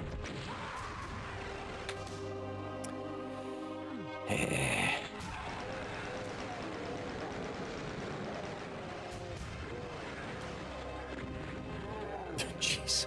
I have no health left after that. That was abysmal.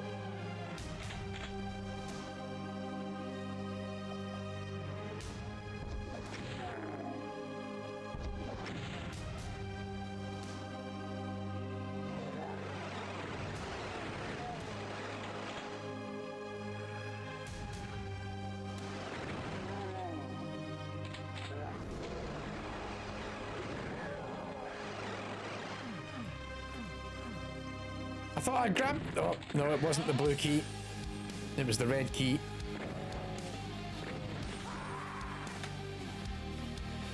Urgh.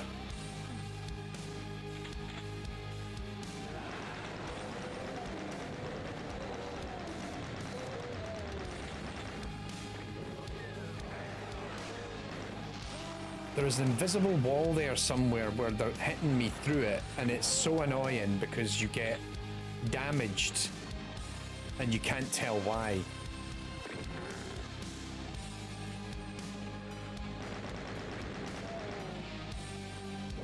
Nope, go the fuck away.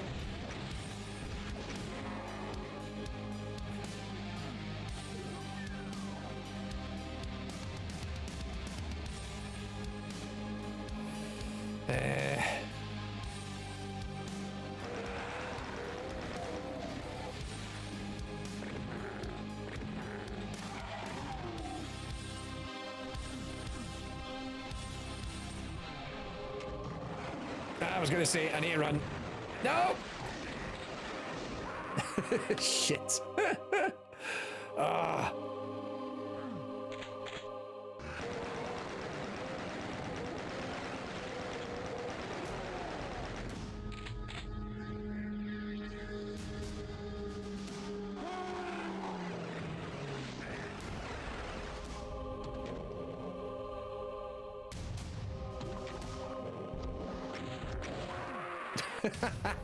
Idiot.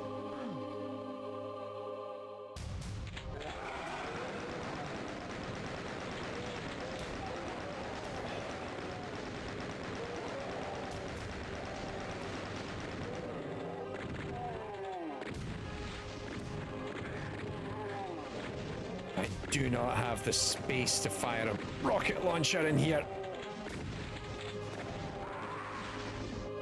Jesus. I think I actually need to start it again. I think I need to go back and like oh. What the hell?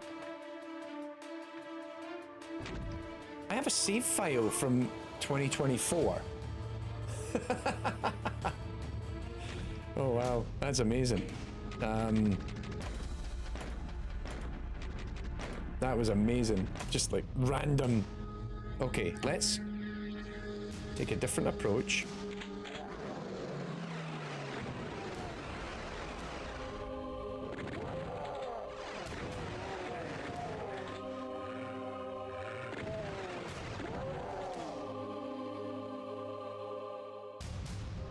It's not all of them.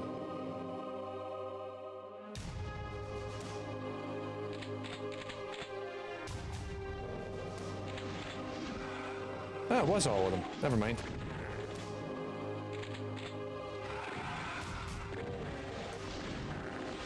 Son of a... Alright, okay. Not bad. Not the best start, but not the worst start.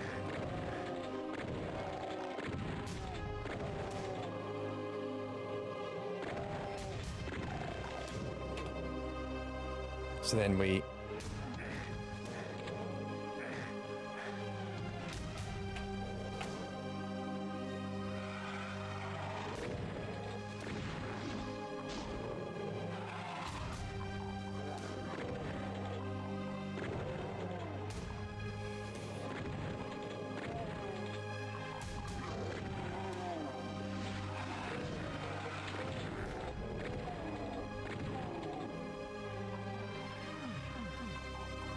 Right.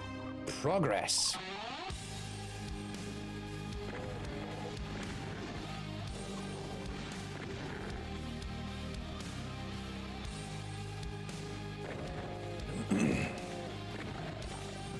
Okay.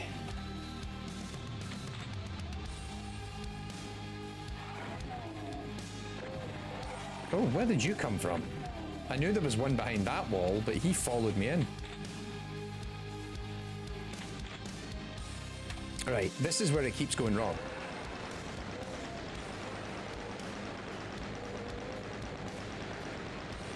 Where am I getting shot from now?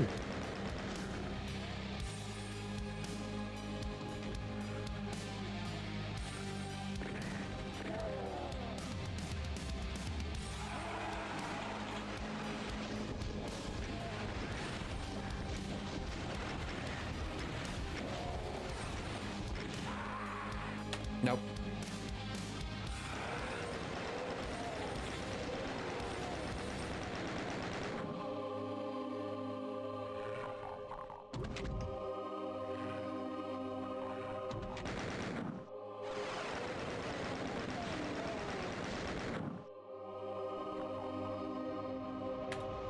More progress.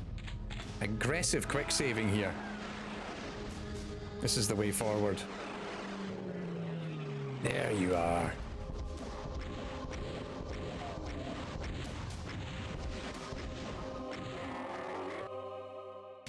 Quick save.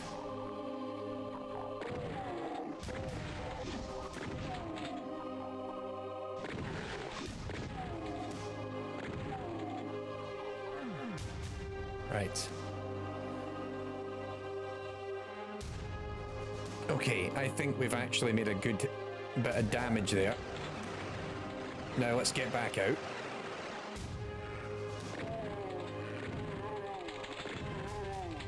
Thank you for all the free bullets.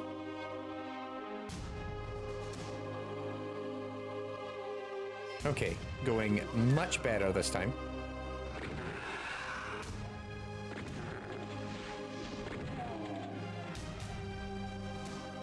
I was going to say I'm missing one. Ooh.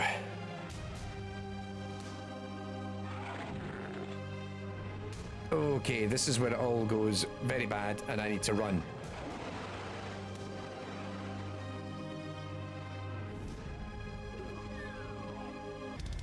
Oh.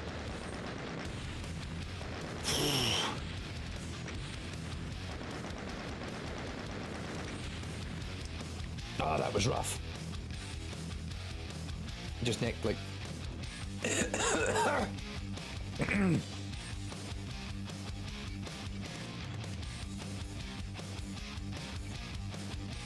No, that was nasty. Oh god, and this level's just as bad. Alright. Now we're getting serious. The gum's coming out.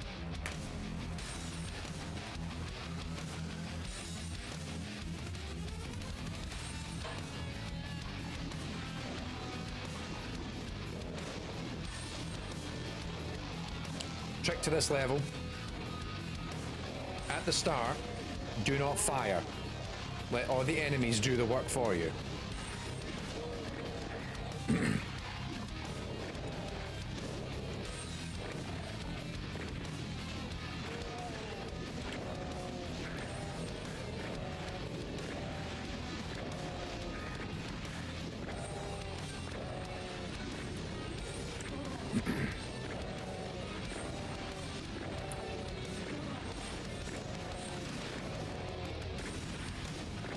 Right, I'm waiting on the one. There should be a Cacodemon below me that's going to come up. Shit.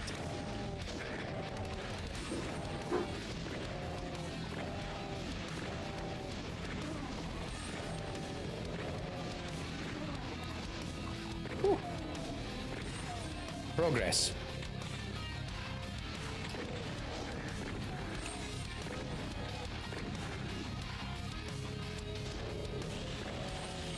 There you are.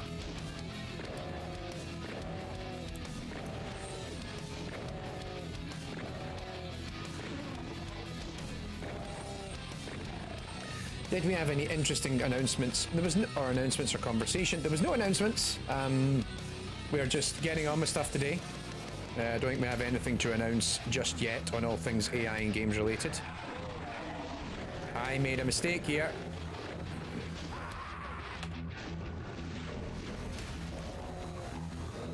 There was lots of chat. We were talking a lot about apathy towards, or like kind of a lack of enthusiasm for a lot of more recently released games and what games we have enjoyed in the last year or so. Talking a little bit about frustrations with generative AI, which, you know, evergreen topic, let's be honest. Shit. Damn it.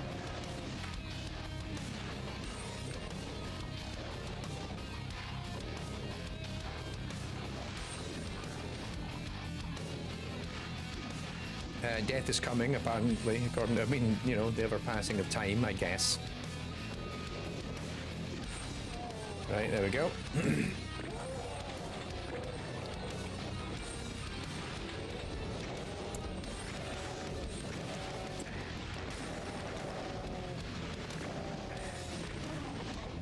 I need to do better with this opening segment and retaining my health.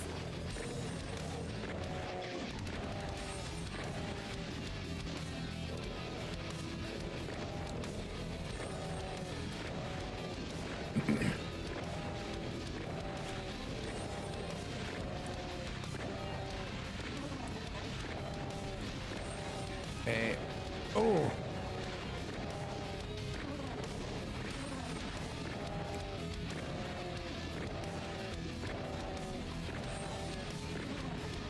That's better. Much better.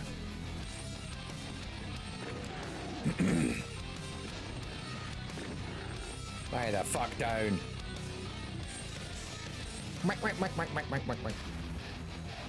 Right, remind me. There we go. That's what I was looking for. So I want to piss off all the monsters around here as much as we can.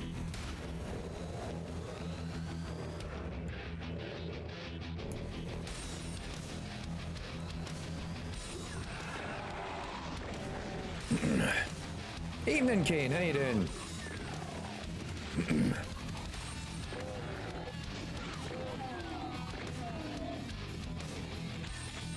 If you're late to the party, it is the annual Doom stream. We have finished the main Doom, so we have completed the challenge, which is finish Doom on Ultraviolence.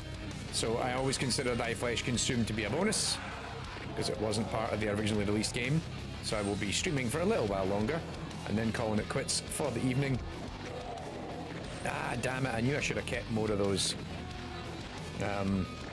Built a new computer. Ah, nicely done. Oh, shit. Wasting perfectly good health. There we go.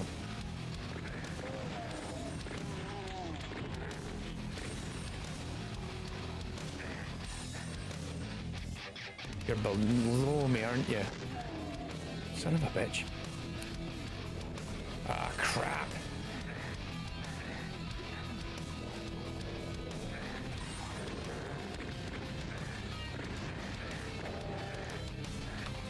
New approach. Ah, bugger, bugger, bugger, bugger. We need to move in there very quickly.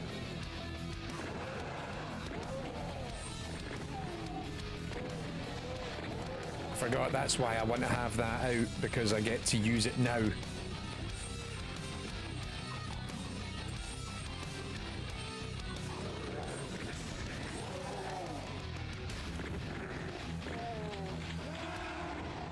Goodbye.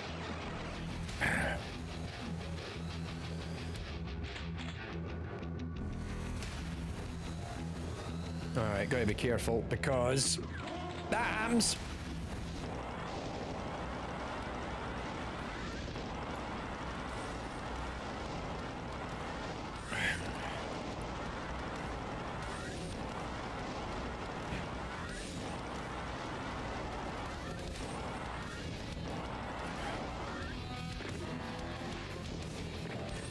Woo. I didn't get hit once there. I am actually quite impressed. Perry says, just wanted to say thanks for the videos. I've spent a fair few hours watching them. Ah, we're quite welcome. Always more on the go. We got a whole bunch of stuff lined up already for next year that is keeping me quite busy.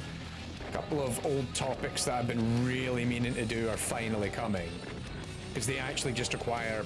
One of the big challenges we've had in the last year or so is because my workload has increased quite a bit, like off YouTube, because we've got the newsletter, which is doing really well.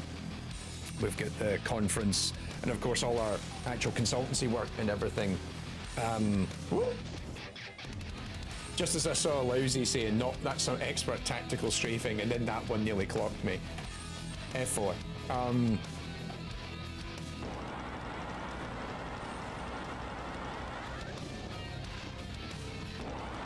It means sometimes that actually having the time to dedicate towards doing a huge amount of research to episodes has been a little tight.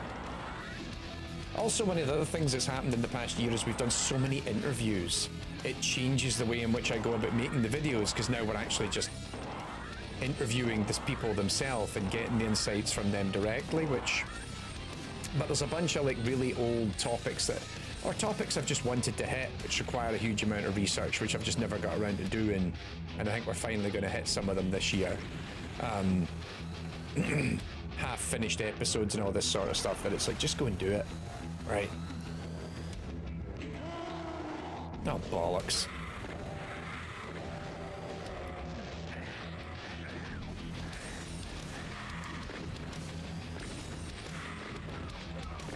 Let them fight it out for a bit.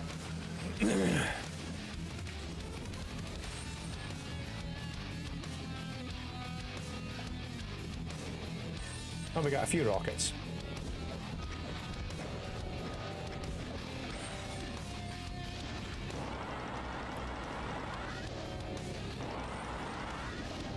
This is what the kids call a target-rich environment.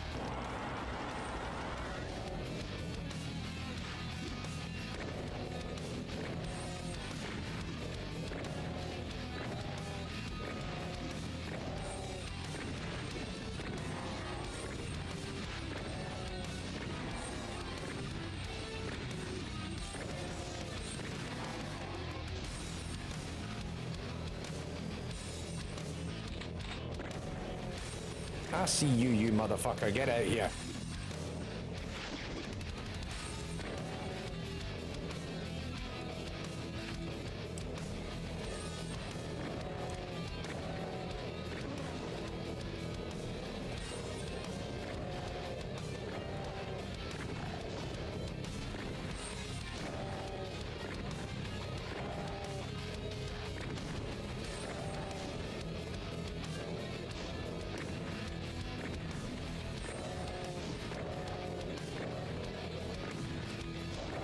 Just aiming down. Ah, I knew that was going to come back to burn me sooner or later. Shit!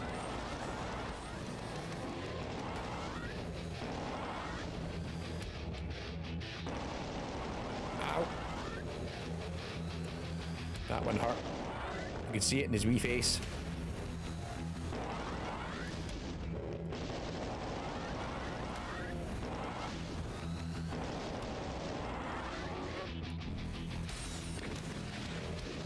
Come on.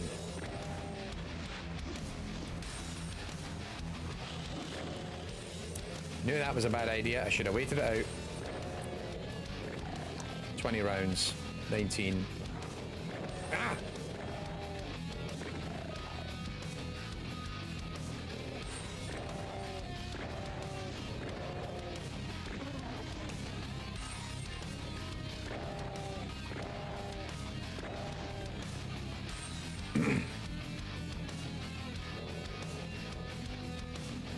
Perry is currently in the process of making a smart AI system. Ow. I was not too busy reading the comments and not strafing. That's the dual brain going. This reminds me, like, one of the episodes I've been meaning to make for a long time is an AI 101 episode on just like how important it is to mix AI methods together.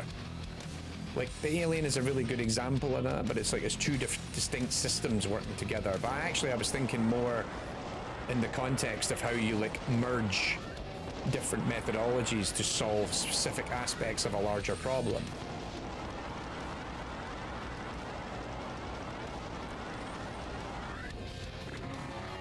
Oh, jeez.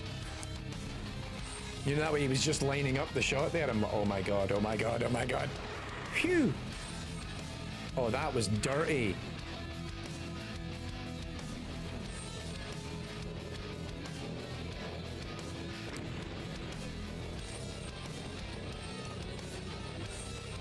Okay.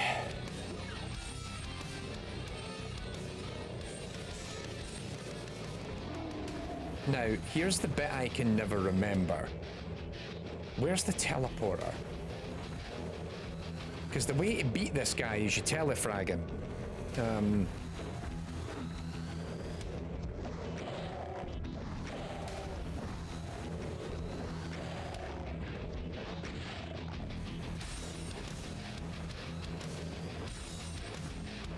All right, progress being made.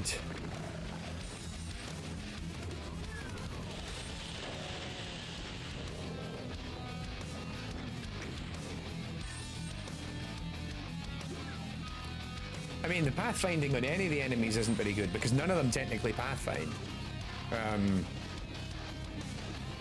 They just move in the general direction of the target. And you'll notice they zigzag. Oh god, I let them get on top of me there. That was too bad. Ow! Like even the imps, what they do is they move into an open area of space and they zigzag in motions, but if they hit terrain, that's when they bounce back.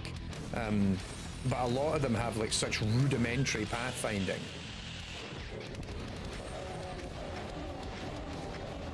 Woo-hoo-hoo.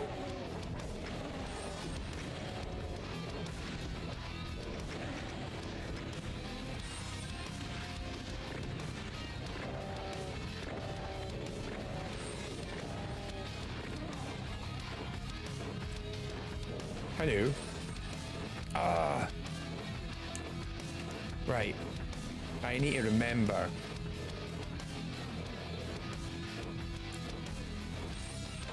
No! I want to kill him. Oh, it's in there. I'm trying to remember how you get to it.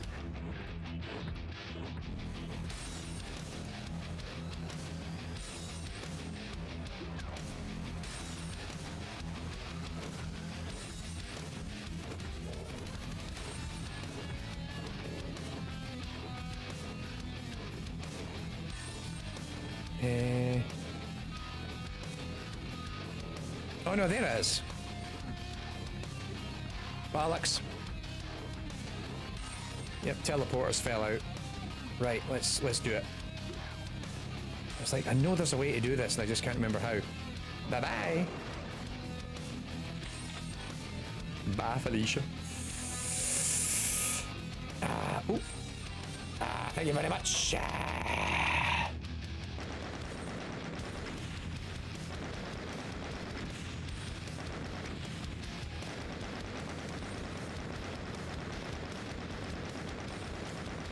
I was going to say, like, yeah, 100% deaths, because everyone needs to die. Right, move, because being up here is a sitting duck.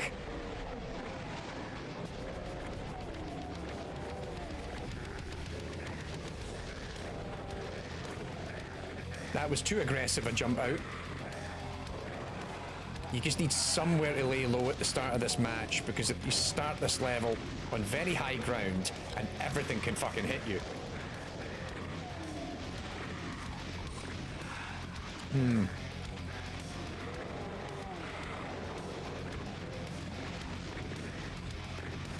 Shit now. Tommy, try hitting something. You gotta let them come to you.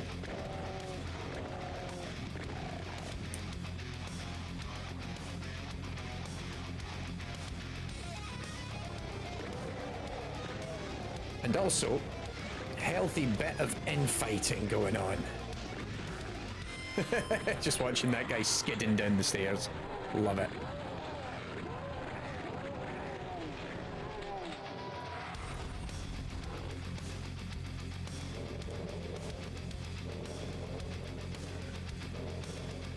Yeah, get rid of the hits. Like, that's, I mean, notably what I'm trying to do is get out of high ground, because otherwise the hit scan enemies will do a lot of damage. And then you can bob and weave around all the other ones. Ah, there we fucking go. Now we're cooking.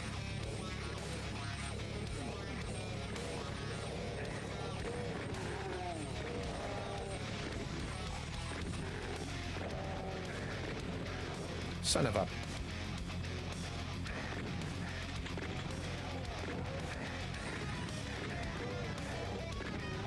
bastard.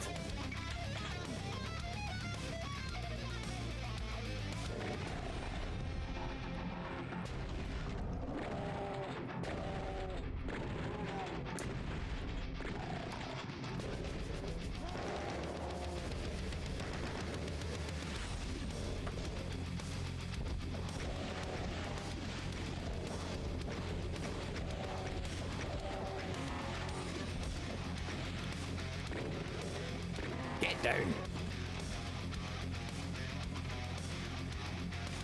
Nope. Come on. Lovely. Yum, yum, yum, yum, yum, yum. Ammunition.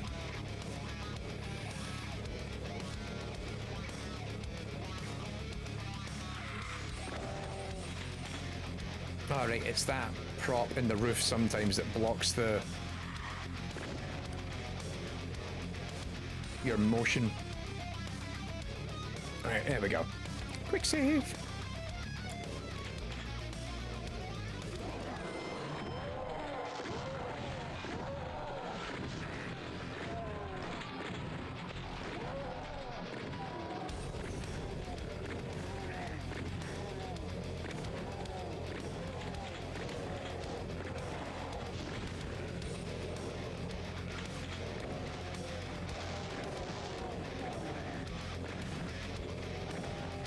Right, just... they're all preoccupied. Let's take care of this guy.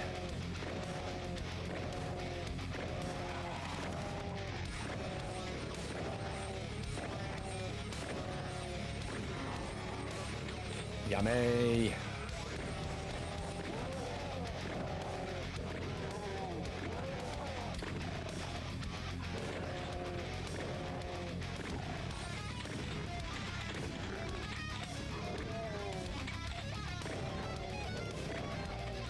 Come on. Lovely.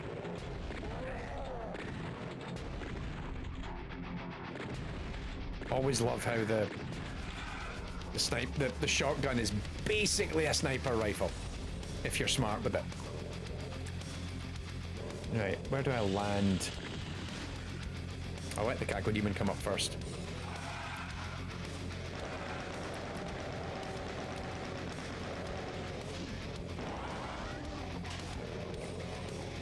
Nobody in the real world looking for me? No.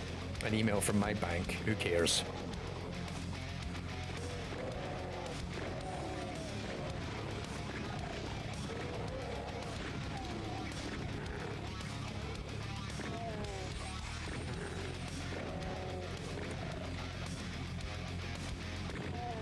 Ow!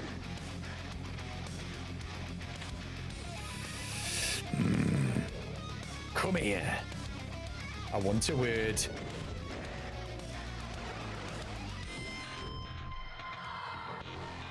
Does that take me back? It does.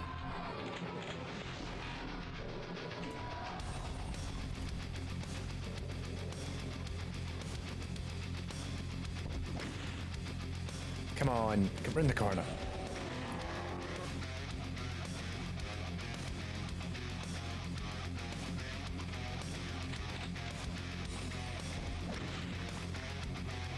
He is confetti.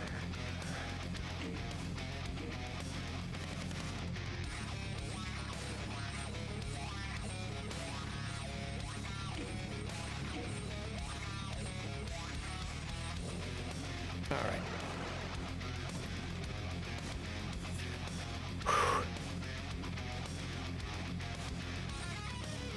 Not my best health-wise, but we can work with this.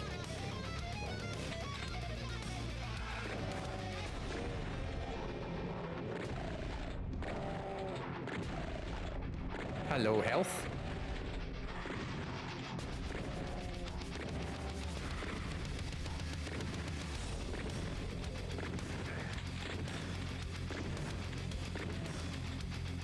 There we go.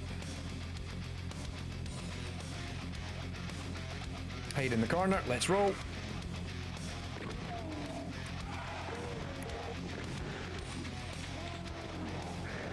Shit. I thought I could make that jump.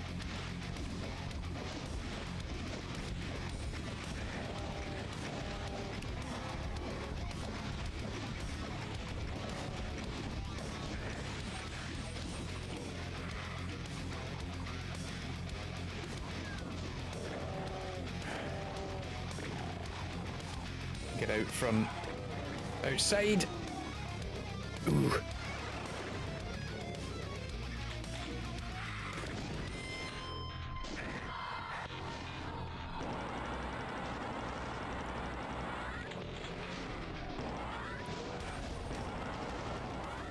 Right, let's go and deal with this big motherfucker.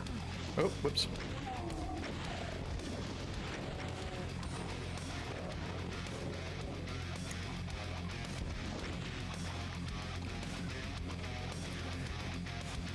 Ooh.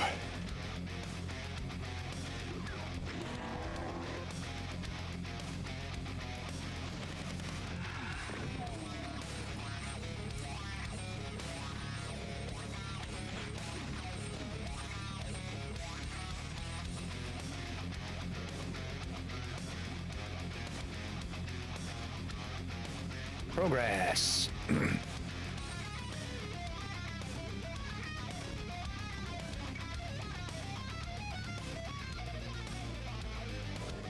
Downloading Fallout mods and my Twitch is freezing, so I'm going to dip. Well, thanks for joining us, Rodster. Hope you have a great remainder of your day and a happy new year when it comes to you. But yeah, thanks for coming and hanging out with us. It has been a good laugh. Bollocks. Yeah, so this soundtrack you can also download separate from. This is Andrew Holschult's IDKFA album, which a good chunk of this is in my gym playlist. So really good. And it's quite good in the sense if you go into the settings in the game, you can play the original soundtrack, the FM synth version, or the remix, which I think is quite neat. So the game gives you options, which I quite like. Oh bollocks, that's the end of the level and I just... Hey, but look at all this! How dare you, you motherfucker. Look at all this ammo that has not been touched. Yum, yum, yum, yum, yum, yum, yum. Oh yeah. There's ammo up there I never picked up either.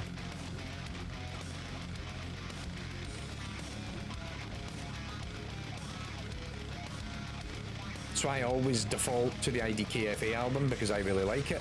But if you want that original Doom sound experience, you can also do that.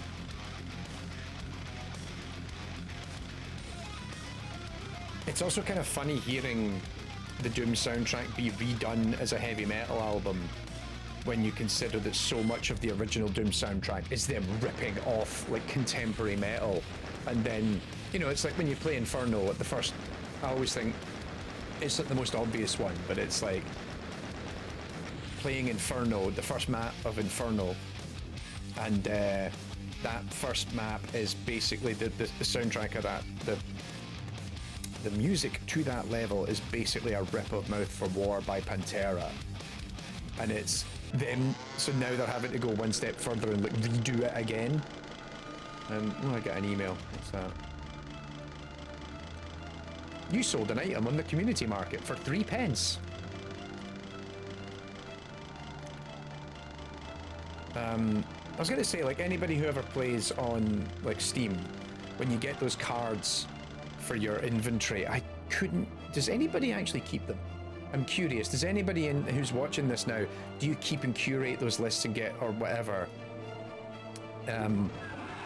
Because I couldn't give a shit about it. I honestly couldn't. Oh, whoops.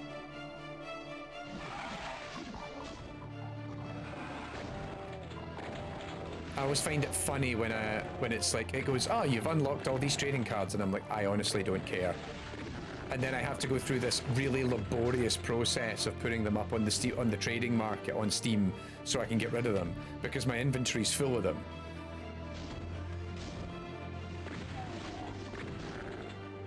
Okay, I finished one level of the games I like a lot to get their first badge, but otherwise they just go, right, I've never even done that.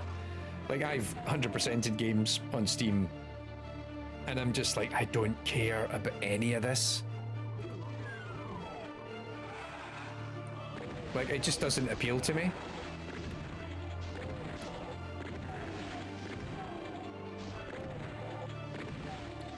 It's funny, because at one point I used to be a huge achievement buff. I used to be, particularly on Xbox 360, I loved collecting achievements for games. Not to the point where I was deliberately picking like easy games to get easy achievements. No, I would actually, like, a lot of the games I was playing, I would look at the achievement list and go, is this attainable, and is this worth my time, and am I gonna have fun trying to unlock all these achievements? And if I felt I would go ahead and do it. Like, my Xbox gamer score is like 250,000 or something. I haven't really cared about it now for several years. I think I was really focused on it right up till I got up to about 100,000, and then I stopped caring.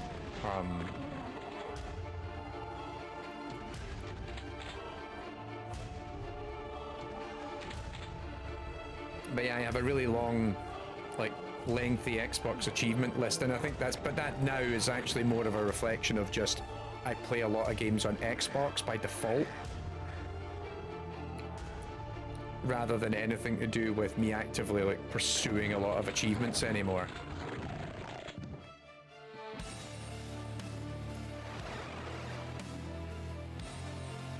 Alright, come on, let's go.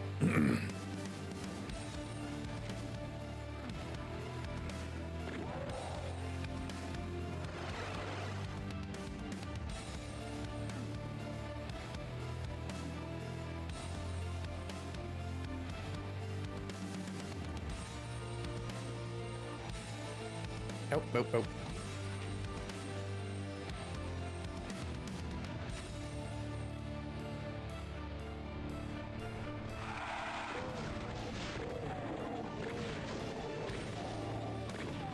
You know, the invisibility in this, I find, is a bit of a mixed bag.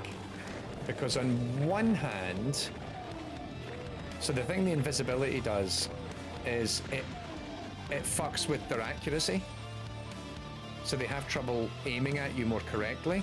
But the problem is, if, like, I've kind of, like, memorized in my fingers how to strafe around projectiles. Like, you saw me do it earlier. Like, I just know how to, I can't even explain what the pattern is. I just know when I'm in the motion, like, how to strafe around 2 imps trying to shoot at me. And when I'm invisible, it actually fucks with that process, because now I can't guarantee that my strafe's going to be correct.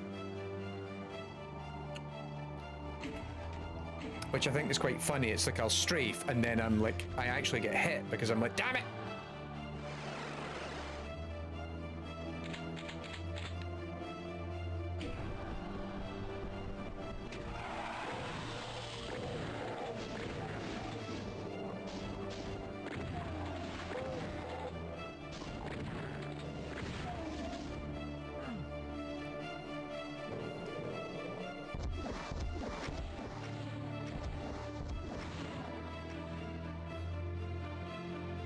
All right, progress.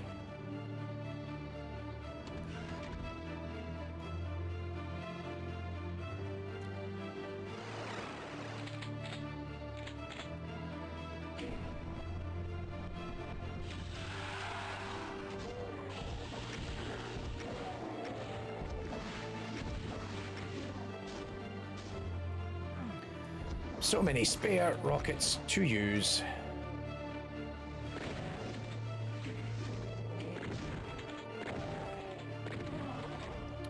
Bollocks.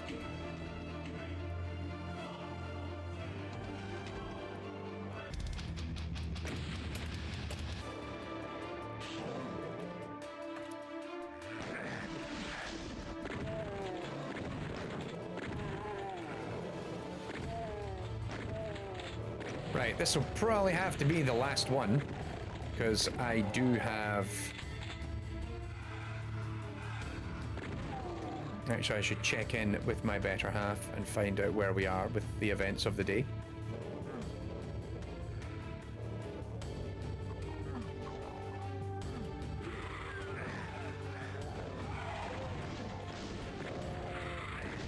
A little shit.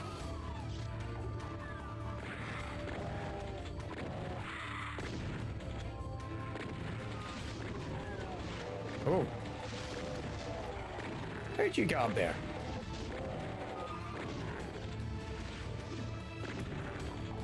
Minimize the angles.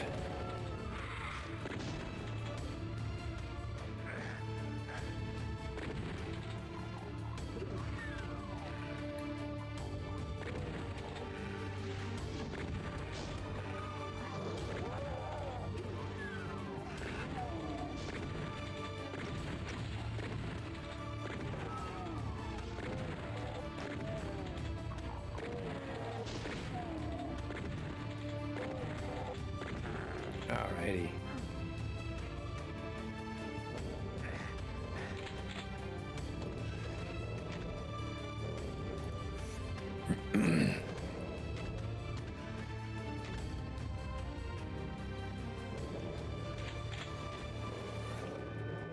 Alright, hang on. I am going to quickly check with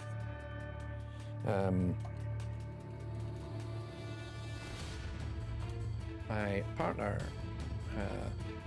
Right, because we're halfway through the thing. I just want to see whether or not, if I've got time.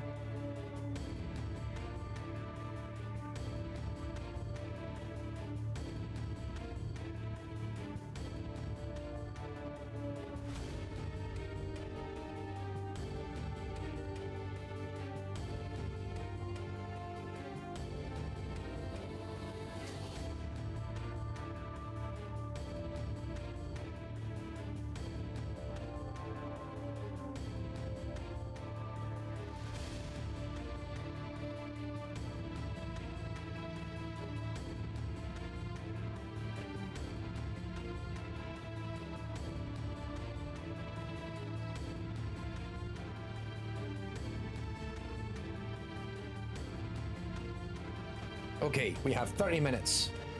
We're going to get as far as we can in the next 30 minutes. We're on map 5 of episode 4. There's 8 if you don't include the secret one.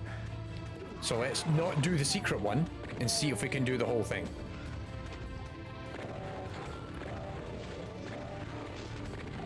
Well, that was nicely timed. We got to avoid that projectile.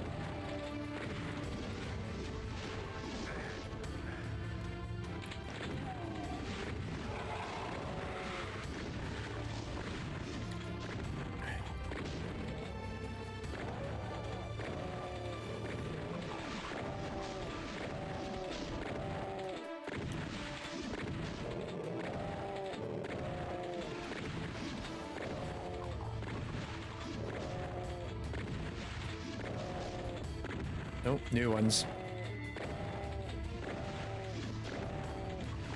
Oh, come on, drop, will you? Nope, nope, no, not that. Oh, there we go. Of course. Excuse me! Thank you.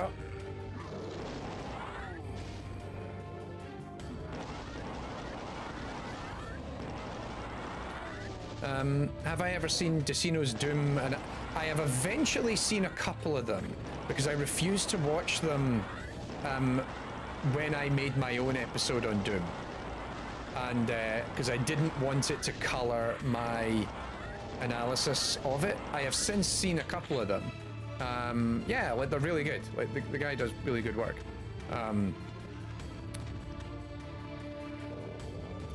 But yes, I remember at one point when I was working on my episode on the AI of Doom, I because I'd found it and I'd bookmarked it, but I was like, don't watch this.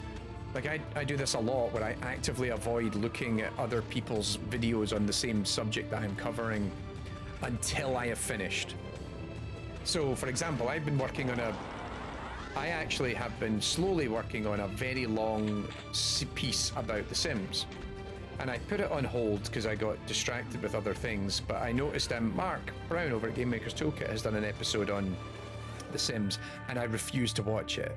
Not because it's not good, because Mark always does great work, but more I am conscious of it coloring my judgment if I watch it. So, yeah. But no, Decino's Doom videos are really good. So I quite often actively avoid watching other people's content about a topic until I have covered it, because I don't want it to color my, just influence how I go about it myself. And then funnily enough, I have been accused of, when I've covered topics that other content creators have covered, they went, oh, well, you stole that. I remember I did Spec Ops: The Line many years ago. And I had a whole bunch of people in the comments tell me, oh, this is just a rip-off of content creator Reykjavik, who'd done a video essay on Spec Ops: The Line. And it was funny because I had some people who were very salty in the comments going, oh, this is a complete rip-off of his video. And I'm like, well, considering that I based it on the book about the game, as well as an interview I did with Jings.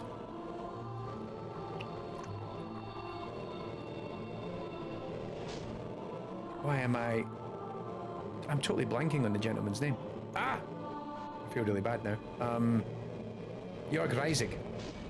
I did an interview with Jorg. Jorg was one of the AI programmers, and I met him, and that was when I ended up deciding to do a video on Spec Ops, because I told him about, we were at an event and people were coming over to chat to me about all sorts, and I happened to mention, oh, I do the YouTube thing, and I said, would you ever be interested in coming on? And he was like, absolutely. He was my first ever guest, was Jorg Reisig, and was so gracious with his time and was willing to help me put this video together. And so I always found it funny that I did a video entirely based on my own work, and then I got called out for using someone else's work. But equally, it's always, even though I've never done that, it's always been important to me that I then ensure that that doesn't happen. So I always go out the way to not watch other people's work on the same games that I'm covering until I cover it myself. It's such a weird, tiny little thing, but I always think it's really important. Son of a bitch. So I can do this, I can do my work correctly, you know? You know, it's particularly, because a lot of my work is very fact-based. It's very factual. As a result, I never want at any point to be opening myself up to a question of, am I sure that's correct, and how do I know that? And do I know that because someone else did the work? Whereas I like to be able to say in all my videos, oh, I did the research. You know, even now we're kind of talking about how do we expand AI in games, because one of the interesting challenges we've got right now with AI in games as a whole is I'm increasingly getting busy. And so like some of the video production is being offloaded. So so now actually Shradda does the first pass edit on all of our videos. Whereas a year ago, that wouldn't have been the case. All right, so that's not working. So I need to find a way to lure him out.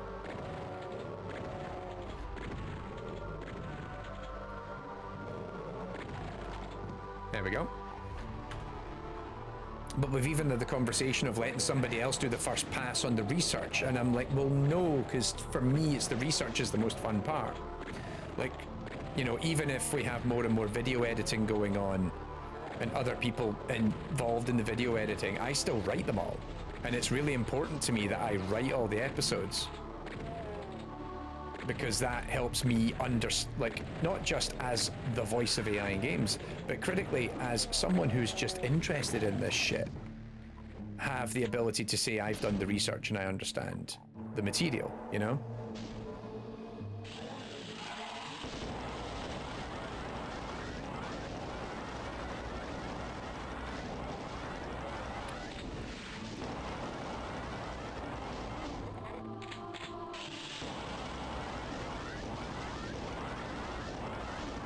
Let me out!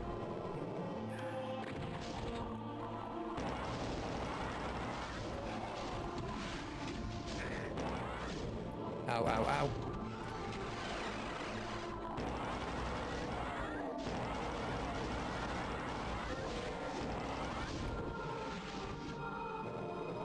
Anyway, that was a long way of saying, yes, I have watched those videos. They're very good. I have no freaking health. If one of these guys just breathes on me hard, I'm a goner.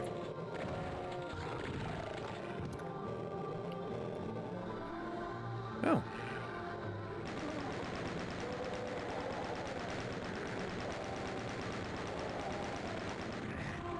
Ah.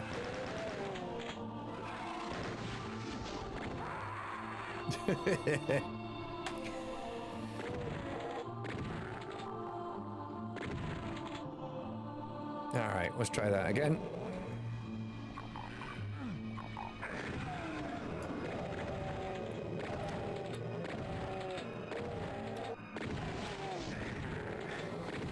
There's geometry here that I'm sticking to, and it's very annoying.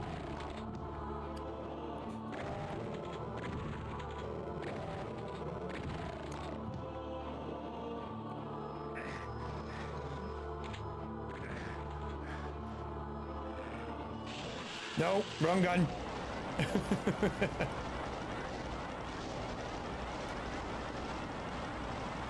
I was about to open up with a rocket launcher there. I'm like, no.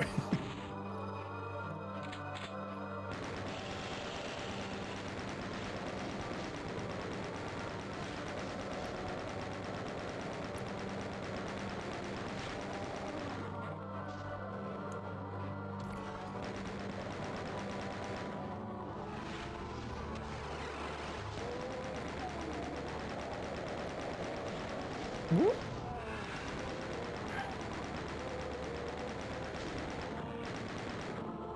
All right, got a bit more health this time.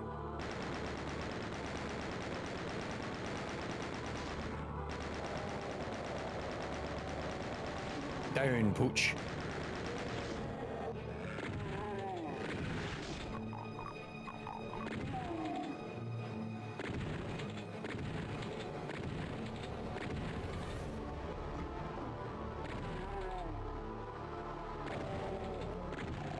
There we go.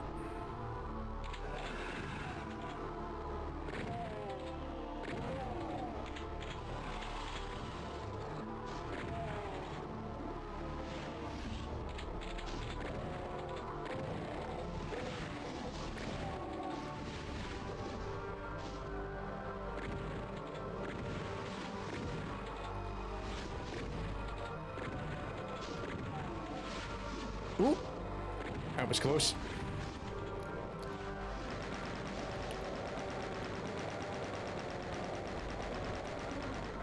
Alright, okay. Progress.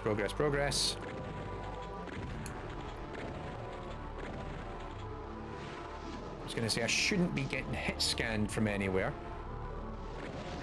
Ah, fucking hell. Saves coming for the win.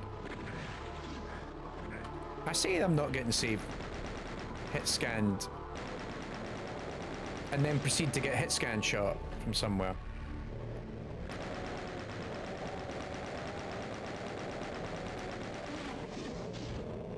Bye, Felicia. Yep, there's a shotgun somewhere.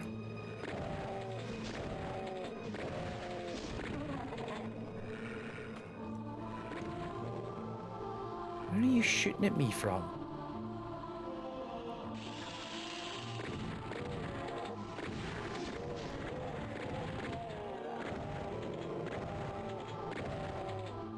Just stay in this wee corner. I can't get shot from other directions from here, so that's nice. Bullets. Save.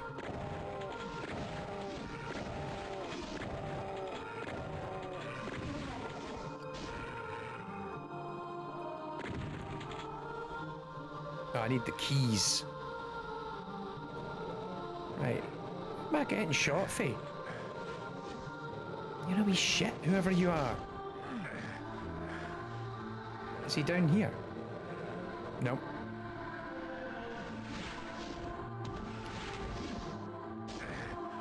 Ow. Ah, you bastard.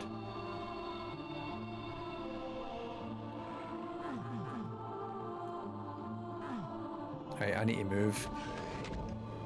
Use whatever energy I've got left. Oh, phew. Right, move. Quick save, move.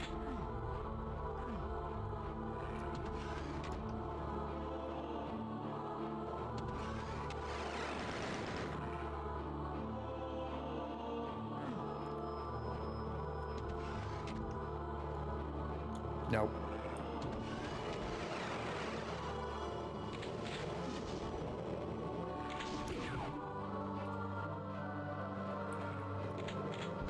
Ow! As soon as I let that missile go, I was like, no!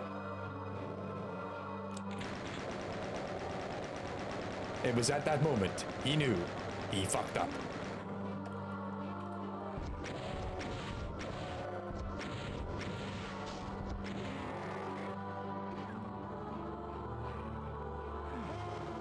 No, you fucking don't.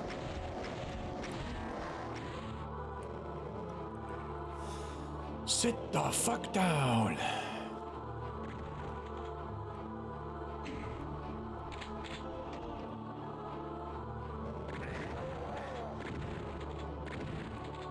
Ugh.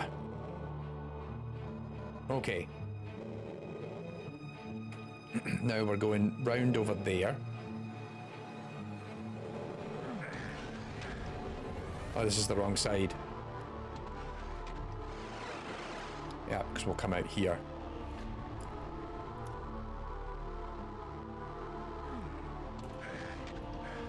There we go. What's everyone playing over the holidays? Has there been a particular game that you're wiring into at the moment? Trying to polish it off, or just play a new game from scratch even during the break? I'm just kind of playing a mishmash of existing stuff. I'm not playing anything new yet, even though I bought a whole bunch of games. Bugger, I didn't mean to do that. I haven't quite got round yet to playing any of the new stuff that I got, you know?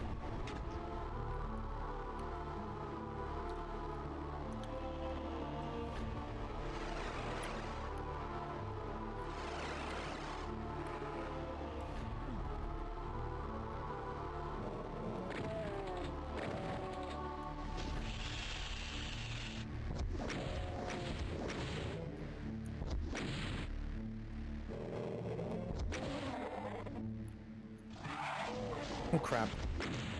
Just figured I might as well use some of these rockets while I can. Ow! Bugger. That was stupid of me.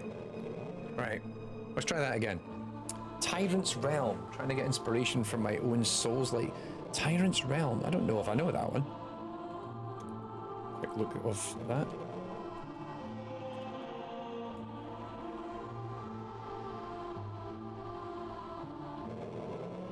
A roguelite action-adventure inspired by classic PS1 visuals.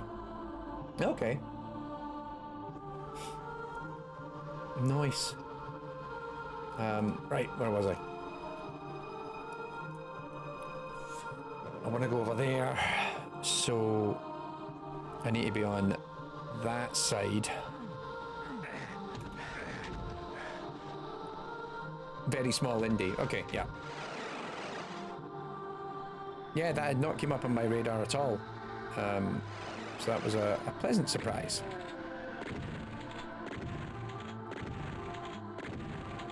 Fall!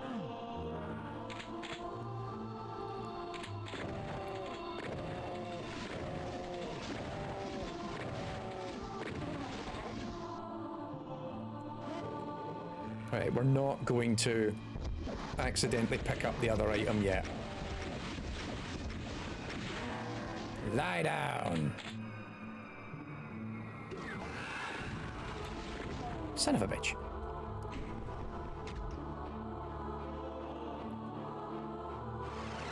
And then back through here.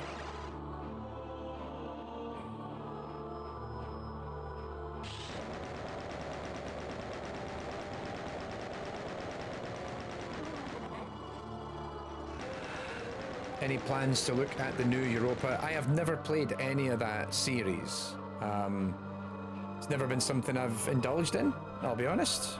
But hey, if there's something interesting to talk about, like, oh, as always, oh, here we go. As always, one of the biggest challenges I have in my work when it comes to reporting on the making of games is whether or not I can find anything about it. I don't think I've ever found anything on Europa Universalis.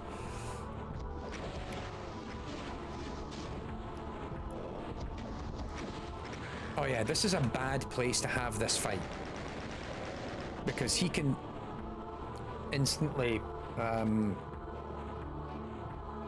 hit. If he hits that back wall behind me, the splash damage just really fucks me up. Kane, trying out your new computer, seeing if gaming on Linux is as easy as everyone's making it sound. I'd be curious to hear how you get on with that. Because yeah, I keep hearing similar things like, oh yeah, gaming on Linux, it's blah blah blah, and I'm like, yeah, I've never been fully convinced to the point that I was willing to, you know, invest in that, you know, outside of using like Steam devices and everything else.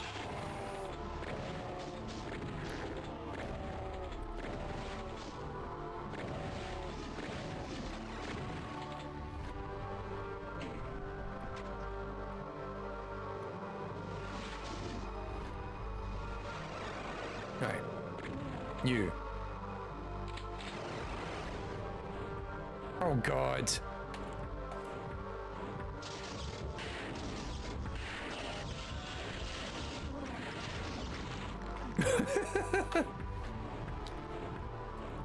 Nope.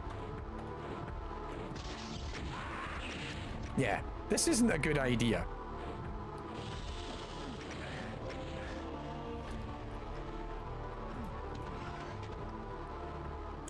Move! Ah!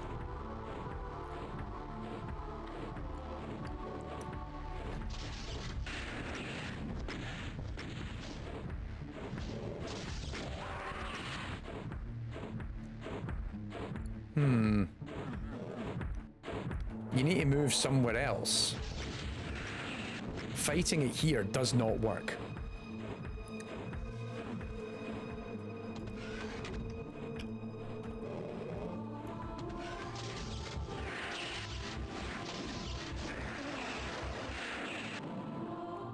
Oh!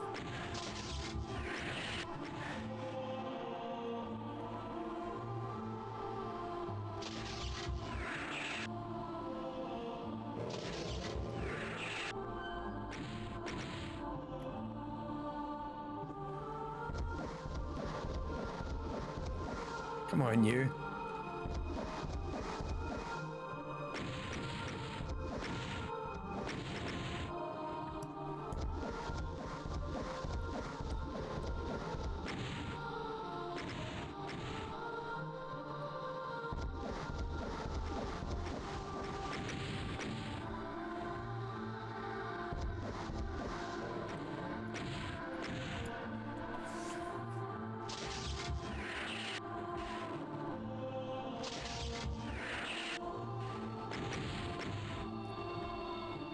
I don't know if that BFG is even connecting properly.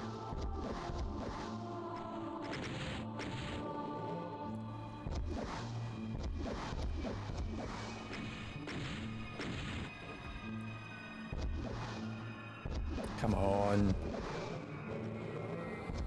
Oh, it's hitting it.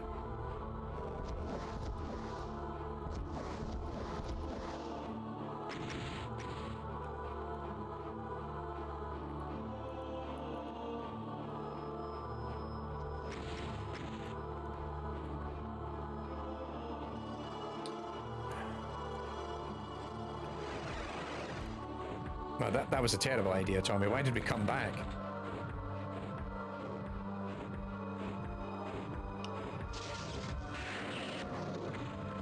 Oh, that was a gamble and a half. I was like, please tell me this last shot is enough to take it out.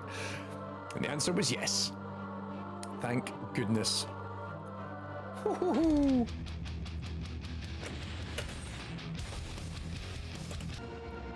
And hell followed. This is the penultimate level, I think.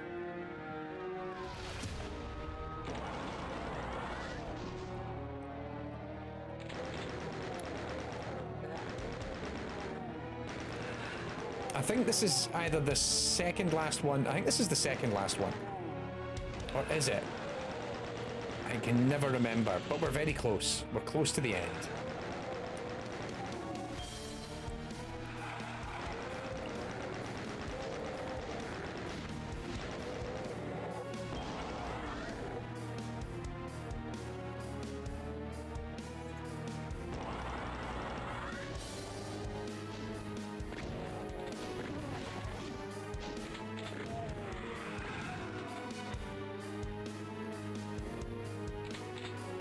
Not happy with the amount of health I've got, but, you know, we make do with what we've got.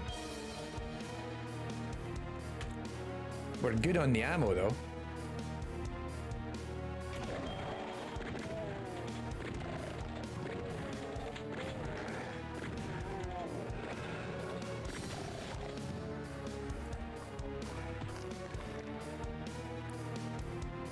Instant 100 health.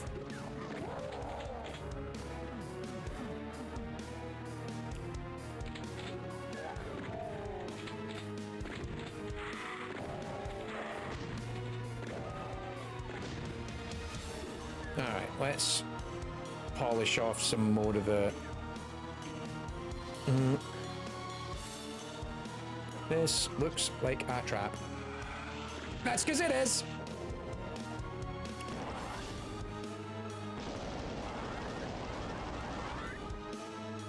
But hey, look at that, we have some free armor. Yum, yum, yum, yum, yum, yum.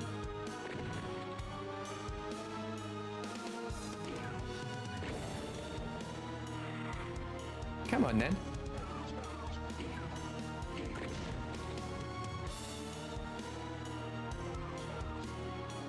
Nano asks, am I a programmer? Yes. My original background is just a software engineer who then went into grad school and became a doctor in AI and specifically focusing on AI in games, and have also then worked as a gameplay programmer, an AI programmer, proc gen programmer, and a variety of stuff over the years. So yes, very much. It's one of the things I don't get to program as much these days because I spend a lot, because most of my time consulting means that I don't actually get to be hands-on writing code, which is a shame because it is like one of my favorite things I get to do. I always enjoy just sitting working on code to a problem. And yes, like several of the episodes we've done, I've achieved that by looking at the source code or like, you know, decompilations, or even just trying to reverse engineer some of the understanding from my own knowledge. Like the Dark Souls episode was me sitting reading through several hundred Lua scripts, trying to reverse engineer how Dark Souls works. My proc jam, I forget what my proc jam. Oh no, my proc jam talk was the one about sure footing, wasn't it? When I was very early on in the development of sure footing, and kind of, I think it was a kind of strangely anarchic talk, but admittedly it was so long ago I kind of forget it. I think I must still have it somewhere. I do keep all my talks archived. I think the video is still somewhere online, because I know, you know, Mike records them all. And yeah, it'll be on YouTube somewhere. And also, the other thing I remember about doing that was the first time I met Mark Johnson, and Innes McKendrick, who'd worked on No Man's Sky. Met some really cool people that day, and like, I remember particularly, you know, No Man's Sky we already knew was already going to be this beefy boy of a project, but then meeting Mark and seeing Ultima Ratio Regum and going, what the fuck is this? Like, this is insane. And I say that with all love and respect for Mark. Like, I think that project, and you know, we made an entire episode. There's an episode of AI and Games with Ultima Ratio Regum, because it was something that the viewing audience were like, yo, any chance you could ever cover this project? And I'm like, yeah, I literally know the guy that did it. And I always remember that because Mark was so tickled pink when I told him. I was like, oh yeah, the reason that we're covering it is because the YouTube audience wanted me to cover it. Not just I wanted to do it as out of personal interest, which a lot of my videos are, but I remember opening up to the community and going, what's a game that's a bit out there you'd love me to cover? And they were like, oh yeah, URR.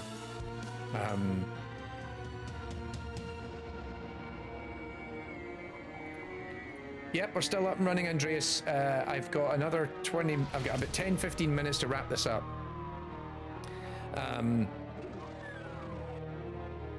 But I double checked with my partner and they were like, keep going. And I'm like, we're nearly there. What a happy surprise now when I return to reading papers and be up to midnight doing nothing but crying. We'll try to bring some levity to your life. It's not just about the tears.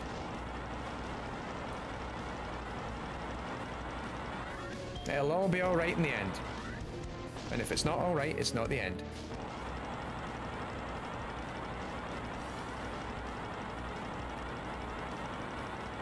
Why am I doing that? I could just use the rocket launcher on that motherfucker. Ah, never mind, he's dead.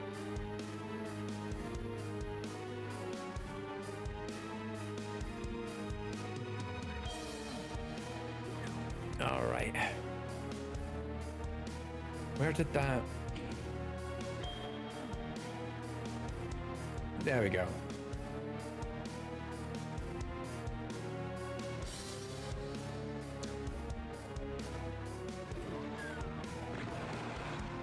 Come and get it, motherfuckers!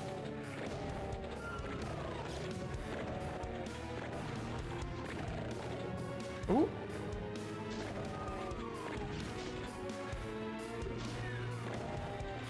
Dwarf Fortress has always been on the to-do list, both Dwarf Fortress and Caves of Qud. And I've had the pleasure of getting to know some of the devs on both of those projects over the years. I don't know any of them like particularly well, but you know, we know each other. You know, particularly probably the team at Caves of Qud I know better than Dwarf Fortress. We've met a bunch of times over the years, and they're really nice group of people. One day I think we'll do an Artifacts episode on Qud and probably Dwarf Fortress. I feel like if I can't do one without the other. I think they're both very interesting in their own respective ways, and it's kind of funny that I've covered Ultima Ratio Regum, but I've never covered those two games. Bollocks!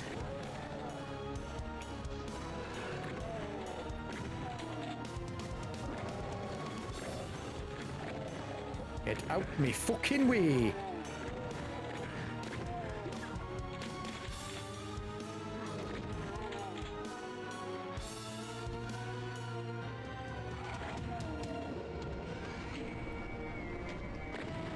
Ah, bollocks. No. Yes, this is the problem. The pain stagger on the Barons isn't all that, so you can't really stagger it with the plasma cannon as much as you would like.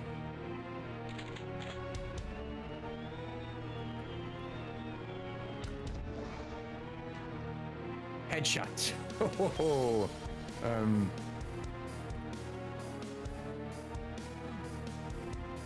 We do have, actually, I probably said the one thing I haven't talked about, which is happening, is we do have a topic for the 2026 retrospective. So I'm pretty much in the mood now that every year, there we go, this is the last one, onto the cruel. Every year now, we do, we're doing a retrospective, I think. Because we did Fear to celebrate 10 years of the YouTube channel. And then I was like, well, shit, if we've done Fear, we need to try and do Alien. And then that just set a tone for where to go forward. And I know that probably our retrospectives will never be as, like, in terms of views or interest, you know, Alien is going to be the big one because it's fucking Alien. No, I'm not fed up of talking about that game, are you? No, I say I'm fed up of talking about that game. I'm not fed up of talking about that game. I don't think there's any point in me revisiting that game.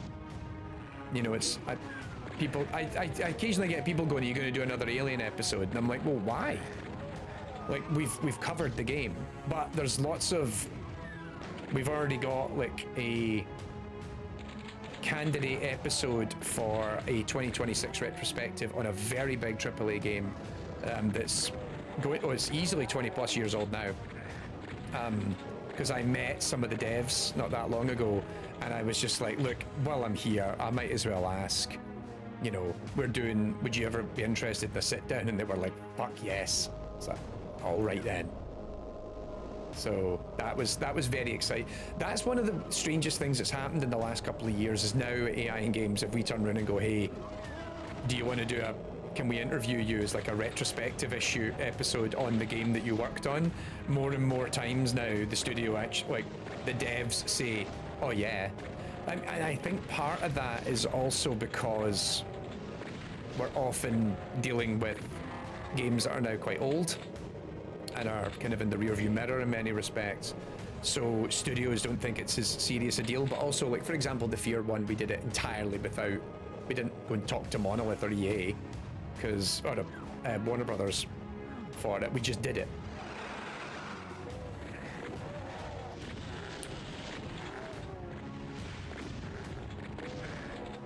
Hit scans first, hit scans first.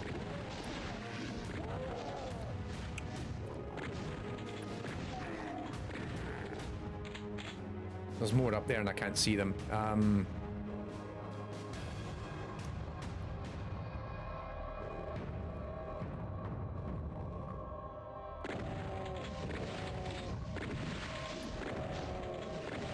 No, I'm not doing it for the views. To be honest, it is kind of funny because, you know, we were talking about it, even like Shada and I were talking about how the YouTube channel's performed this year. And this year the views are up slightly. It's up on last year by maybe 100,000 or something. Like, so it's up by about 10%. But it was like, she's like, oh, why is, you know, your channel should be doing more than 1 million a year. And I'm like, if we were covering big AAA games every 5 minutes, probably. If I made a new Alien Isolation episode every 6 months, probably. But, you know, that means we go in, but this year we did stuff like Trepang 2, which I loved that episode. It was so much fun to work on that. Those guys were a pleasure to hang out with and chat with.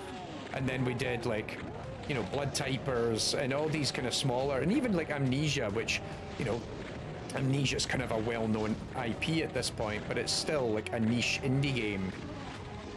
I'm really happy that that's the stuff we're doing, and we stick to that. We're still going to do some big games. We've got a couple of big AAAs lined up, actually, for the this year. Trying to think. There's at least one big AAA game from the past, from 2025 that is going to be on the show in the next 6 months, for sure. But yeah, I'm always, as much as it annoys me to some degree, I am equally also happy that we are this little YouTube channel that, oh my god, every now and then people go, how is this thing not bigger?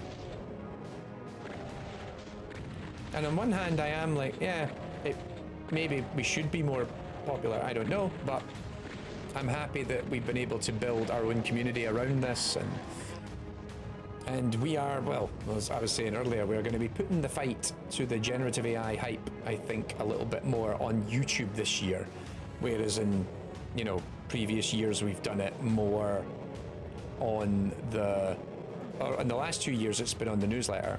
We're going to do a little bit more combating of the bullshit on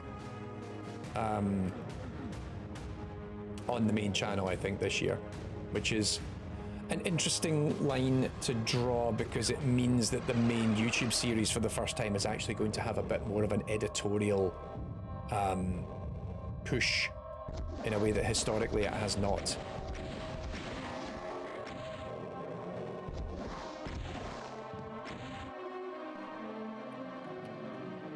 Because I didn't actually want the YouTube channel to have that on it.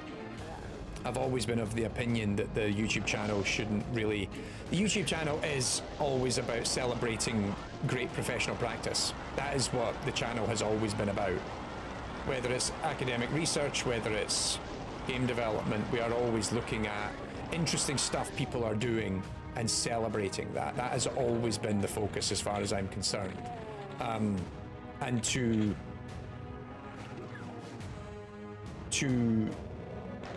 have it sort of caught up in editorial on current issues, and it was never my ethos or interest, as it were, because I always felt that was projecting too much of myself onto the work that we were doing. And I've realized now that actually we need to be pushing back a little bit harder against a lot of narratives and everything else, whether it's politics, whether it's the adoption of generative AI, and yeah, so it's always it's been an interesting, I feel like now it's far more attainable because I have spent the last 2 years figuring out my, I think because I've spent the last 2 years really figuring out on the newsletter how to maintain that editorial through line of, how to be able to engage with the audience about the state of AI technologies in a way that is supporting and helping other people understand the complexities of the sector beyond the immediate ethical issues of generative AI, for example. So I've really been using the newsletter for the last 2 years, not just to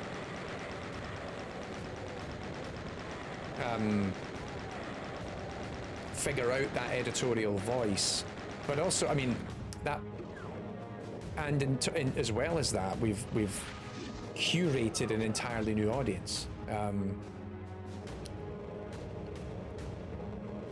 New mission for you: go through all of Tommy's videos and see how often he mentions a game from Sweden. Quite a few, actually.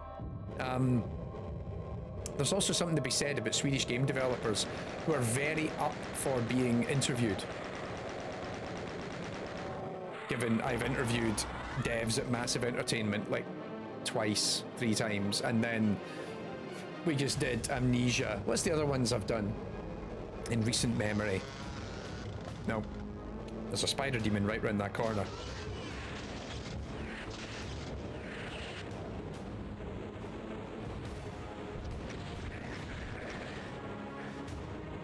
No, you sit your fat ass down.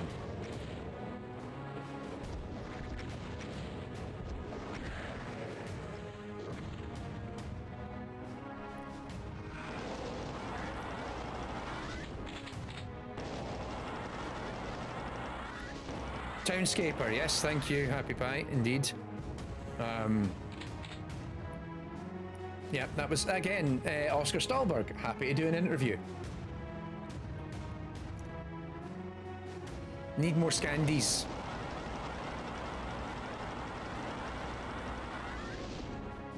I actually did remember chatting with a bunch of devs. I actually know a couple of folk over at Remedy. And I was like, hey, we talked about maybe doing something, but it never happened. But that would have been fun. I think that's it done anyway, but I'm getting the last of it. Finish a level with 200% armor and 200% health. Over prepared. Dad dancing to the Doom music.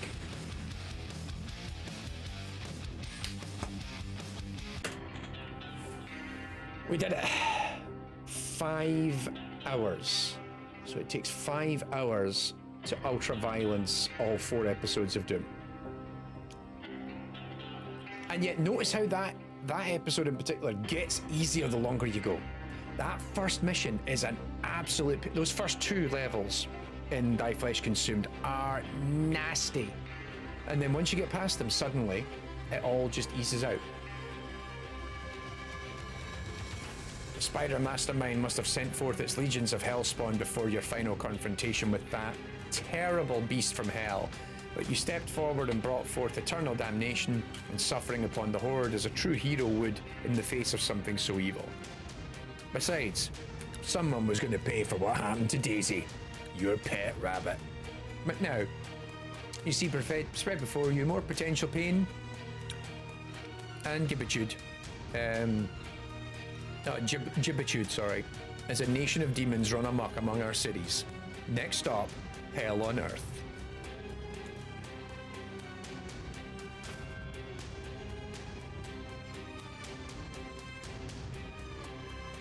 So yes, it takes 5 hours roughly to do the first Doom.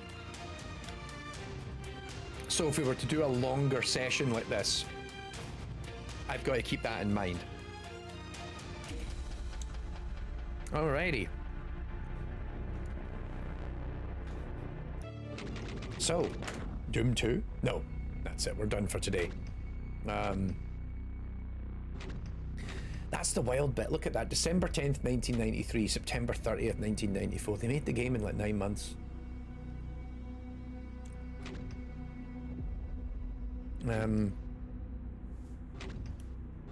I didn't realize TNT and Plutonia were 1996. I didn't realize they were that late. Amazing. But there we go. It is done. The Doom run for 2025 is complete with a day and a bit to go. Perfect stuff. Perfectly done. Yeah, words are failing me. We're gonna call it there. I need to go and get dinner and spend time with my partner. And yeah, so if I don't speak to you beforehand, have a great new year. Hope the bells, as it were, is a wonderful festive occasion. We'll be back very soon. I'll be back probably because I need to finish both Alien. I'm on the very end of Alien's Dark Descent in that stream, but also I've got the Silent Hill F stream that I started a couple of weeks ago. Like, all our streaming for the last 2 streams has just been like completely derailing the existing games we were playing, but we'll get back to doing it. In the meantime, I don't think we've got anything else. Actually, yeah, the part 2 of the AI Games Game of the Year, that gets published on AIandGames.com tomorrow morning, so be sure to check that out. And yes, everyone who supports us, thank you once again, but you can get 50% off on a premium sub on both Patreon at patreon.com/AIandGames and at AIandGames.com/subscribe between now and the end of tomorrow. And that gets you early access to all our videos, it gets you behind the scenes stuff, it gets you a lot of the additional content on the news on the website that's behind the paywall, and and also some more stuff, secret stuff that'll be coming next year. All right, thank you so much for being with us. It's been great fun to smash through this, and great to see so many people come and hang out for the stream as well. To that end, yeah, time to log off. Stay safe. Take care. I'll be back. Doom doom doom doom doom doom doom doom doom doom doom doom doom doom.